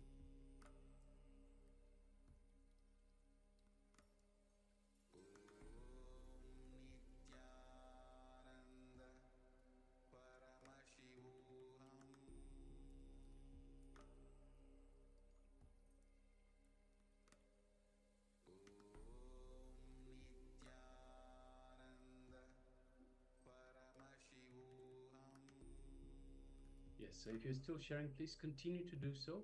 Meanwhile, we'll get ready to move on to the next segment. The next segment is once again a revelation by the Supreme Pontiff of Hinduism, a jnana segment about the source. You are the source. So as we saw in the earlier segment, that everything in the internalization exercise, that you are creating everything, you are manifesting everything, you are expressing everything. So it is from this context that you are the source, and vice versa. From the source, you are manifesting. So we have to understand that we are Paramashiva, the source of everything. We are indeed Paramashiva. And because we are Paramashiva, we are the source of everything. So in this beautiful revelations, we have Miri that's sharing. I applied this power manifestation at the airport at many times. Yes, that's fantastic, Ma. Thank you very much for letting us know. And yes, of course, the airport can be quite expensive, even for 1 or 2 kilograms over the weight limit. They charge you quite a little bit. So this is very much a very handy power manifestation to have, at least till you get past the weighing scales. So yes, thank you very much for letting us know, Ma. Very important and useful application of this manifestation. So yes, without any further ado, let us move on to this next segment. Let us hear from the Supreme Pontiff of Hinduism as he imparts his wisdom on you are the source, on the fact that we are all the source. Come to the space of listening and let us begin.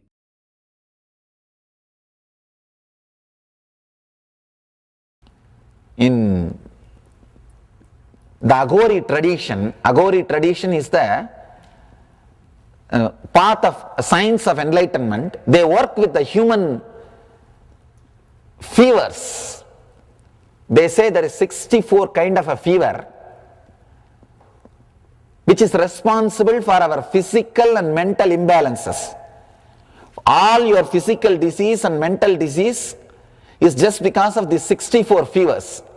Your anger will be a kind of a fever radiating around you.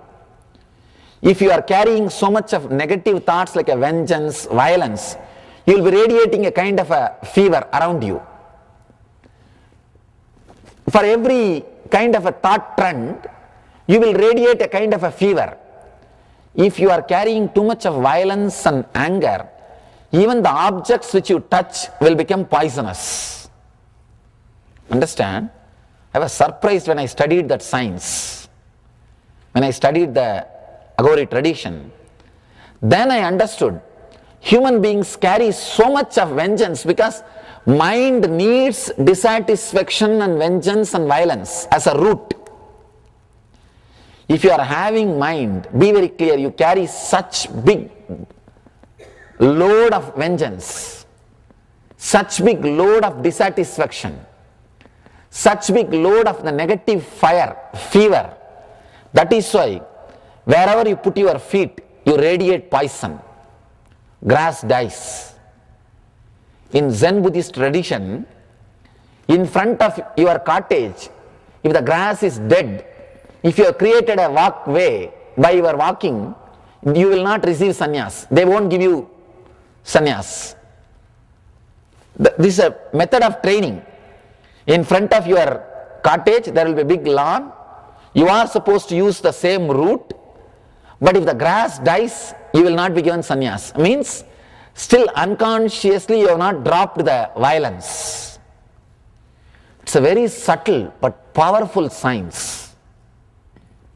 Only when I studied, I understood how the mind lives on dissatisfaction. Paramahamsas, enlightened beings, does not leave footprint. Anybody who does not leave footprint, who is not heavy on the planet Earth, is called Paramahamsa. Even not only his lifestyle, even his very way in which he carries his being will be so light, radiating so much of lightness, innocence, radiating so much of the carefreeness or the joy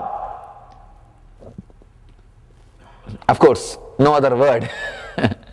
That is what, that kind of beings are only called Paramahamsas. In our time shaft, there is no gap. Constantly things are getting written. I think overwritten. Overwritten. Our mind, how much it feels dissatisfaction, that much it does not feel satisfaction. You can see when you feel the hunger, at first you will feel in the navel center. After a few minutes, you will feel all over the body. Then it will become irritation, shouting at everybody, and your whole body will be burning, literally. But you don't feel the same satisfaction after you dump the food. You may be filled but not fulfilled. We may be filling but not feeling fulfilled. Same way, thirst. Before drinking water, we feel so much of thirst. But after that, we just take it for granted.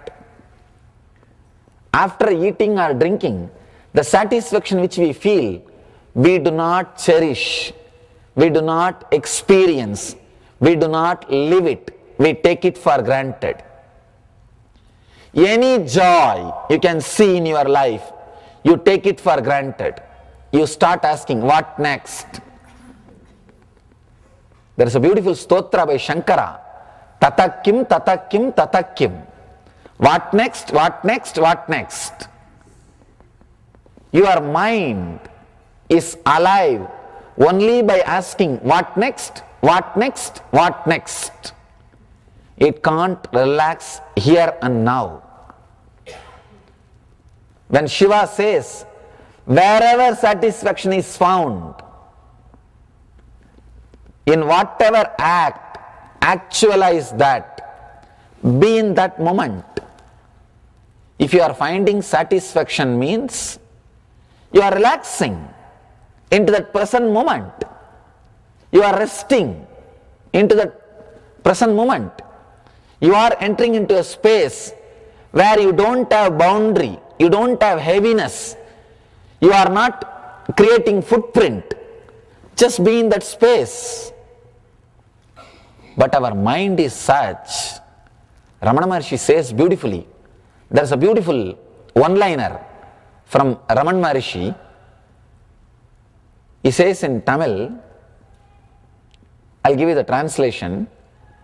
Before achieving, even mustard seed will look like a mountain. After achieving, even a mountain will look like a mustard seed for the mind. Before you getting it, even a mustard seed, small thing, will look like a mountain. Without that, your life will not move. For example, a cell phone or a shoe, which you see when you go for window shopping. When you go for shopping, it's called window shopping, just seeing and walking.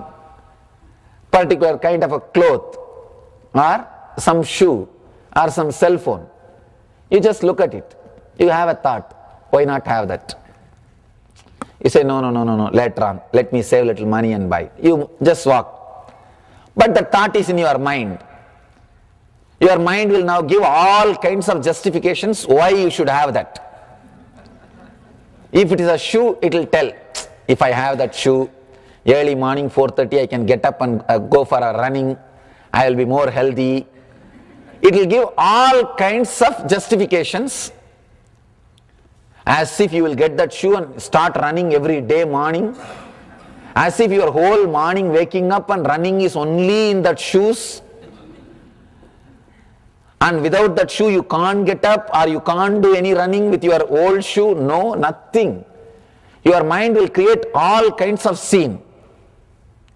And with that cell phone you will really start doing lot of business and develop all your relationships.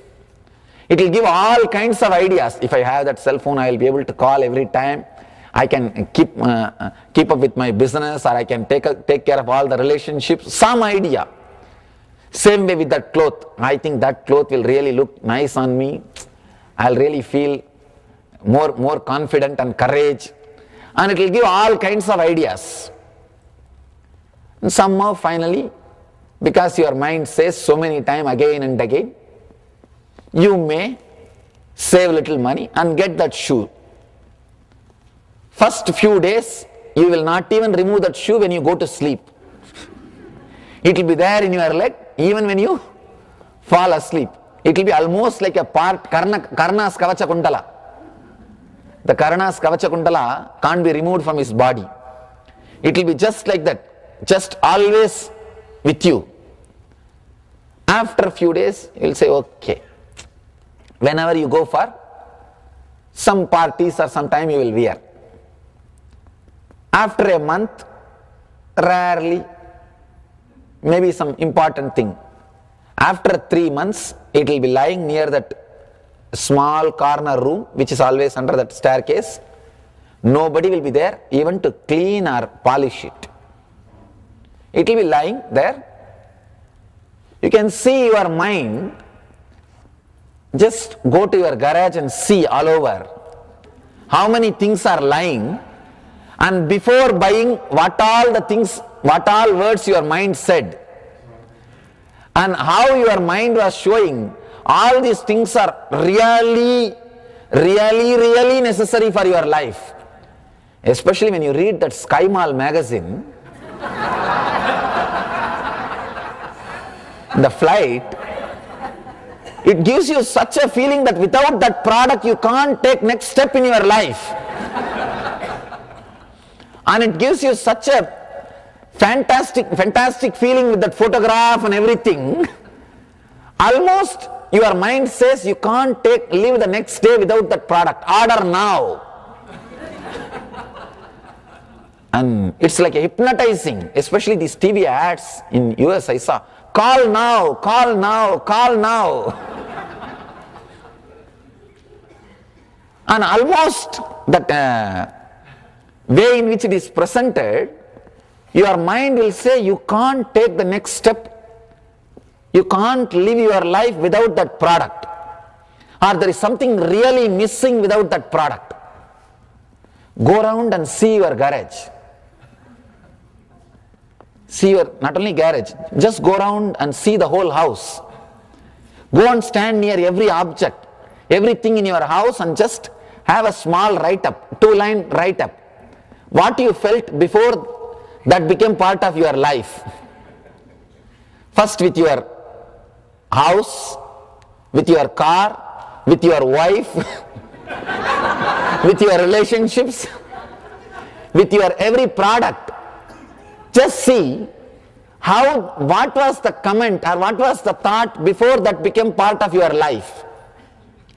And what is the thought now? You will understand your life or your mind records only dissatisfactions.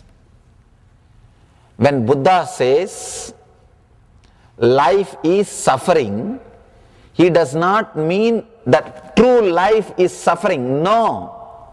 He himself was not suffering, radiating joy and bliss. How can he say life is suffering?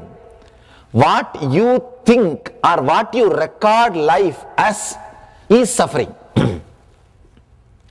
In your mind, what all you record as life is suffering. That is what he means. There is a beautiful saying in the Upanishad. Once you become enlightened, your future and past both can be changed. I was actually confused when I read. See, future can be changed. That I can agree. Because it is open. How can past be changed? Because past has already happened. Only when I myself had experience, I understood the past as you think is not the original past which happened. What you think as your past is not the whole complete record. What you think as your biography is only selected, edited version. It is not the whole as it happened. So only when you become enlightened, you will experience the true past. you will see everything happened. As on now, what you remember as past now is not your past. Maybe a little confusing. What is this? It is true. In your life, if you had 100 incidents, dissatisfaction or suffering, at least 101 incident with satisfaction and joy has happened. That is why you are still alive. See, the prana flow can happen in you only if more number of joyful incidents are recorded in your unconscious, in your inner space. Still you being alive is the solid proof that your unconscious has not really lost the hope about life. Means at least 1% is more joy is recorded in your inner space. Intellectually, consciously you may not remember, but in the inner space the recording of the joy or satisfaction is 1% more than the dissatisfaction. That is why still you have hope and still you are breathing. Otherwise you would have decided, enough, I breathed, enough, I lived, bas, let's pack up. Now really, still you being alive is the solid proof that 1% more joy is there inside recording. You may not remember it. You may not remember your past as it happened. Only when you become enlightened, you will realize the whole past as it happened. That is what the rishis say. When you become enlightened, your future and past both will change. You will realize your true past. So many wonderful things have happened. Many times again and again you come back to that present moment. Satisfaction, joy or restfulness, but you don't feel comfortable with that state. Every day, at least few times you experience the state of Paramahamsa, state of Shiva consciousness, but you feel uneasy with it. You feel uneasy with it. You don't feel homely with it. You don't feel that is your state. Your natural state has become unnatural for you. That is why you say, no, this is, I think this looks too much. It's okay. Before even you consciously relaxing into it, you jump out of it. Raman Maharshi says beautifully, whenever you want something, some outer object, like want to enjoy a sweet or some joy, your mind is running towards that object.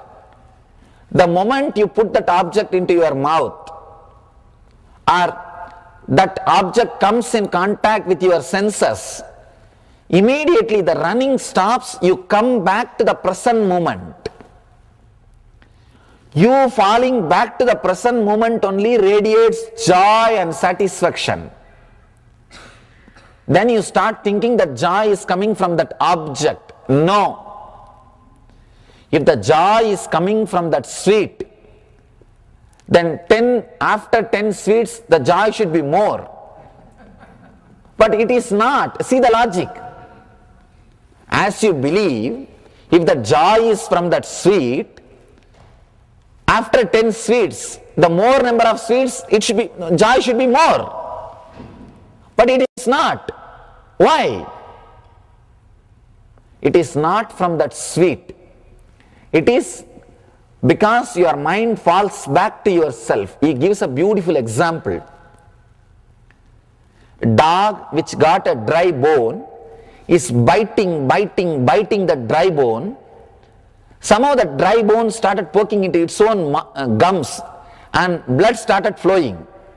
That dog is just enjoying that blood and thinking that blood is coming from that bone.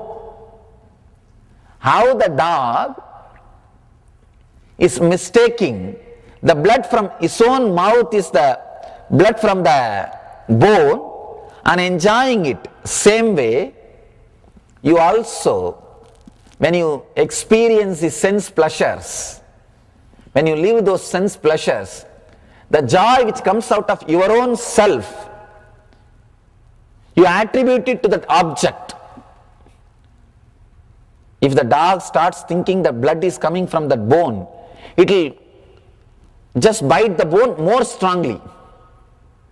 Same way, you catch that sense object more strongly. But suddenly you will see the emptiness. After 10 sweets, no more joy. Because your mind is now accustomed to the sweet. Even when you put the sweet in your tongue, it is not ready to rest. It is asking, what next? What next? What next? It is not relaxing, resting into that satisfaction. Now you play the next role. Oh, there is no joy in the sense object. One side of your mind is saying, there is no joy. The same joy is not there in that sweet. But your inner mind is telling, no, you are doing wrong. I think try once more, try little more, we may get little more joy. Because you are not ready to believe that there is no joy in the object, because that's the only thing you have in your hand. If in that also there is no hope, means what will happen? You become hopeless. That is too much. So you try to hold on. So you try to add rasa, juice to the object from your own being and try to enjoy. You are not ready to believe that there is no joy from the sense, from the object. The joy is from your inner space because you are relaxing, resting. Mahadeva says beautifully, wherever satisfaction is found, in whatever act, actualize this. In Zen, they have something called tea ceremony. It's nothing, just they will prepare tea and drink. But that is given so much of spiritual significance, you will be surprised. All the monks will sit around and that they will be just sitting and listening to the sound of tea boiling. That water sound, glug, glug, glug, glug, glug, glug, glug, glug, glug. And that beautiful smell of the steam. And just with a deep meditative mood. And when they pour the tea, just that sound which is created with a full awareness and your deep thirst for the tea or that feeling to sip the tea, just be with that. And beautifully when you sip the tea, the whole tea traveling inside your system, and that satisfaction it is creating inside your system, and that beautiful restfulness and that relaxation or satisfaction which comes because you got what you want. The whole mood, the whole thing, just a cup of tea can lead you to enlightenment. Understand? Just that satisfaction, if you can live intensely, there is a beautiful truth behind this whole tea ceremony. Let me explain the truth, then you will understand the Mahadeva or Shiva's technique. In your inner space, two things will get recorded, two samskaras will get engraved. Samskara means the engraved memory which is powerful enough to make you go through the same action. If you are addicted to coffee, morning 7 o'clock, once you hear the bell 7, inside coffee.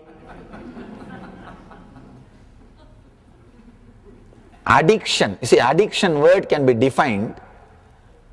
Understand this definition. Without that object, you will feel deep dissatisfaction. With that, you won't feel much satisfaction. Is addiction. Understand, this is the definition of addiction.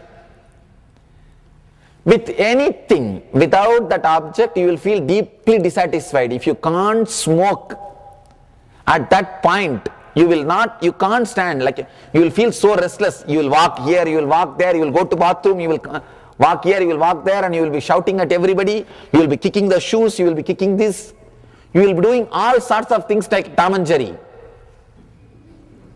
But once you smoke, the joy will not be too much. You will take it for granted. Okay, next. That is what is called addiction. The powerful engraved memory which can make you go through the same action again and again without giving you the satisfaction is called samskara. Samskara and mantra both are opposite to each other. The words are the memory which stays in you and makes you more and more dull and addictive is samskara. The words are memories which stays in you and liberates you more and more from your bondages is called mantra. The words which stays in you and liberates you is mantra. The words which stays in you and binds you is samskara. That's all. Understand? When you are caught with these samskaras, when you don't feel the satisfaction of what is happening inside you, you will record more samskara and less experience. Let me repeat once more. Inside your inner space, two things will be recorded. For example, the memory of drinking tea and the joy or intense satisfaction which you felt during drinking tea. These two will be recorded. If that satisfaction, the joy, if it is deeply recorded, you won't need the same act of drinking tea again and again. If this experience or the joy or quality of satisfaction is not deeply recorded in you, you need this act to be done again and again. If there is a quality of experience in you, the quantity of act is not needed. If the quantity of act is needed means the quality of experience is not deeply recorded in you. That is why Mahadeva says, Shiva says in another one technique, anything you do with your conscious full awareness will liberate you. Understand? It means if you smoke intensely, consciously, only once, you will be liberated from smoking. If you smoke consciously, intensely, even once, you will be liberated. You will not be bound. Because anything you do it completely does not create footprint or leave karma or samskara inside your inner space. Karma means unfulfilled action which is powerful enough to make you go through the same action again and again to make you feel fulfilled. If you do any action, whether it is seeing something or listening something or tasting something or smelling something or touching something, anything with full conscious awareness even once, without drifting into the past or future, during that act, usually when you are drinking tea, your mind will be doing everything else except enjoying the tea. When you can see in your life, when you put the brush morning to brush your teeth, your mind is already in the office, sitting and calculating and thinking what to do. That is why when you are in the shower, you are talking to your boss. Sometimes even verbally you talk. When you are in the shower, you are talking to somebody. What to do? And when you are sitting in the office, already you are in the evening sea beach or in the temple or thinking about the vacation. When you are in the sea beach, already you are thinking when to go back to the home. When you are in the home, already you are thinking when next day morning you will go to the office. One thing is sure, if you are here, your mind is not here. That's all. That we are very clear. Anything you do, even once, without drifting into the past or the future, will liberate you. Any karma. Because you are embodiment of fulfillment. You are Purna. There is a beautiful Upanishad sloka. Purnamata Purnamidam Purnat Purnamudachyate Purnasya Purnamadaya Purnamevavasishyate. From the whole comes the whole, and if the whole is added to the whole or removed from the whole remains as whole. Maths cannot help. Logic cannot help you to understand this. And now, recently, the Western mathematicians are agreeing 2 plus 2 is not 4. No, really. It is 4 plus something. Whenever you add two things, it is not just a logical equal thing which we were believing always. No. 2 plus 2 is not just 4, because the adding action, that brings some result. See, 2 plus 2 is not just 4. Adding is an action. What about that result? Once you add 2 plus, you see, when the 2 is separate, 2, and there is another one 2, separate 2, these two, when they are added, it is not just 4 plus the quality of adding. Now this 4 is ready to get added to anything else. Now the 4 has got a quality or the idea or the mental setup of getting added to anything. That is why 2 plus 2 is not just 4, it is something more. Because the 4 has now learnt how to expand itself. This just 2 do not know how to expand itself. This next 2 also do not know how to expand itself. When these 2 are joined together and became 4, now they have an intellectual property, how to expand them.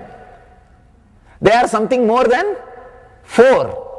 Now they know the technique of how to adding more and more into them and how to assimilating or how to expand. Understand?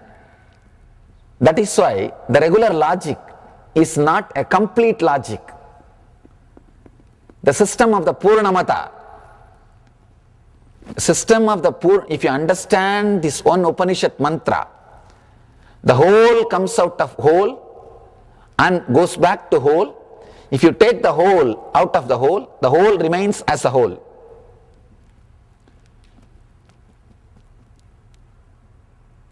It's a very beautiful but very subtle truth. You need your full attention and awareness to digest this truth. But very understanding will transform you. You don't even need to meditate separately. The very understanding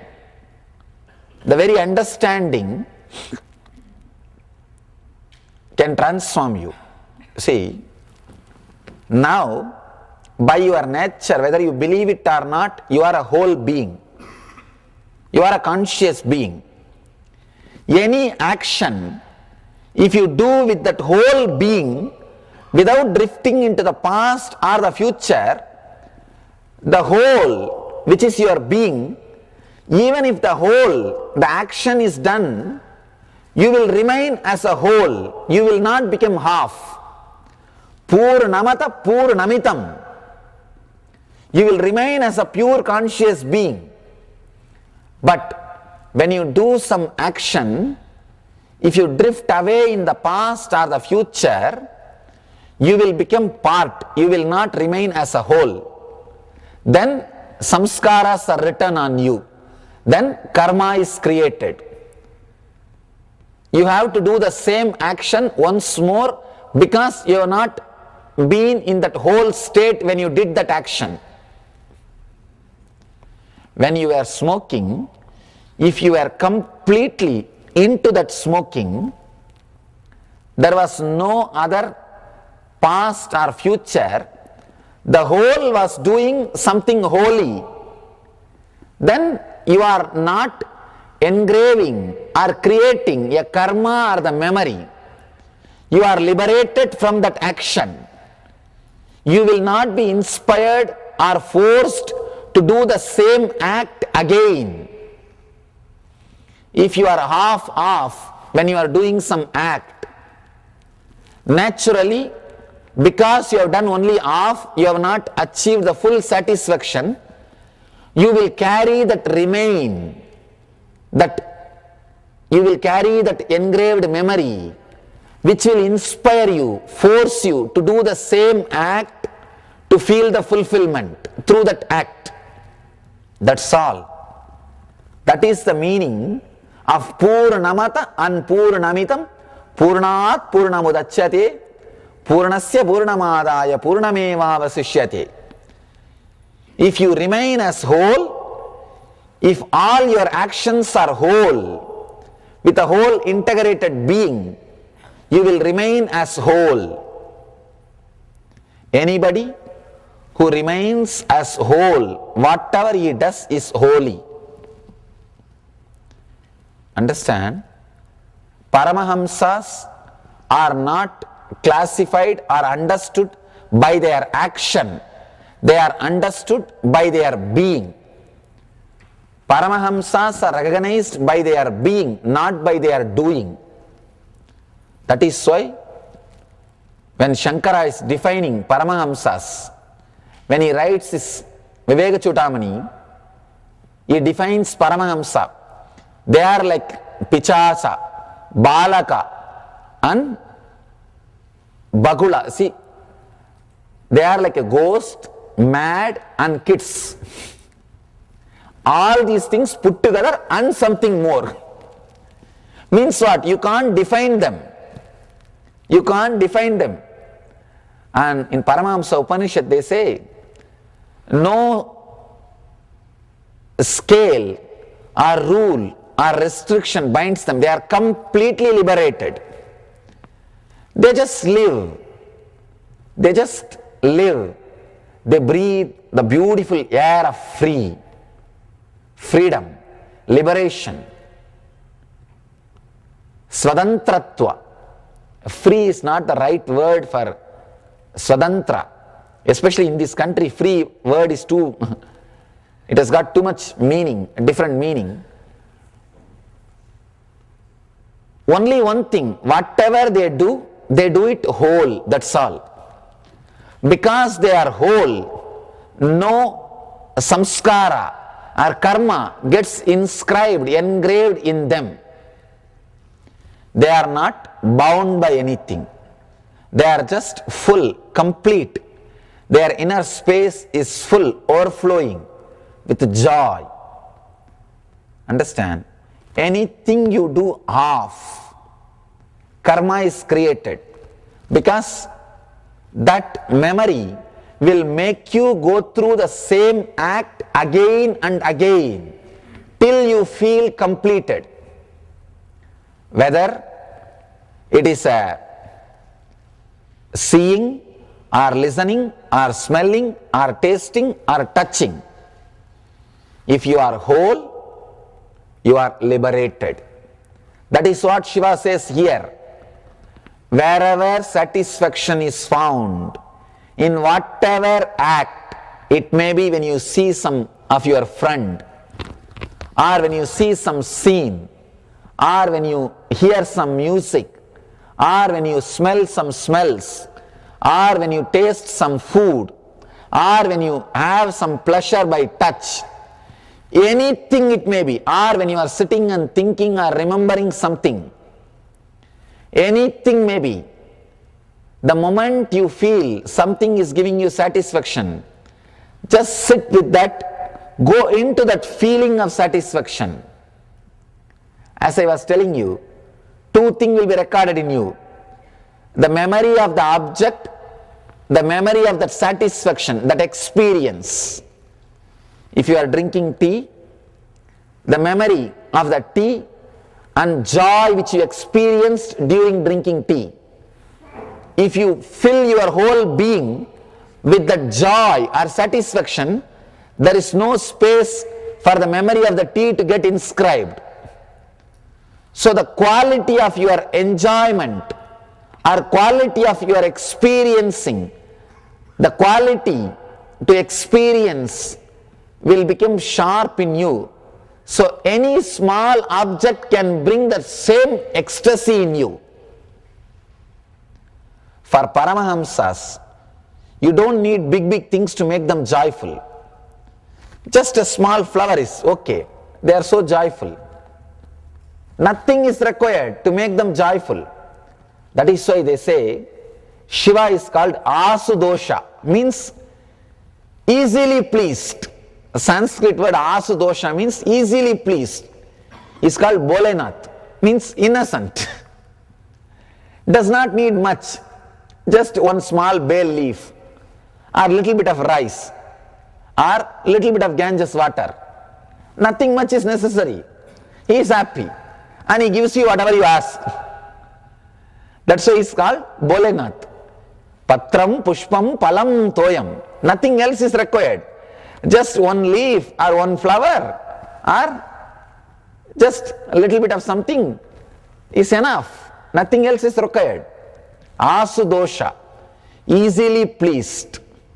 Simple guys. He doesn't need too many things to get pleased. He's a very simple person. You can see Shiva. All useless things which is not used by society at all is around him. Rudraksha, which has no value. There is no economical value, which is just lying all over. Is that all? Is abharanas, ornaments, and all the snakes which nobody wants. Is his friends, and the place where he lives, burial ground, which nobody wants to go. That is the place where he lives. What is his cosmetics? The ash from the burial ground, which nobody will touch. And who are his friends and companions? Bhutas. And the bhutas, which nobody wants to even relate with. So he is happy with all those things. He does not need. He says, anything you think as useful, please you have it. Whatever the society thinks as useless, whatever is discarded, thrown away, he says, yes, I'll take care. That I'll enjoy. He's like a waste management guy. He doesn't bother about all useful things. That let people enjoy. I don't need. All those discarded, useless things, he is very happy with it. He doesn't need too many things to please him. Asudosha. Simple things are enough. Because his quality to enjoy is so beautiful, so sharp, he does not need quantity. Whenever the quality of enjoyment, the quality to feel is intensified in your system, the quantity or the need will disappear in you. If you need more quantity, whether it is food or sex or music, be very clear, your quality to enjoy is less. Because your quality to enjoy is less, you are asking for more quantity.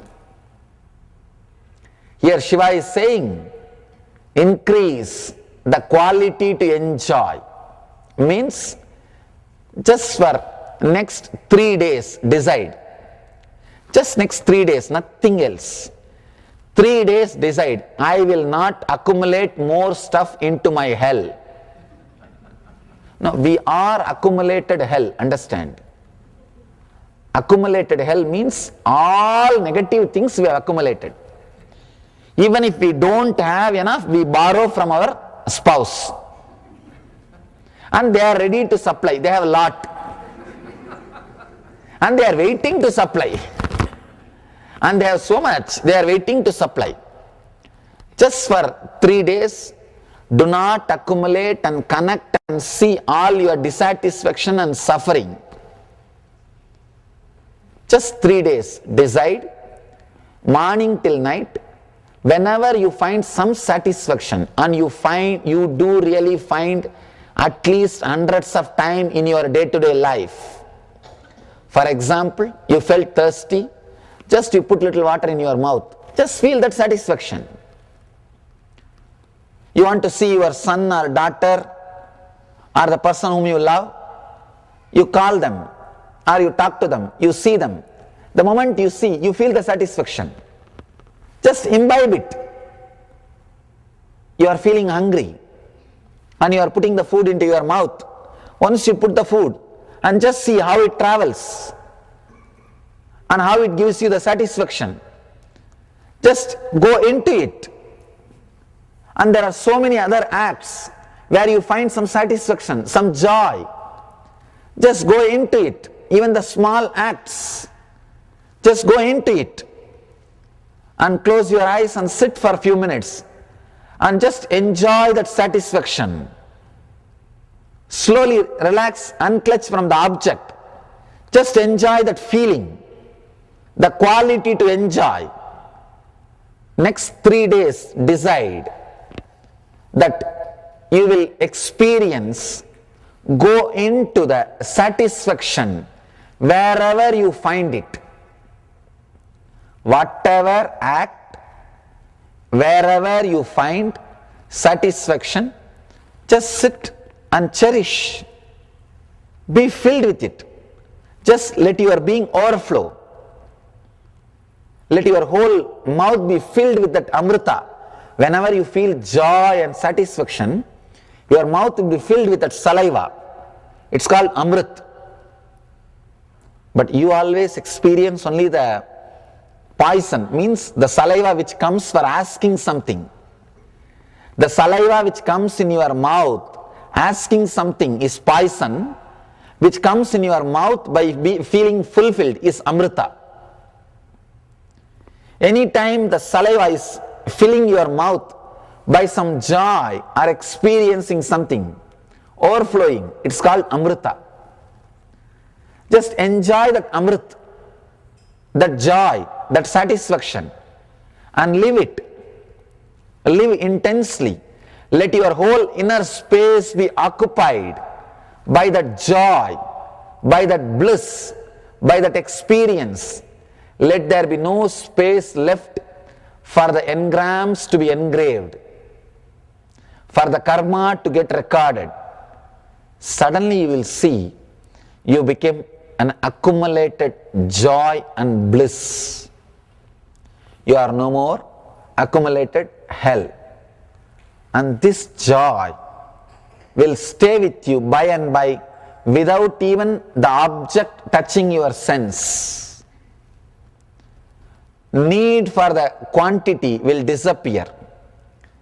If you are qualitatively happy without quantity adding to your sense, you are in eternal bliss. That's all. You are liberated. You are in Nityananda. That's all. Just remember for these 3 days and try. It will just click. I always tell people, this bracelet, this mala and all, to remind you all these things only. When you take that bracelet, remember for next 3 days, Whenever I see this bracelet, I'll remember to be in Nityananda. If I'm wearing the mala, I'll remember to be with the satisfaction, with the quality instead of quantity. If you are reminded by all these things, only then they are spiritually useful for you. Otherwise, just one more ornament to brag about. No, it should be spiritually useful, directly. That is the reason you are given all these things. Directly, it should remind you about the higher ideals or the lifestyle which you took. Understand, these 3 days, remember and play with this technique. Suddenly it will click and open the new door. Let you all achieve through these teachings and technique the eternal bliss, Shiva's inner space, Nityananda. Thank you.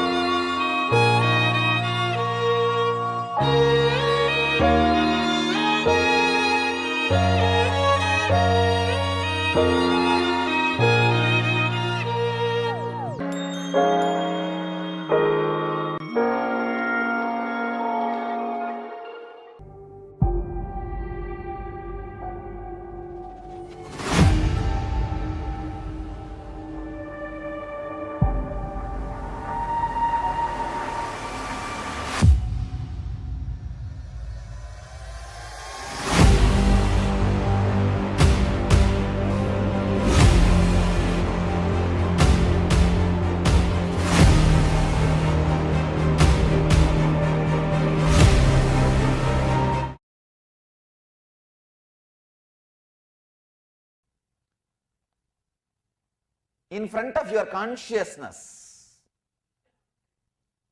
the mind brings wrong ideas, means it's called wrong knowledge. But in front of your consciousness, whether it is right or wrong, anything is experienced is imagination.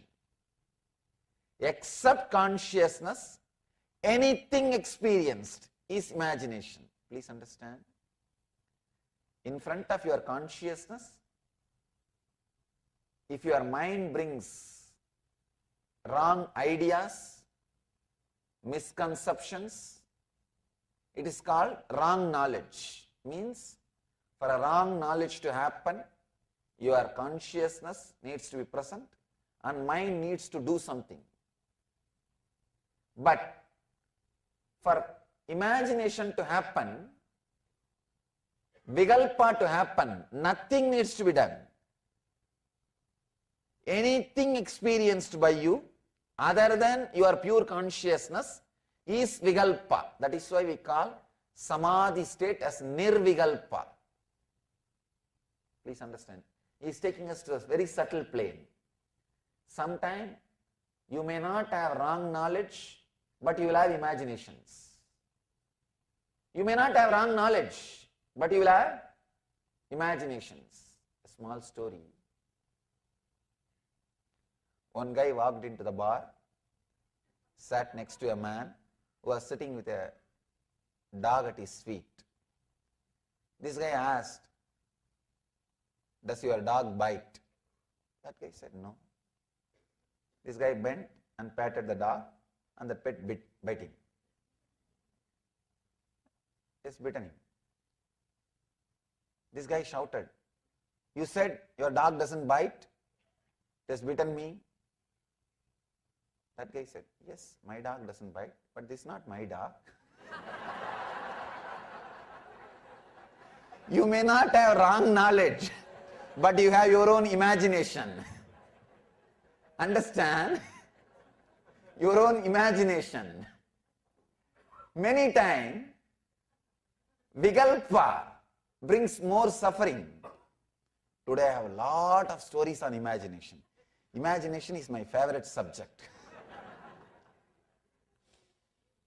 Because so much of suffering can be avoided if you understand imagination. If you just understand imagination. Viparyaya, even viparyaya is not that deep. If your mind can be relaxed from constant movement in the conscious layer, you can come out of viparyaya. But vikalpa, even your sleep is vikalpa. Please understand, viparyaya can happen only in your waking state or dream state. But vikalpa can happen even in the deep sleep state. Even if deep sleep is a vikalpa. Viparyaya can touch only your conscious mind and subconscious mind. Means wrong knowledge can touch you, can disturb you only in the waking state and dream state. But vikalpa, imagination, can disturb you even in the dream, even in the deep sleep state. Sorry, not in the dream, even in the deep sleep state. It can disturb in all three states. You may think, how can vikalpa, imagination, disturb me in the deep sleep state? Sometime when you are out of deep sleep state, you will say, it was suffocating, as if somebody was pressing me. It is not a dream. If it is dream, you can remember and tell. It will not be like a dream. It will be like a deep suffocation. That's what we call vikalpa. Means imagination. Many times you imagine things. You imagine things. I have one more story for you about imagination. I'll read it out. It will be very nice. One guy goes to South Africa and sends a letter to his mother saying, "Dear mother, I am sending some pills which doctor gave. And if you take one, it will take years of your life. After a month, that guy comes back home. He sees beautiful young women outside his house sitting with a baby. And this guy comes back and asks, "Where is my mother?"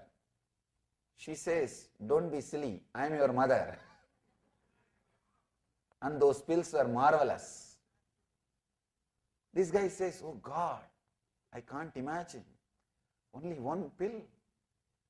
You are able to have a baby." She says, "Are you crazy? That is not a baby, that's your father. He took two."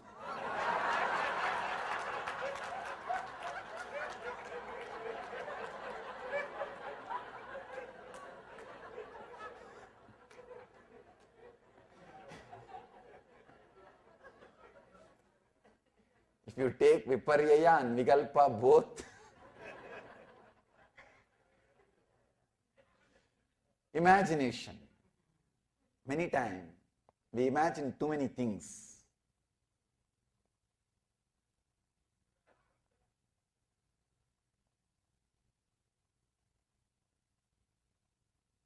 Vikalpa can touch deeper zones than Viparyaya.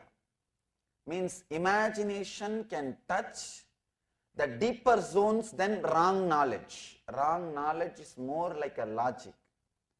When you have a wrong logic, it's a wrong knowledge. But the Vikalpa, imagination, is deeper than wrong knowledge. Patanjali says, imagination as opposed to reality is the result of mere words that is known as Vikalpa or fantasy. Vastu sunyo Vikalpaha.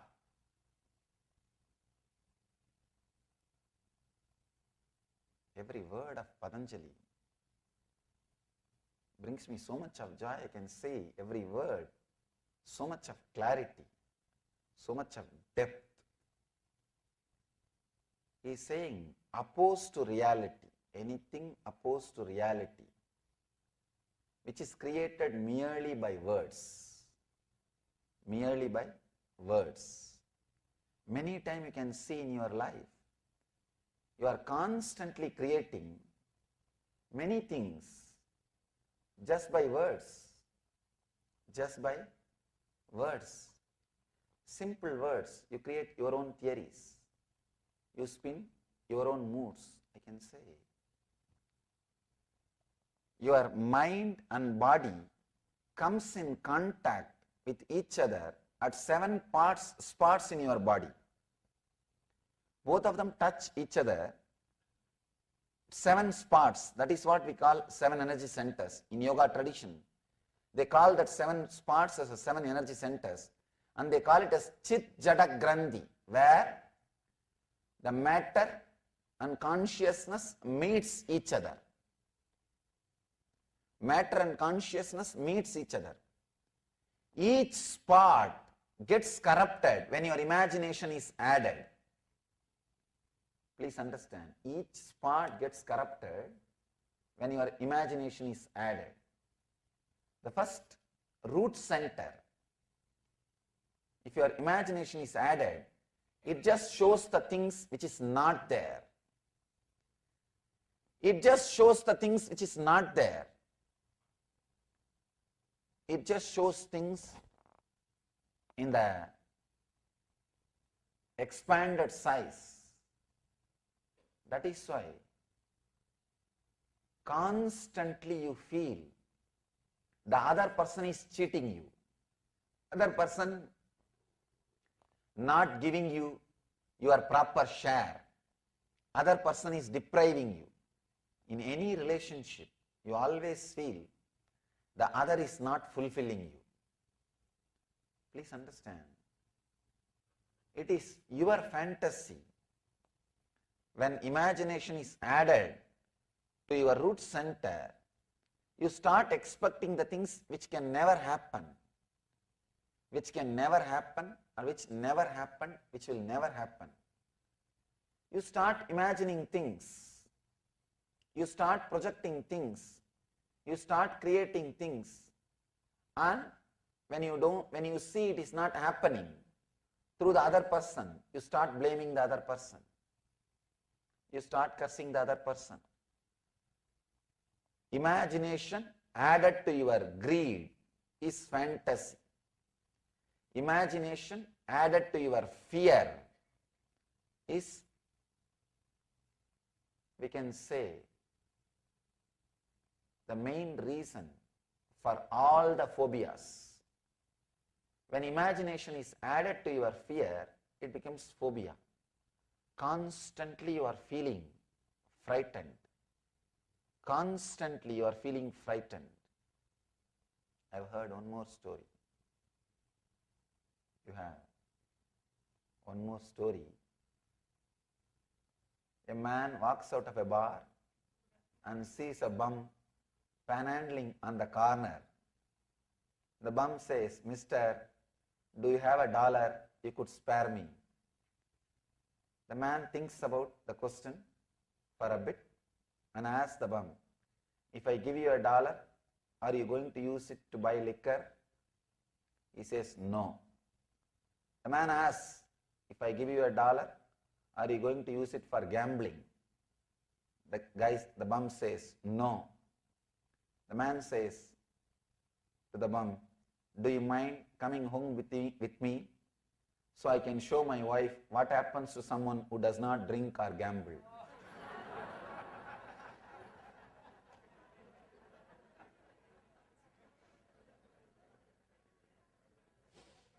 He has his own fear with the wife. Now he wants the proof. Please understand, if the fantasy is added to your greed, he has expectation from her. If the fantasy is added to fear, he is completely frightened by her. But she is the same person. The other person is same.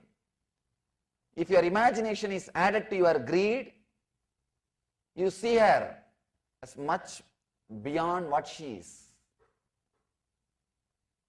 through fantasy. If your imagination is added to fear, the same way you see her much beyond what she is through fear. Whether it's imagination or fear, you see what is not. You see what is not. You start seeing things. You experience things which is not there. One more story for you.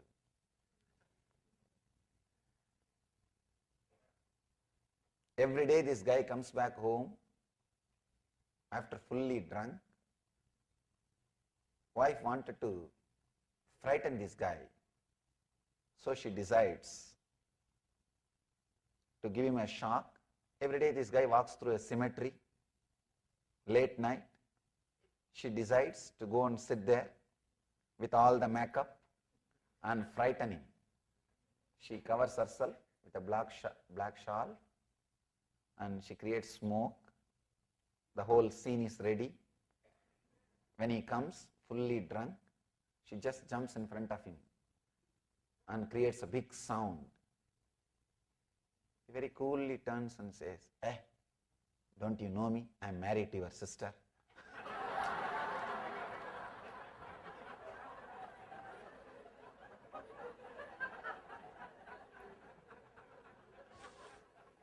When your imagination is added to fear, again you see what is not there. Even small things feels like a torture. Please understand, if your imagination is added to greed, even simple things feel like a heaven. Many people come and tell me their experiences about their vacation and all those things. I am not able to connect at all with the idea of vacation. You may think I am from the other planet. No, when people come and tell me, I'm going for vacation, Swamiji, or I went for vacation, can you see the photographs, we went here, we went there, this is our vacation, this is our vacation photograph and all those things. I can't imagine they have all those vacation photographs on the refrigerator. Wherever I go in the houses, the refrigerator, on the cupboards, they forget even that smile was post smile. Whenever they see that photographs, they think, oh, those days when we went for vacation, it was such a joy, so much of ecstasy. I can't connect with the idea of vacation at all. What is vacation? You are going to carry the same mind, same wife, same thing.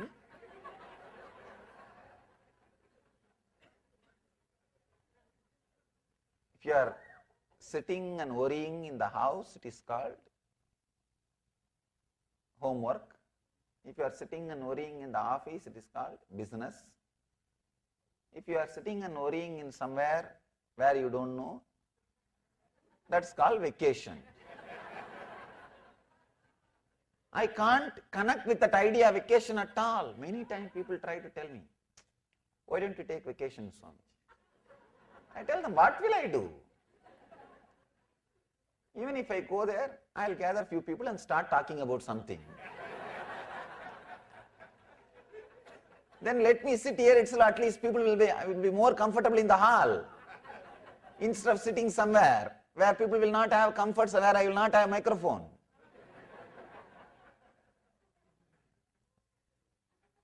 When your imagination is added to greed, things are looking more greener.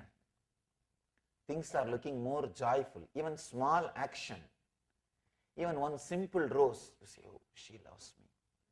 I love her. Still, I am not able to understand at all these words, all these giving one card, giving one rose. I don't know how the love is conveyed through that, or love is felt through that. I can't relate with that idea. People say, no, you are too insensitive, Swami. But what to do?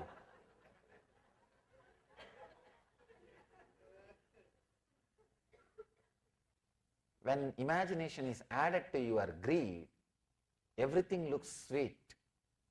Everything looks fantastic. You feel the other person is angel.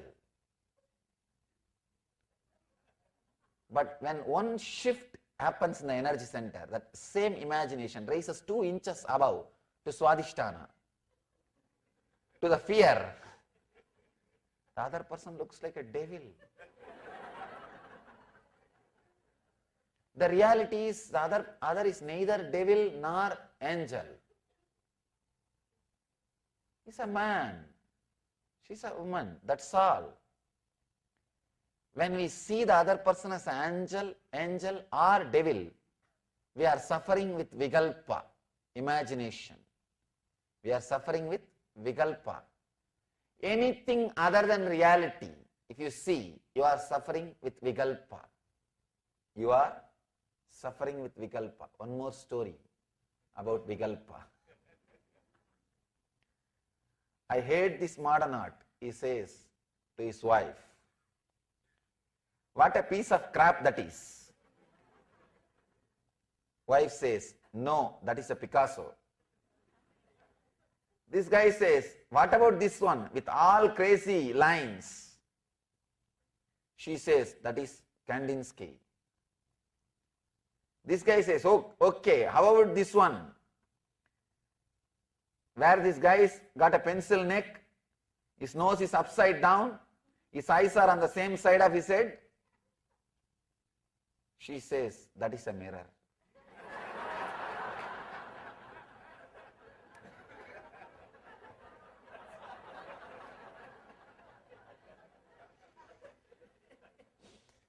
He was continuously criticizing everything. He doesn't know it is a mirror.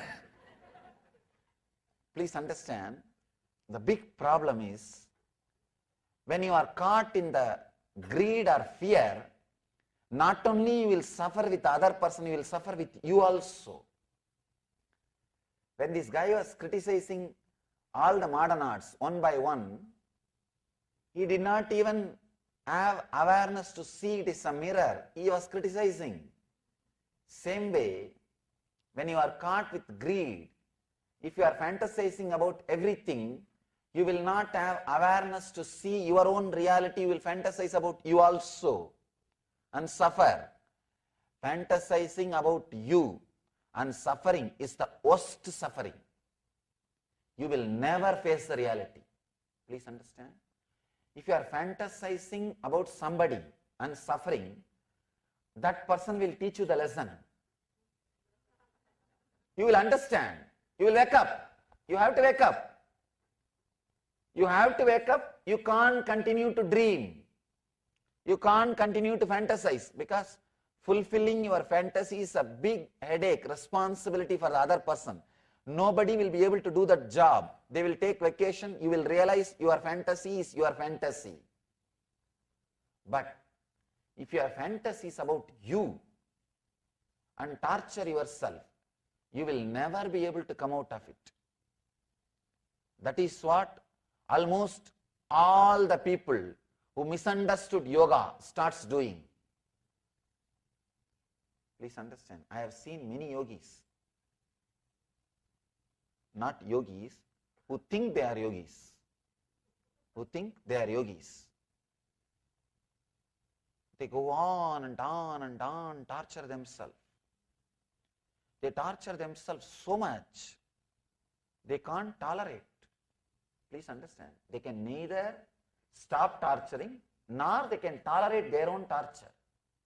I have seen people fighting with themselves, especially with wrong ideas. Many wrong ideas, they misinterpret yoga and they become masochists. They start torturing themselves. I have seen, especially during my wandering, I have seen people torturing themselves and feeling that they are big yogis. I have seen one guy standing on one leg for 12 years. No, really. I went to him just to pay respect to his tapas. I saluted him and I asked him, why are you standing? Do you have any purpose for this? That fellow is such a fool. He doesn't even have the idea of enlightenment or anything. He is not able to answer. Then I just kept quiet. When all the crowd left, I asked him, can you tell me at least now the reason? He said, Baba, the initial when I started standing, it was like an exercise. When I saw so many people are giving me attention, and I started enjoying the attention, finally it became my lifestyle. Please understand, he is torturing himself. Practically one leg is dead. It is no more part of his body. He is dead. He is crippled. But this guy goes on thinking he is doing some great thing. Many times the greed, the fantasy is turned towards us, and you will never be able to come out of that torture which is created if the fantasy is turned towards you. I can say that's the worst thing. Many times these yogis cannot enjoy themselves.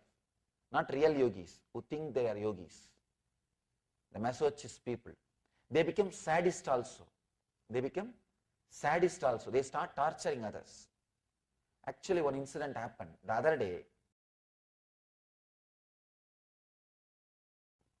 From January till March, all of us, I think big group of our devotees and brahmacharis and brahmacharinis, all of us were walking, doing padayatra. During the yatra, we were crossing one city. There was a temple. Some of my brahmacharinis, young girls, took brahmachari diksha. Those girls were just laughing and walking, doing the yatra. There were few guys who think themselves as yogis. There's outside every temple in South India, you will see one bunch of beggars sitting in the yogi dress. And they talk all great Vedanta. They will be torturing themselves and torturing others. One bunch of fools were sitting like that. And my brahmacharis were walking with the kavi, and they were joyful, happy, because they are living real yoga.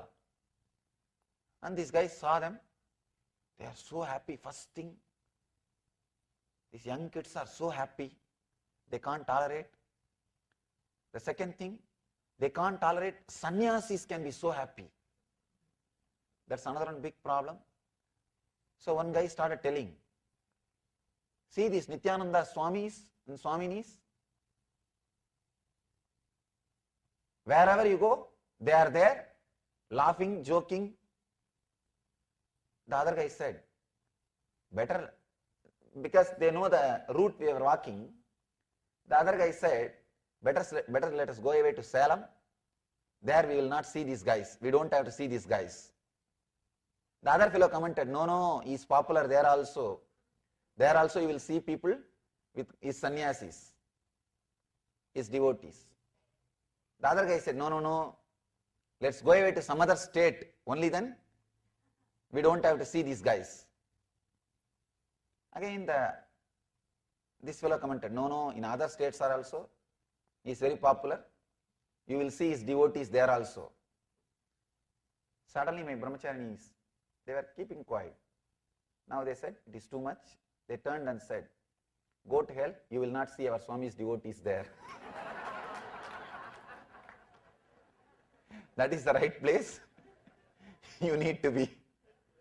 Many times,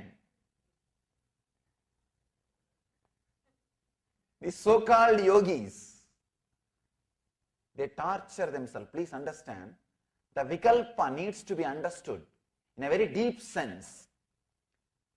Imagination not only related to others, imagination related to you also will bring torture to you. You will be torturing yourself. When you torture yourself, naturally you will give that to others. You won't give headache to others if you don't have one. Please understand. You can't give it to others if you yourself don't have. If you are giving it to others, you need to be clear, you have one. Many times, the so-called yogis start torturing themselves. If you have fantasy towards others, at least they will teach you that it is a fantasy, come down. But if you have fantasy about yourself, there will be nobody to teach you. You will continue to torture yourself. You will continue to suffer. You will continue to suffer with that vikalpa. And the next level is much worse. If you have fear about others, at least at some place where the other person is not there, you will be free. You will not have that fear. If you start creating fear about yourself, you can never escape from that. You can never escape from that. I have seen many people, they start creating fear about themselves. They start creating fear about themselves. They can never be free. They can never relax. They can never be at ease with themselves.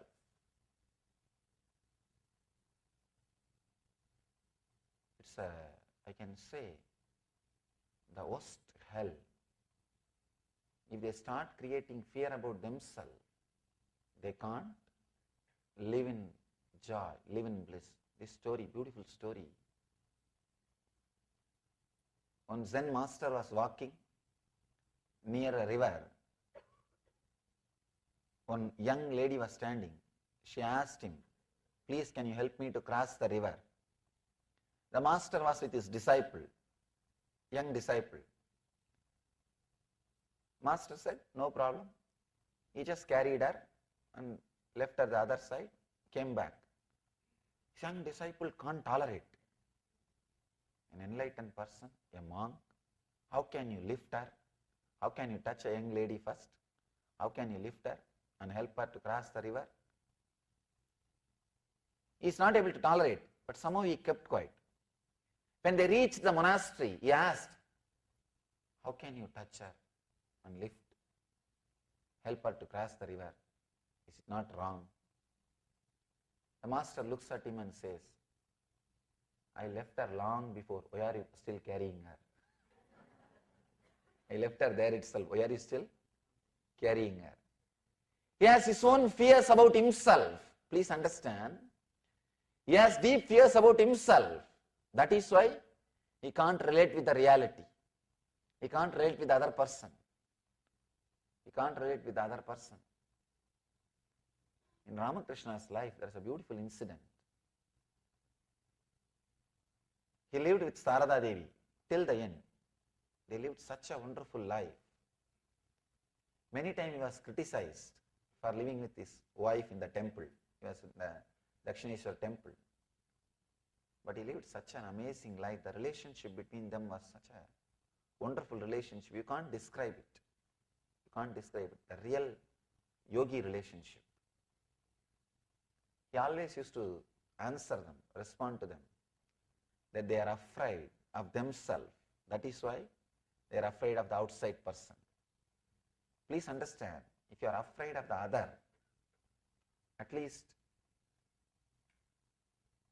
when the other person is not there, you will not have the fear. If you are afraid of yourself, it's like a fear of ghost. It will continue to be there. It will continue to haunt you. It will continue to shake you. It will continue to frighten you. It's the worst thing somebody can have. I've seen many times. The so-called yogis criticize me. What is this? You are sitting in such a big throne and so many disciples are serving you. I tell them, I don't have fear, I will get attached to it. You have fear. That is why you are afraid of it. I have seen many people. They are afraid of handling wealth. Please understand, renouncing because of fear is not renunciation. Many times, people don't want responsibilities, not because that they don't want the freedom which responsibility gives, just because they don't know how to handle the responsibility, the fear of responsibility. The fear of life, they start acting, I renounced everything. I have seen in Himalayas, the so-called yogis, they leave their house, everything, and come and settle down in a small temple. They will settle down in Himalayas. They will sit outside the temple for their food, taking bhiksha, for begging. They will become attached to that spot. Nobody else can sit in their spot. They will fight for that spot. They left their property. They left their house. They left everything and came here. Now they will be fighting for the 2 feet by 2 feet place. Means what? They did not renounce because they don't want. They renounced because of the fear of responsibility. Many times you start renouncing because of fear of responsibility. No. When you are sitting in this, one side you may have the fear. Two kinds of fear. One, you need to maintain this. Second, you may get attached to this and start suffering. If you are renouncing because of these two fears, no, that is no way going to help. I have seen many people renouncing for various reasons, but it is not renunciation. It is doing the same thing through the other way. I have seen people, they renounce all their gold, wealth, everything and come away to Himalayas with one kamandalu, water pot. But they will get so attached to that pot, they will wash that pot whole day and keep it shining. I know one Baba is called Kamandalu Baba. All he does is 6 hours per day he will wash that kamandalu.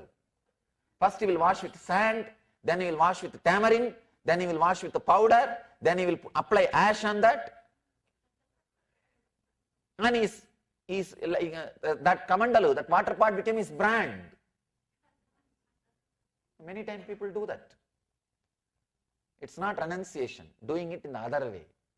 I have one more story for you about that. This guy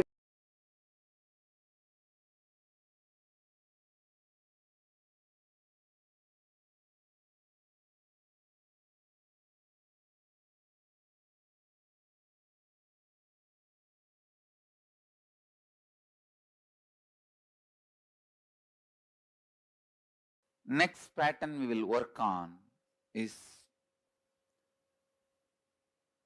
the pattern of jealousy and comparison. Vishuddhi chakra, throat center. The thought pattern of jealousy and comparison.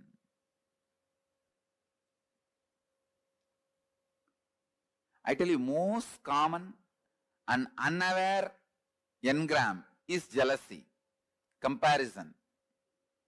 It starts again from the early childhood. When your mother says, eat well, only then you will become like your elder brother. Study well, only then you will become like your father. Comparison is one of the most common and most unaware engram.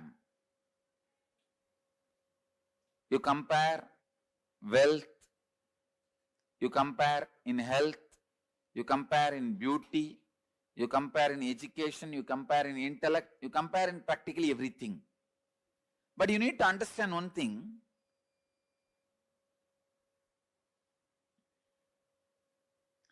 God is not an engineer to do mass production.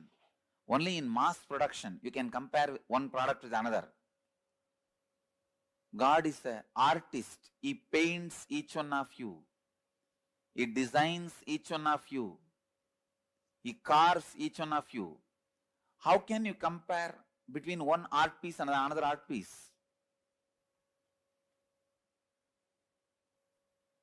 You are unique. Each one of you are unique. All of you are not equal. No. All human beings are not equal. No. All human beings are unique. It's like each human being is a unique flower.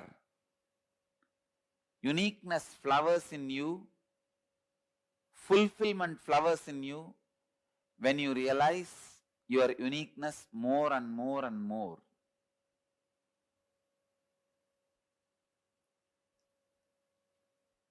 If you dig out the comparison engram, you will understand.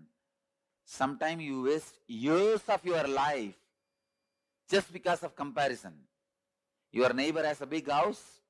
Even though you don't need, you waste so much of your time, energy, putting it and investing it in a house.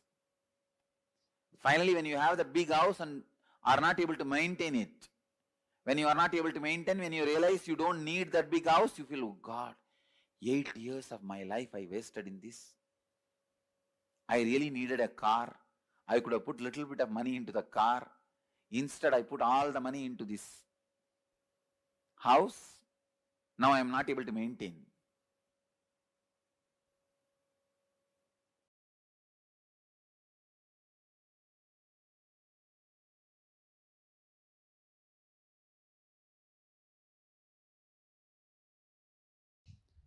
Please understand, if you are struggling with money, you are enjoying the struggle. You are not interested in manifesting. Please at least understand you are enjoying the struggle. You will feel abundance with your struggles. Oh, I want struggles and I have enough, let me enjoy it.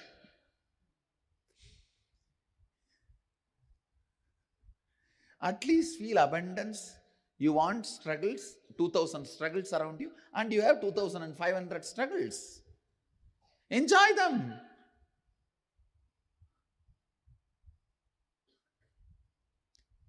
Please understand, there is no such thing as struggling with money. If you want to have struggles, you will have struggles.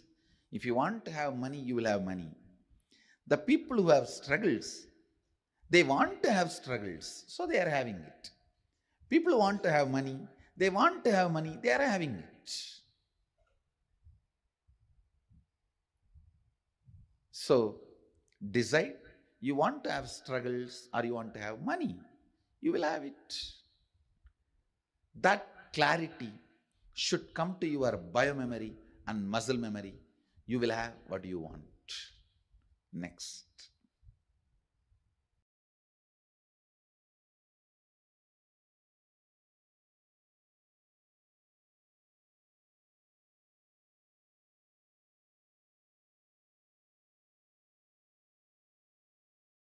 Please understand, in each of this, you have your vested interests. Many times, you visualize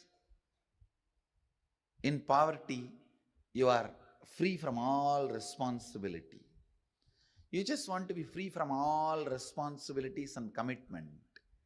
Then you constantly visualize, entertain, cherish the poor life.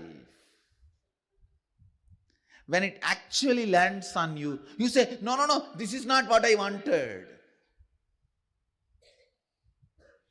Without knowing what is going to come, you cherish, visualize, entertain a thought current. After you attract that, you think, oh God, I think I missed it. Please understand, universe is intelligent and compassionate. It gives you only what you ask for, never anything else.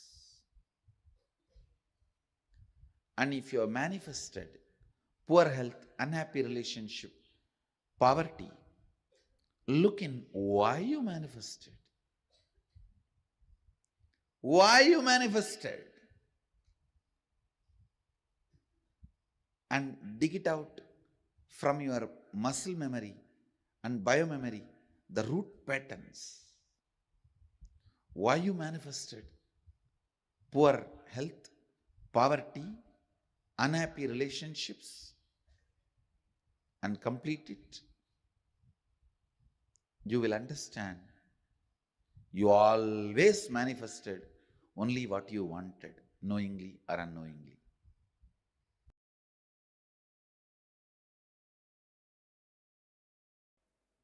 Throat center. A throat center. This throat center is blocked when there is a non-alignment between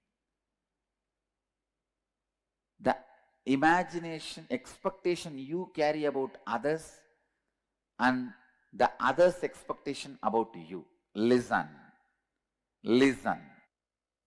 When there is a non-alignment between your expectation about others and others' expectation about you, that is where the jealousy and comparison starts. Listen.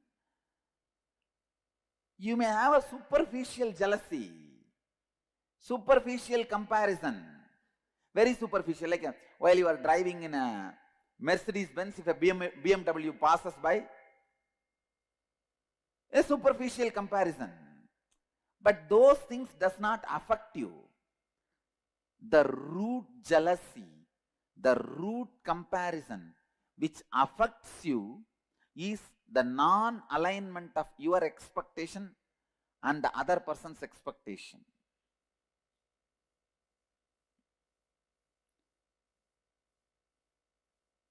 How many of you have in your life the non-alignment between your expectation towards them and their expectation towards you? Both of them are not in alignment. Then you have a problem in throat center.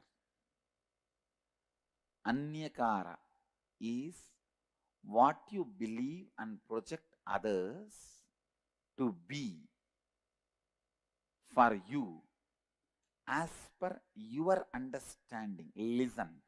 These are all like a legal definition. Anyakara is what you believe and project others to be for you.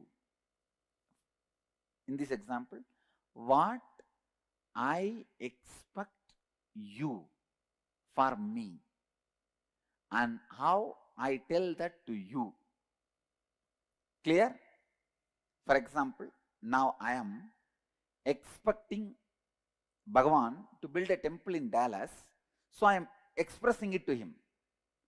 This is my Anyakara.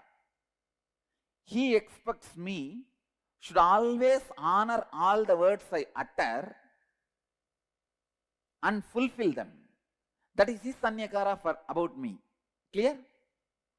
But now there is a non-alignment where I am fulfilling, but he is not ready to fulfill. Clear? So his throat has a problem.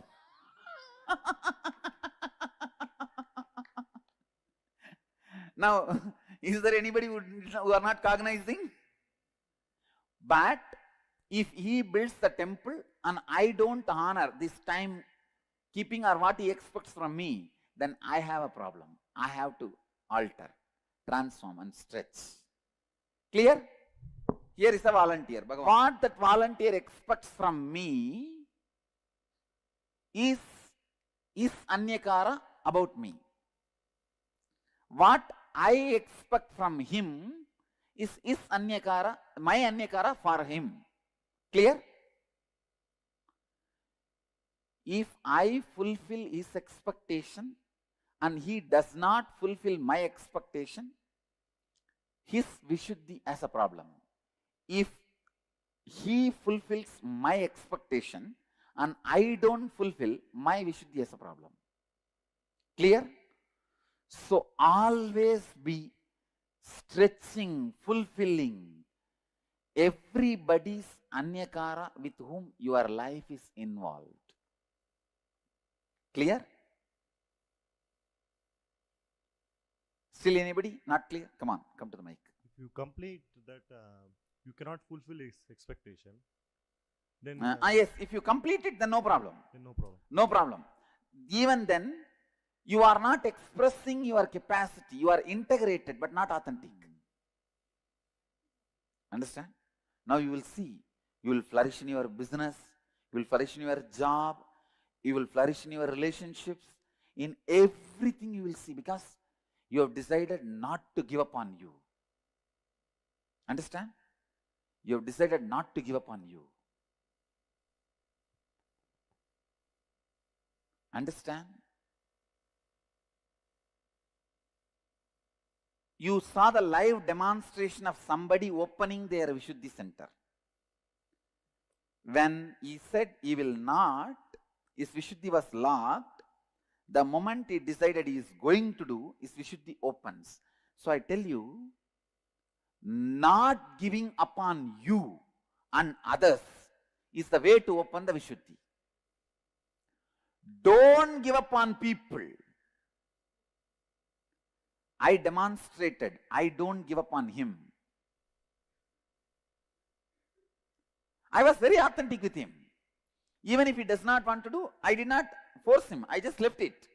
But I am not going to give up on him. I am going to wait. I'll wait and see to it he realizes sometime. When I carry that cognition, I am going to wait. Immediately he realizes.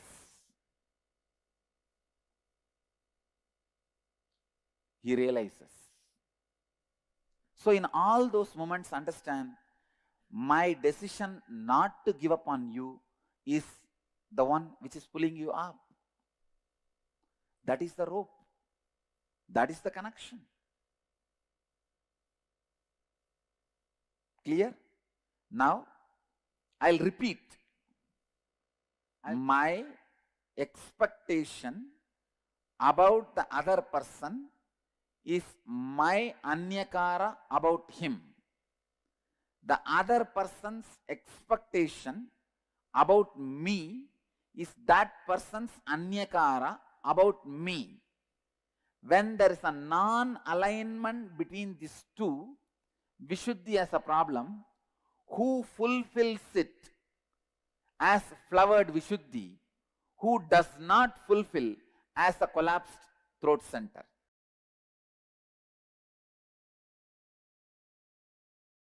Now listen. Let me come back to emotion retention and emotion fermentation. You get multiple types of emotions, almost all emotions every day. Sometimes lust, sometimes greed, sometimes fear, sometimes the multiple versions of fear, sometimes worry, sometimes love, sometimes attention giving, sometimes attention asking, sometimes jealousy, sometimes comparison, various emotions, sometimes the willpower, sometimes arrogance, sometimes frustration, different emotions I can describe. All kinds of emotions you get. But logically, through your conscious decision, the thought currents or emotions which you cherish stays inside you and starts getting fermented. The good news is, no emotion gets fermented inside you. No fermentation of emotions happens inside you without your conscious support. You should understand that.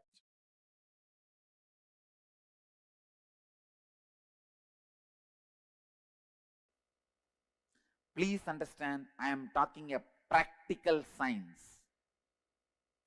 Listen.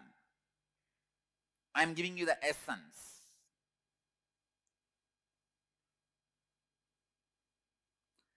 Whenever there is an inauthenticity in anyakara, you end constantly comparing yourself and your life with others. You end up with jealousy, hurt, anger, suffering. Then you are caught in comparison and jealousy. Jealousy is outcome of deep innate violence you carry. Listen, I am putting it in a better way. Please understand, when somebody expects something from you, when their image about you demands your expansion, you are not interested in expansion. The violence you have, you show towards them as jealousy, saying, you expect this from me? Come on, now I will expect this much from you. You prove. Getting it? Cognizing it? How many of you are cognizing it? Jealousy starts to justify. Listen. Jealousy starts to justify you not fulfilling others' image, or, listen, jealousy starts to justify you not fulfilling others' image. Understanding? See, I will not fulfill what he wants from me because he does not fulfill what I want from him. And I will expand what I want from him before even thinking whether he is going to fulfill or not. If he has 10 million, I'll put it as 100 million I want from him.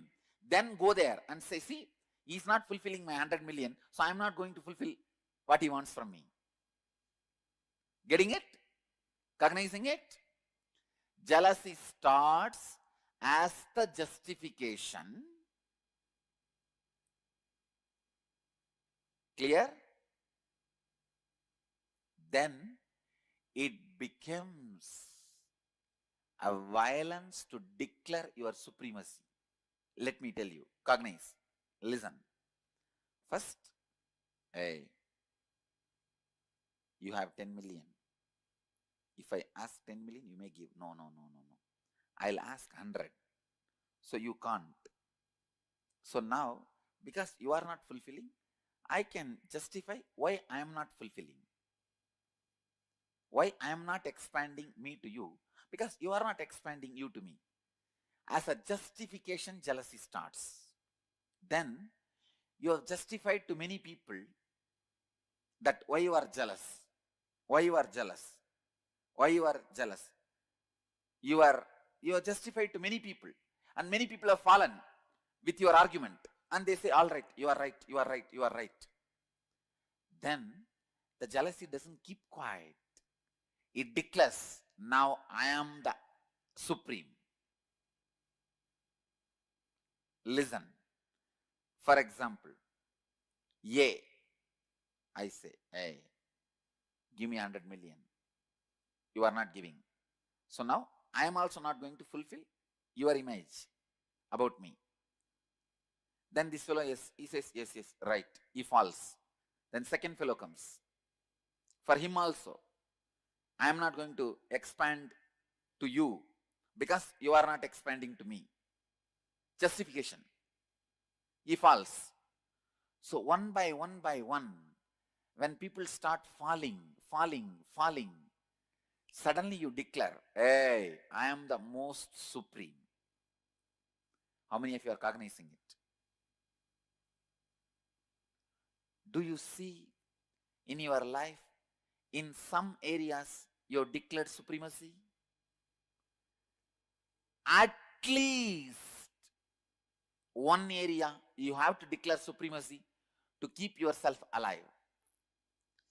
If you don't declare supremacy, even in one place, you cannot tolerate you. How many of you are cognizing me?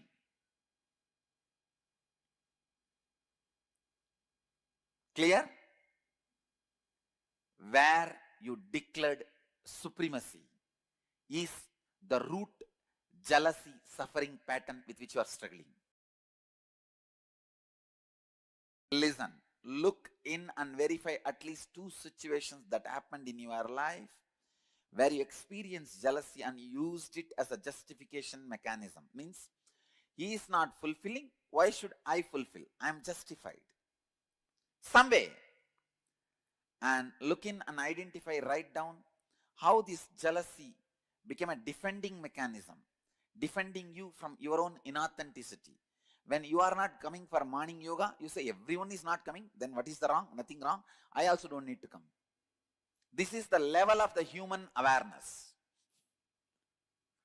I tell you, even the collective consciousness theory is nothing but your justification of jealousy, saying that everybody is like that only. I was also like that. And the third, look in and identify and write down how your defending mechanism protected your inauthenticity and how you declared supremacy of your inauthenticity.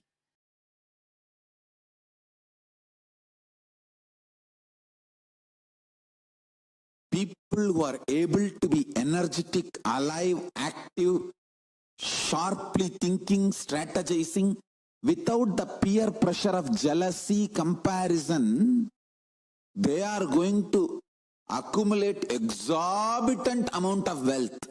Understand? All the people who can function, think, work, get excited only by peer pressure, jealousy, comparison are just going to dry and wither out, because all the peer pressure, jealousy, comparison, everything is going to be taken away from life. If your mental setup is such, you can think only with peer pressure, jealousy, comparison, you don't have future. Your active, excited hours will drastically drop down to 5%. You will be almost in depression, low mood, non-thinking, non-excited, inactive. Whoever is able to excite themselves with powerful cognitions, in tune with the cosmos, you are active just because you feel like enriching the world, supporting the world, contributing to the world. If your mental setup is based on contribution, enriching, spiritual strength and excitement, you are going to be active continuously and you are going to accumulate exorbitant wealth. Because all the wealth of the peer pressure based gang is going to be left. It's going to melt down. The peer pressure based industries will melt down. Contribution based industries will shoot up.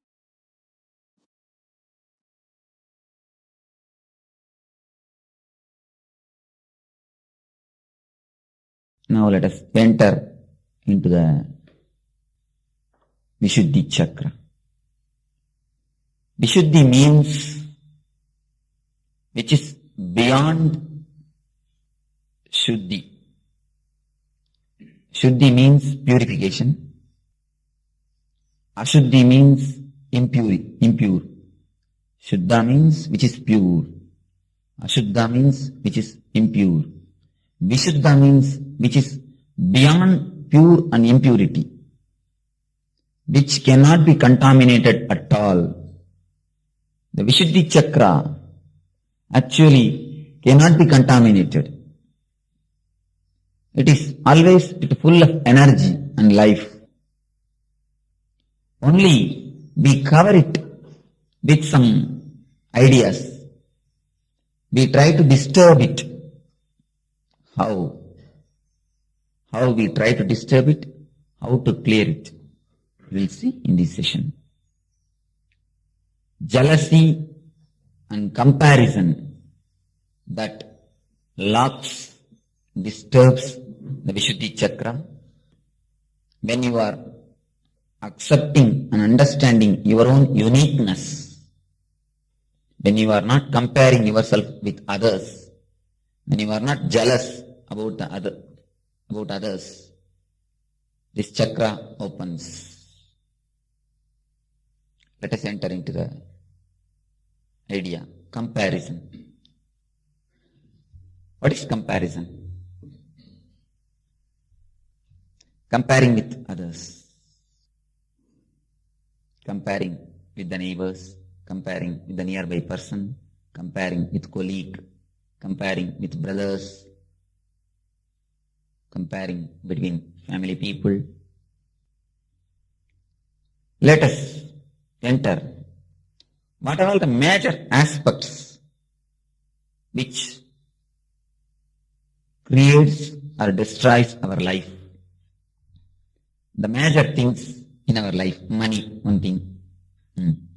Let us go for some more ideas. What are the major things which affects our life? Money. One by one. Money. That is what luxury comes under money. Okay. Health. Okay. Ambition also comes under money. If money is there. Position. Personality. Under the word personality, all the relationship can be brought. Beauty. See, something tangible which directly affects your lifestyle, your life method. That's what I wanted. Personality, right. Money, right. Education, right. Intellect, attitude, education, all these things come under one category. Intellect. People used to tell that I have no ego at all. The I itself is ego. I have no ego. The first word I is ego.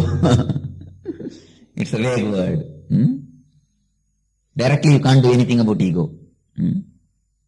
I'll explain what is ego.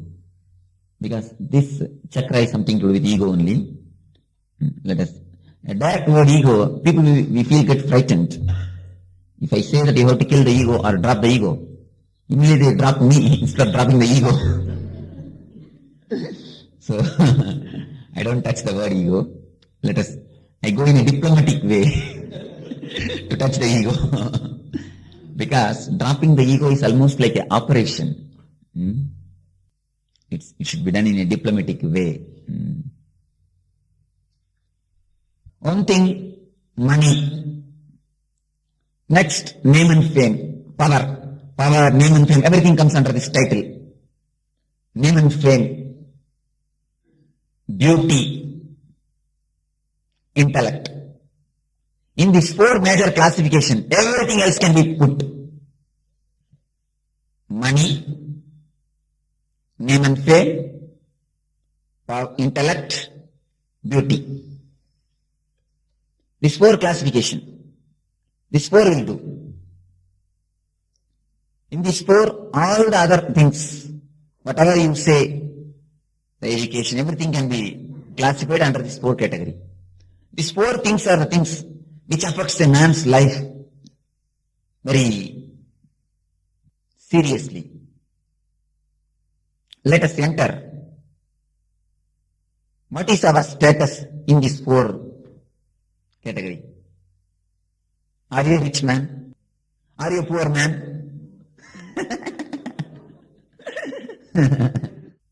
Are you a man of name and fame? You can't say yes or you can't say no. Are you beautiful? Difficult question. Honestly, you have to tell the truth, no other way. Neither you can say yes, nor you can say no. Same way, if you ask somebody, are you an intelligent man? I can't. So you'll be in trouble. Let us not go for that question. Are you an intellect? If I ask somebody, you can neither say yes nor say no. All these four things which continuously haunts our life, you are almost tortured, killed by these four major subjects, issues. You are continuously mentally tortured. Your whole day is haunted by this four subject. Is it not? Am I right? You are continuously haunted, harassed, disturbed, accused by this four subject. But you don't know your status in these four subjects. Just open your eyes and see. You are creating your own suffering without having any clear data. If you have a clear data that you have such and such a problem, and if you suffer, okay, we can leave it. All right, you suffer.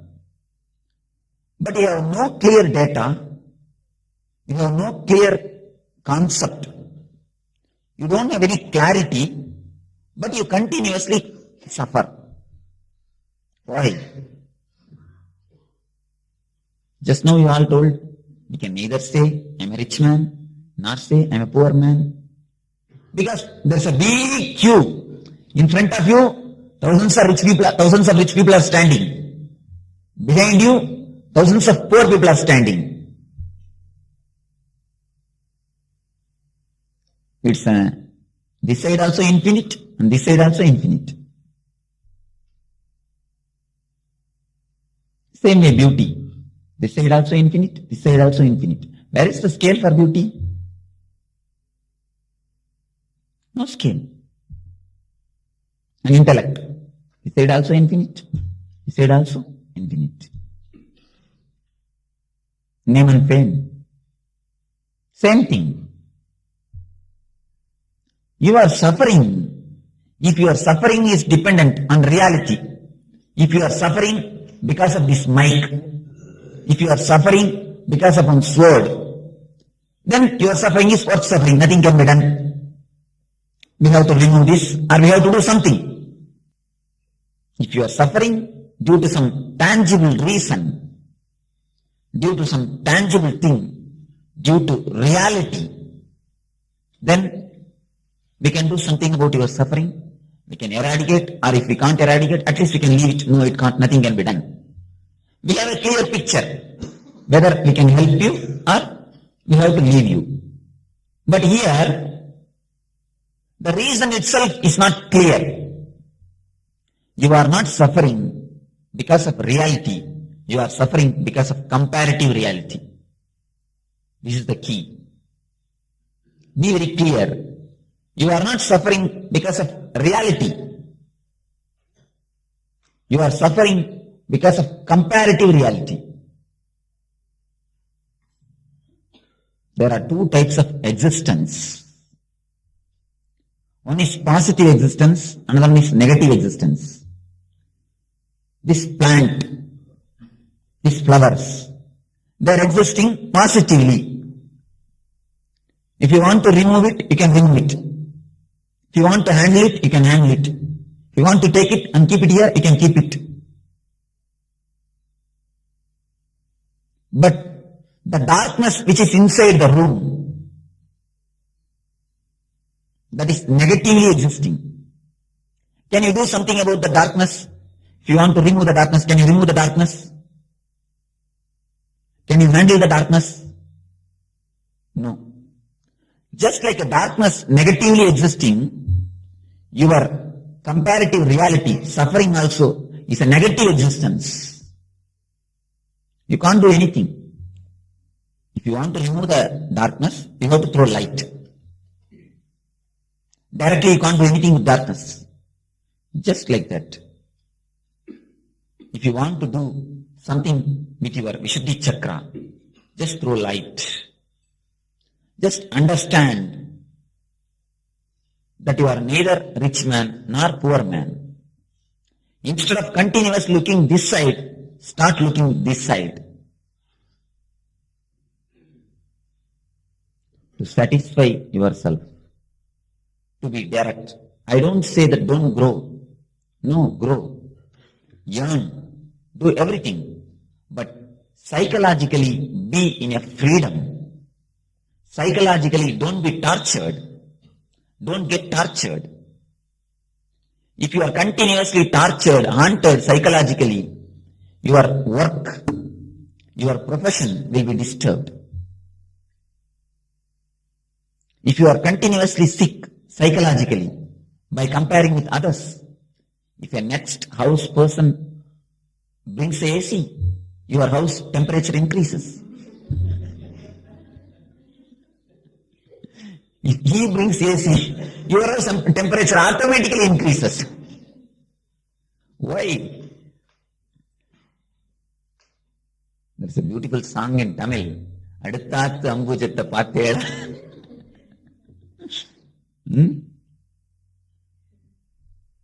Continuous comparison. Continuous jealousy. Continuously we are trying to live others' desire. Mahavir says beautifully in Jain Sutras, when a man comes down to the earth, whatever quantity of food he eats, he is supposed to eat in his life will be sent to the earth. Same way, the Vedanta says, when a man comes to the earth, whatever he has to achieve in this life, the enough energy is sent along with him. If he has to become a collector, enough energy. If he has to become a crorepati, enough energy. Everything is clearly sent along with him. You are given 10,000 rupees and sent to Bangalore to bring 10,000 rupees worthy things. But as soon as you go there, after crossing Dodaballapur, you forget about why you started, with how much money you started, everything. With how much of energy you brought, everything is forgotten. And you make some friends in Bangalore and you see what they are purchasing. Instead of you purchasing only for 10,000, you start purchasing for 20,000 or 25,000, 15,000. Who will pay the 15,000? And start suffering for it. That is what happens when you come down to this earth. You bring enough energy to live your life. What Mahavir says is not a lie or a theory. What he says is an experience. But after coming here, you start comparing with others. Became more greedy. Not only greedy, you change your route. You may have taken birth to become a doctor, but seeing your neighbor is engineer, you tend to that side. You may have taken birth to become a dancer. Seeing your sister is a painter, you try to jump into the painting. So instead of living our own life, we simply shift the center to different life. Somebody else's life. Then you don't live your life, you start living somebody else's life. If you live somebody else's life, how do you think that you will have a satisfaction that you have lived? A small story from Albert Einstein. Albert Einstein, the greatest scientist of last century, the greatest truth which is discovered in the last century is done by him, discovered by him, the theory of relativity. This man was about to die. About to die is in a deathbed. Doctors are told only few days more he will be alive. All his disciples are sitting around him, his scientist disciples. The disciples were asking, Einstein, if God gives you one more birth, how would you like to take birth? What is the birth you wanted? What way you would like to take birth? What you would have told? He told, I should take birth as a plumber, the woodworking plumber. Then scientists, the people have become simply wonderstruck, surprised. They asked, why? What happened? Why are you telling in that way? Einstein says, when I was a small boy, I wanted to become a plumber, a woodworker. In foreign, plumbers do the woodworking. In abroad, they are called wood plumbers. Here only, the name is different. People who work with wood and the plumbing, wood plumbing. Anyhow, then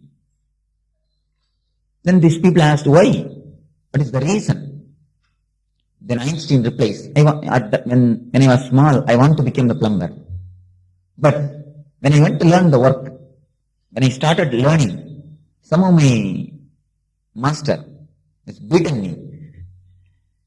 Afraid to get beatings, I ran away from there and went and fell in the hands of scientists.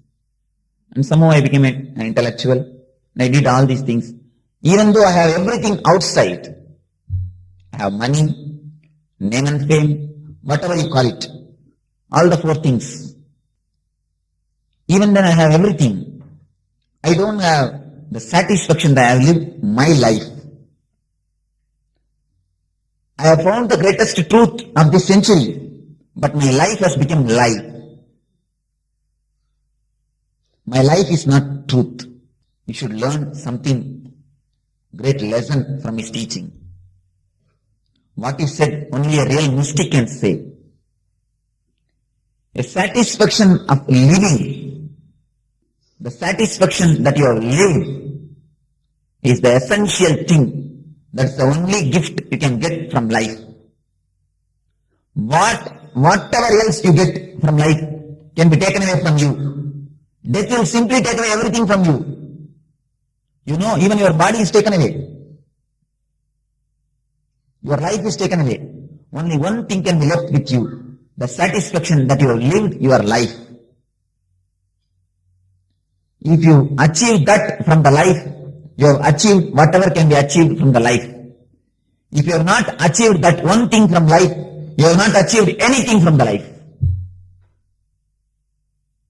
So even if you die in a platform as an orphan, but if you have the satisfaction that you have lived your life, you will have a peaceful, beautiful death. Otherwise, even if you die in an AC room, in the hospital ICU, top hospital's ICU, no, you will not have the satisfaction that you have lived, your life. A continuous comparison and continuous jealousy changes the root of your life. The negative existence, things which don't exist, haunts you in your life because you are unaware, because you are in low energy. That is what Upanishads say, Maya. Yama iti Maya. Which is not there is Maya. But Maya is the cause for all our problems. Sorrows. Vedanti say Maya is the root cause for everything, for all our problems. What is the meaning of the Maya? Yama iti Maya. Which is not there is Maya. How can you be haunted by which is not there? You can be haunted, you can be harassed, you can be nagged. Somebody who is existing, which is already happening, that is different. Somebody who is existing, if they nag you, it's okay.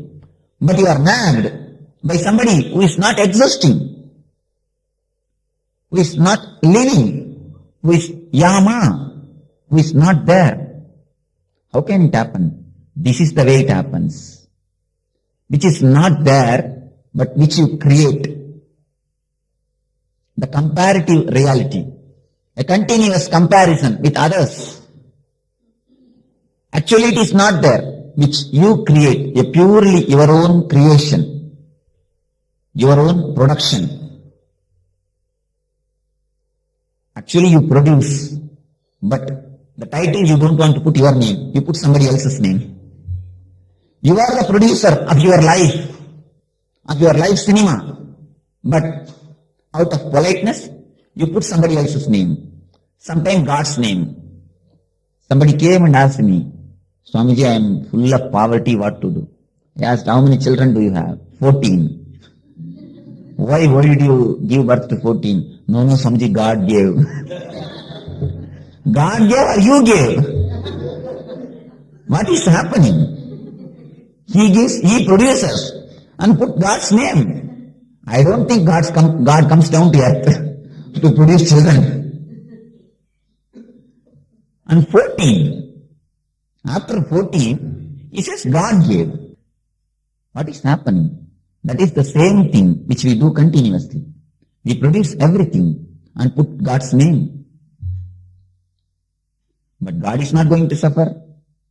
God has not come to me. I told, if God gave, let him come to me, I will answer to him. You go. Just trying to escape. You produce, but you put somebody else's name. But that is not the way. That is not going to solve your problems. This chakra is locked by comparison and jealousy. It opens, it gets unlocked by understanding your own uniqueness. Each and everyone is unique. The solution to open this chakra is given in a small story by a Zen Buddhist monk. Once a king came to see a Zen Buddhist master. You can ask, why always kings come to see the masters? Only kings can see masters. Be very clear. If a poor man comes, he may pray to me at the most for some welfare, some money, some of his problems. Only if a man who is already satisfied in the outer world, if he comes, he will ask for a real wealth from me. You go to Albert Einstein and ask, what is the 1 plus 1? You are wasting your time and his time. Surely he is not a Sardaji, so don't bother. You are asking your time and his time. You are wasting. The 1 plus 1, you could have asked any primary school teacher. Just like that. If you come to me and ask for some wealth, for some mundane affairs, of course, I am going to answer.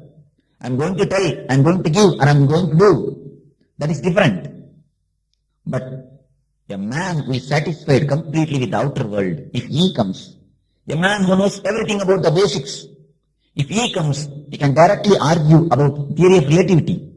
What is meant by E equal to mc square? What is meant by energy and matter? He can discuss all these higher things with Einstein. The same way, if a king, the man who is satisfied with the outer plane, if he comes, he can have directly what I want to give. He can have directly what a life can give really. So the king went to Zen master and asked, Master, what is Buddha? He is asking, what is Buddha's state? What is meant by Buddha's state? Enlightenment. Master beautifully answers, the cypress in the courtyard is Buddha. Cypress means the plant which thani bush. The thani bush is called cypress.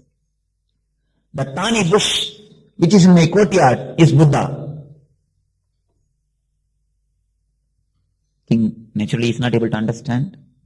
He asks, Master, please give some more explanation. And Master says, do you see just next to the thani bush, a rose bush is also existing. Both are living nearby, continuously for many years. But not even once thani bush tried to become a rose bush, and rose bush tried to become a thani bush. If it happens in you, you are enlightened.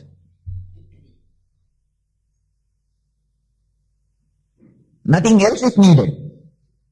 Just accepting yourself and taking the responsibility of your being is enough. If we are thani bush, oh, so many people are coming near the rose bush and enjoying it, plucking it. The rose bush is so beautiful. I could have become rose bush.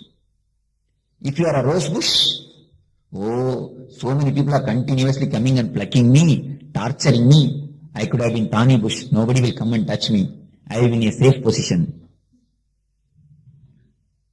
Both the way, the other bank looks greener. A continuous outer vision. This. Never that. Never you. That is the way this chakra is disturbed. This one story, if you remember, that's enough. The cypress in the courtyard is Buddha, because it does not compare itself with others' life. But all our life is haunted, tortured continuously by comparing with others. Comparing with sisters, comparing with brothers. So now, how to come out of the comparison? How to come out of the jealousy? Let us explore how to come out of the jealousy. How to come out of the jealousy? Stop comparing. Beautiful solution. If you all can practice, that's enough. Yes, these are all the things to be achieved. How to? Why jealousy comes? What you say is okay. Can you do it immediately as soon as you go out of the room? No, I wanted something direct, practical solution. Drop it. Can you? Beautiful. Then okay, I have no problem. You see, the reason for jealousy, root cause for jealousy is low energy. The low energy. Low energy is the root for jealousy. Because you are not able to achieve, you feel jealous. You tend to compare. You tend to disturb the others. If you can create enough energy in yourself, in your own being, to achieve what you want to achieve, naturally you will not have any disturbance or any problems by comparing or by jealousy. Now we will enter into a great Zen Buddhist meditation technique to create more energy in our being, to throw light on Vishuddhi chakra. The meditation technique which will activate, which will energize the Vishuddhi chakra. All these sessions, we are dealing with two things. One is maturity, another one is meditation. Maturity means the jnana, the knowledge how to handle the chakra. Meditation means the energy to handle the chakra. Not only the intelligence, the energy is also needed. Not only you should know how to operate the gear, You should have enough energy in your hand to operate the gears. Then only you can fly. So, for all the chakras, we have dealt how to operate it, how to use it, and we have had meditation technique to have enough energy to operate the chakra. Now, we will enter into the meditation technique. This technique is the gift of Tibetan Buddhism, the Zen Buddhism, the Tibetan Zen Buddhist technique. I'll explain the technique. Some of you may be knowing the technique. We will go for practicing after explaining. A deep conscious vibrations, humming should be created in your being. Just sit in a relaxed way. How to sit to balance your being? The Buddhists have taught beautifully. Just squat and put your right leg on the left leg, and as soon as you sit, see that your spinal cord is in a straight line. How to make it in a straight line? You can just close the eye and bend your whole body in front. And if you feel the weight of the body, you will be able to very clearly feel the weight of the body. Slowly push your body backside. Slowly, very slowly, with full awareness. At certain point, you will feel that your body is weightless. The center of gravity falls in line. The center of gravity of your body, when it is in a straight line, you feel your body weight is less. You feel you are weightless. Just the same way, push your body backside a little bit. Again, bring it slowly with awareness. On particular point, the same point, you again feel that you are weightless. Your center of gravity falls in line. The right and the left. Same way.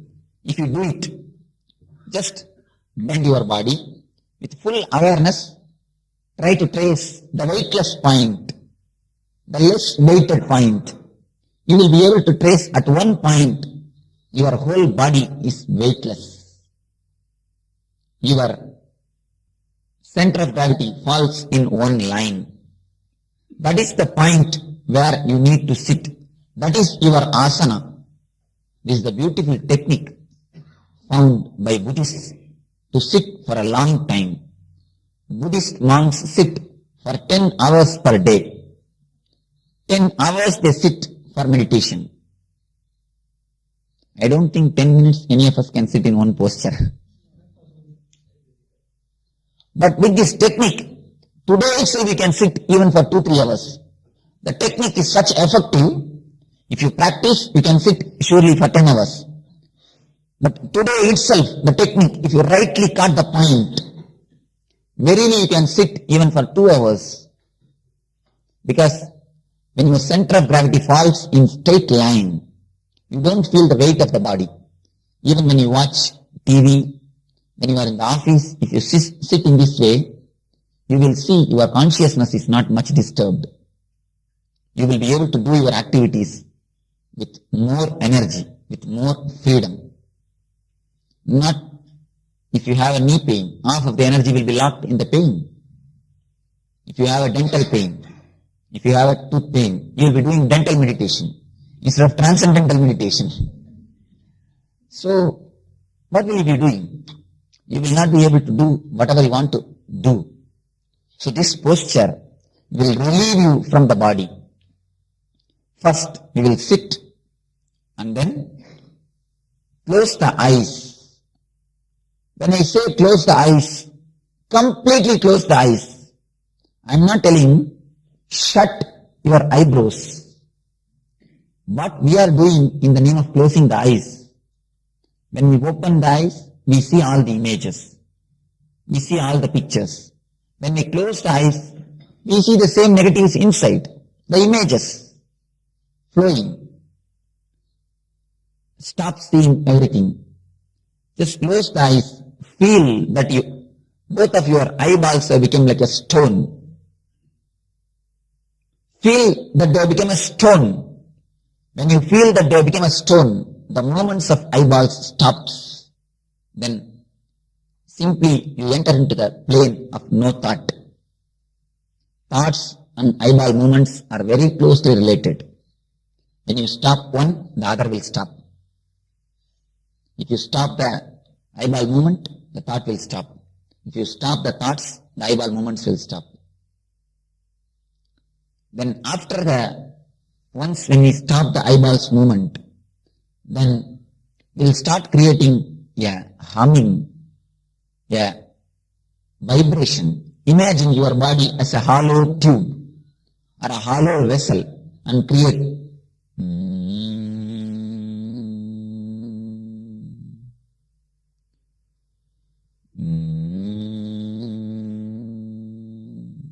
no shouting. So don't worry, no shouting. No need for shouting. Just create a long vibration, as long as possible, as deep as possible, as louder as possible. That's all. No opening the mouth or shouting. Just create deep vibrations.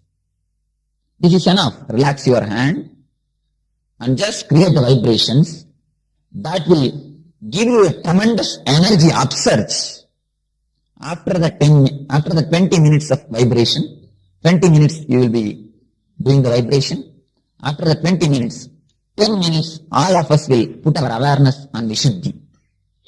You will see a new energy entering into your Vishuddhi. This technique, when it is regularly practiced, no concentrating on Vishuddhi. But today I am giving this technique especially to energize the Vishuddhi chakra. So, just concentrate on Vishuddhi, on throat chakra, throat center. So now we will go for technique. See, if your body is completely under your control, you must be able to make Padmasana without touching the leg. You should be able to put Padmasana without touching the leg. You can sit in a relaxed way, no problem. If possible, put. Otherwise, don't disturb yourself too much. If you disturb yourself too much, you will be continuously thinking about your body. Anyway, you can keep in a relaxed way or in a Buddha posture. You can lock or you can keep in a relaxed way. Only one thing, the key points you understand, balancing the body. Closing the eyes completely, creating conscious vibrations. When you create a conscious humming, mind will stop. Okay. Shall we start balancing the body? Close the eyes and balance. Start balancing your body. Bend towards the front.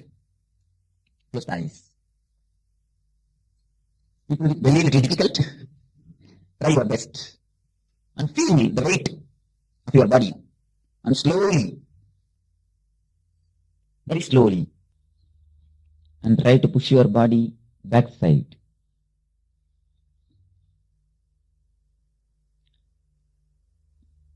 And slowly, just slowly, with full awareness. Slowly raise the body with full awareness.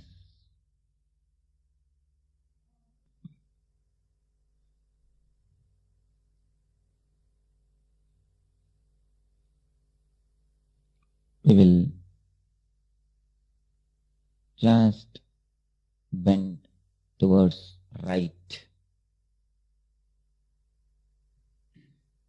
Nicely, as much as possible, just bend. Then only you will be able to find the point. And feel how your body is pulled towards the ground.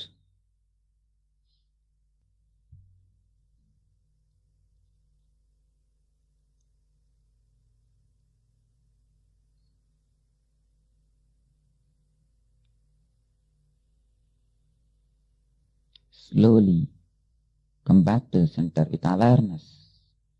Then only you will be able to find the center point. The point in which you feel light, weightless. The point in which your center of gravity falls in straight line.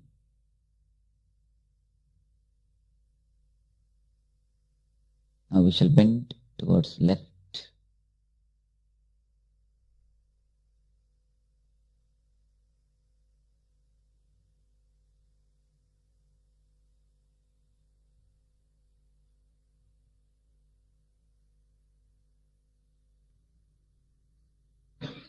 Slowly center your body.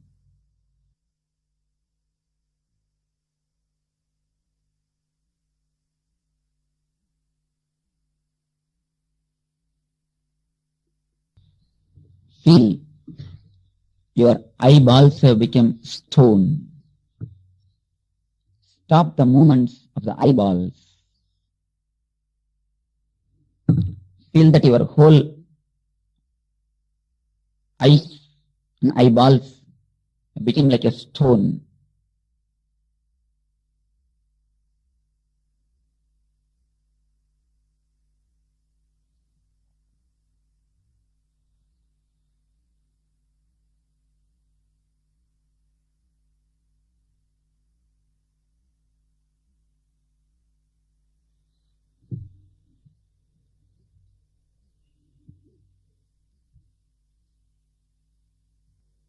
Feel completely your eyeballs have become stone.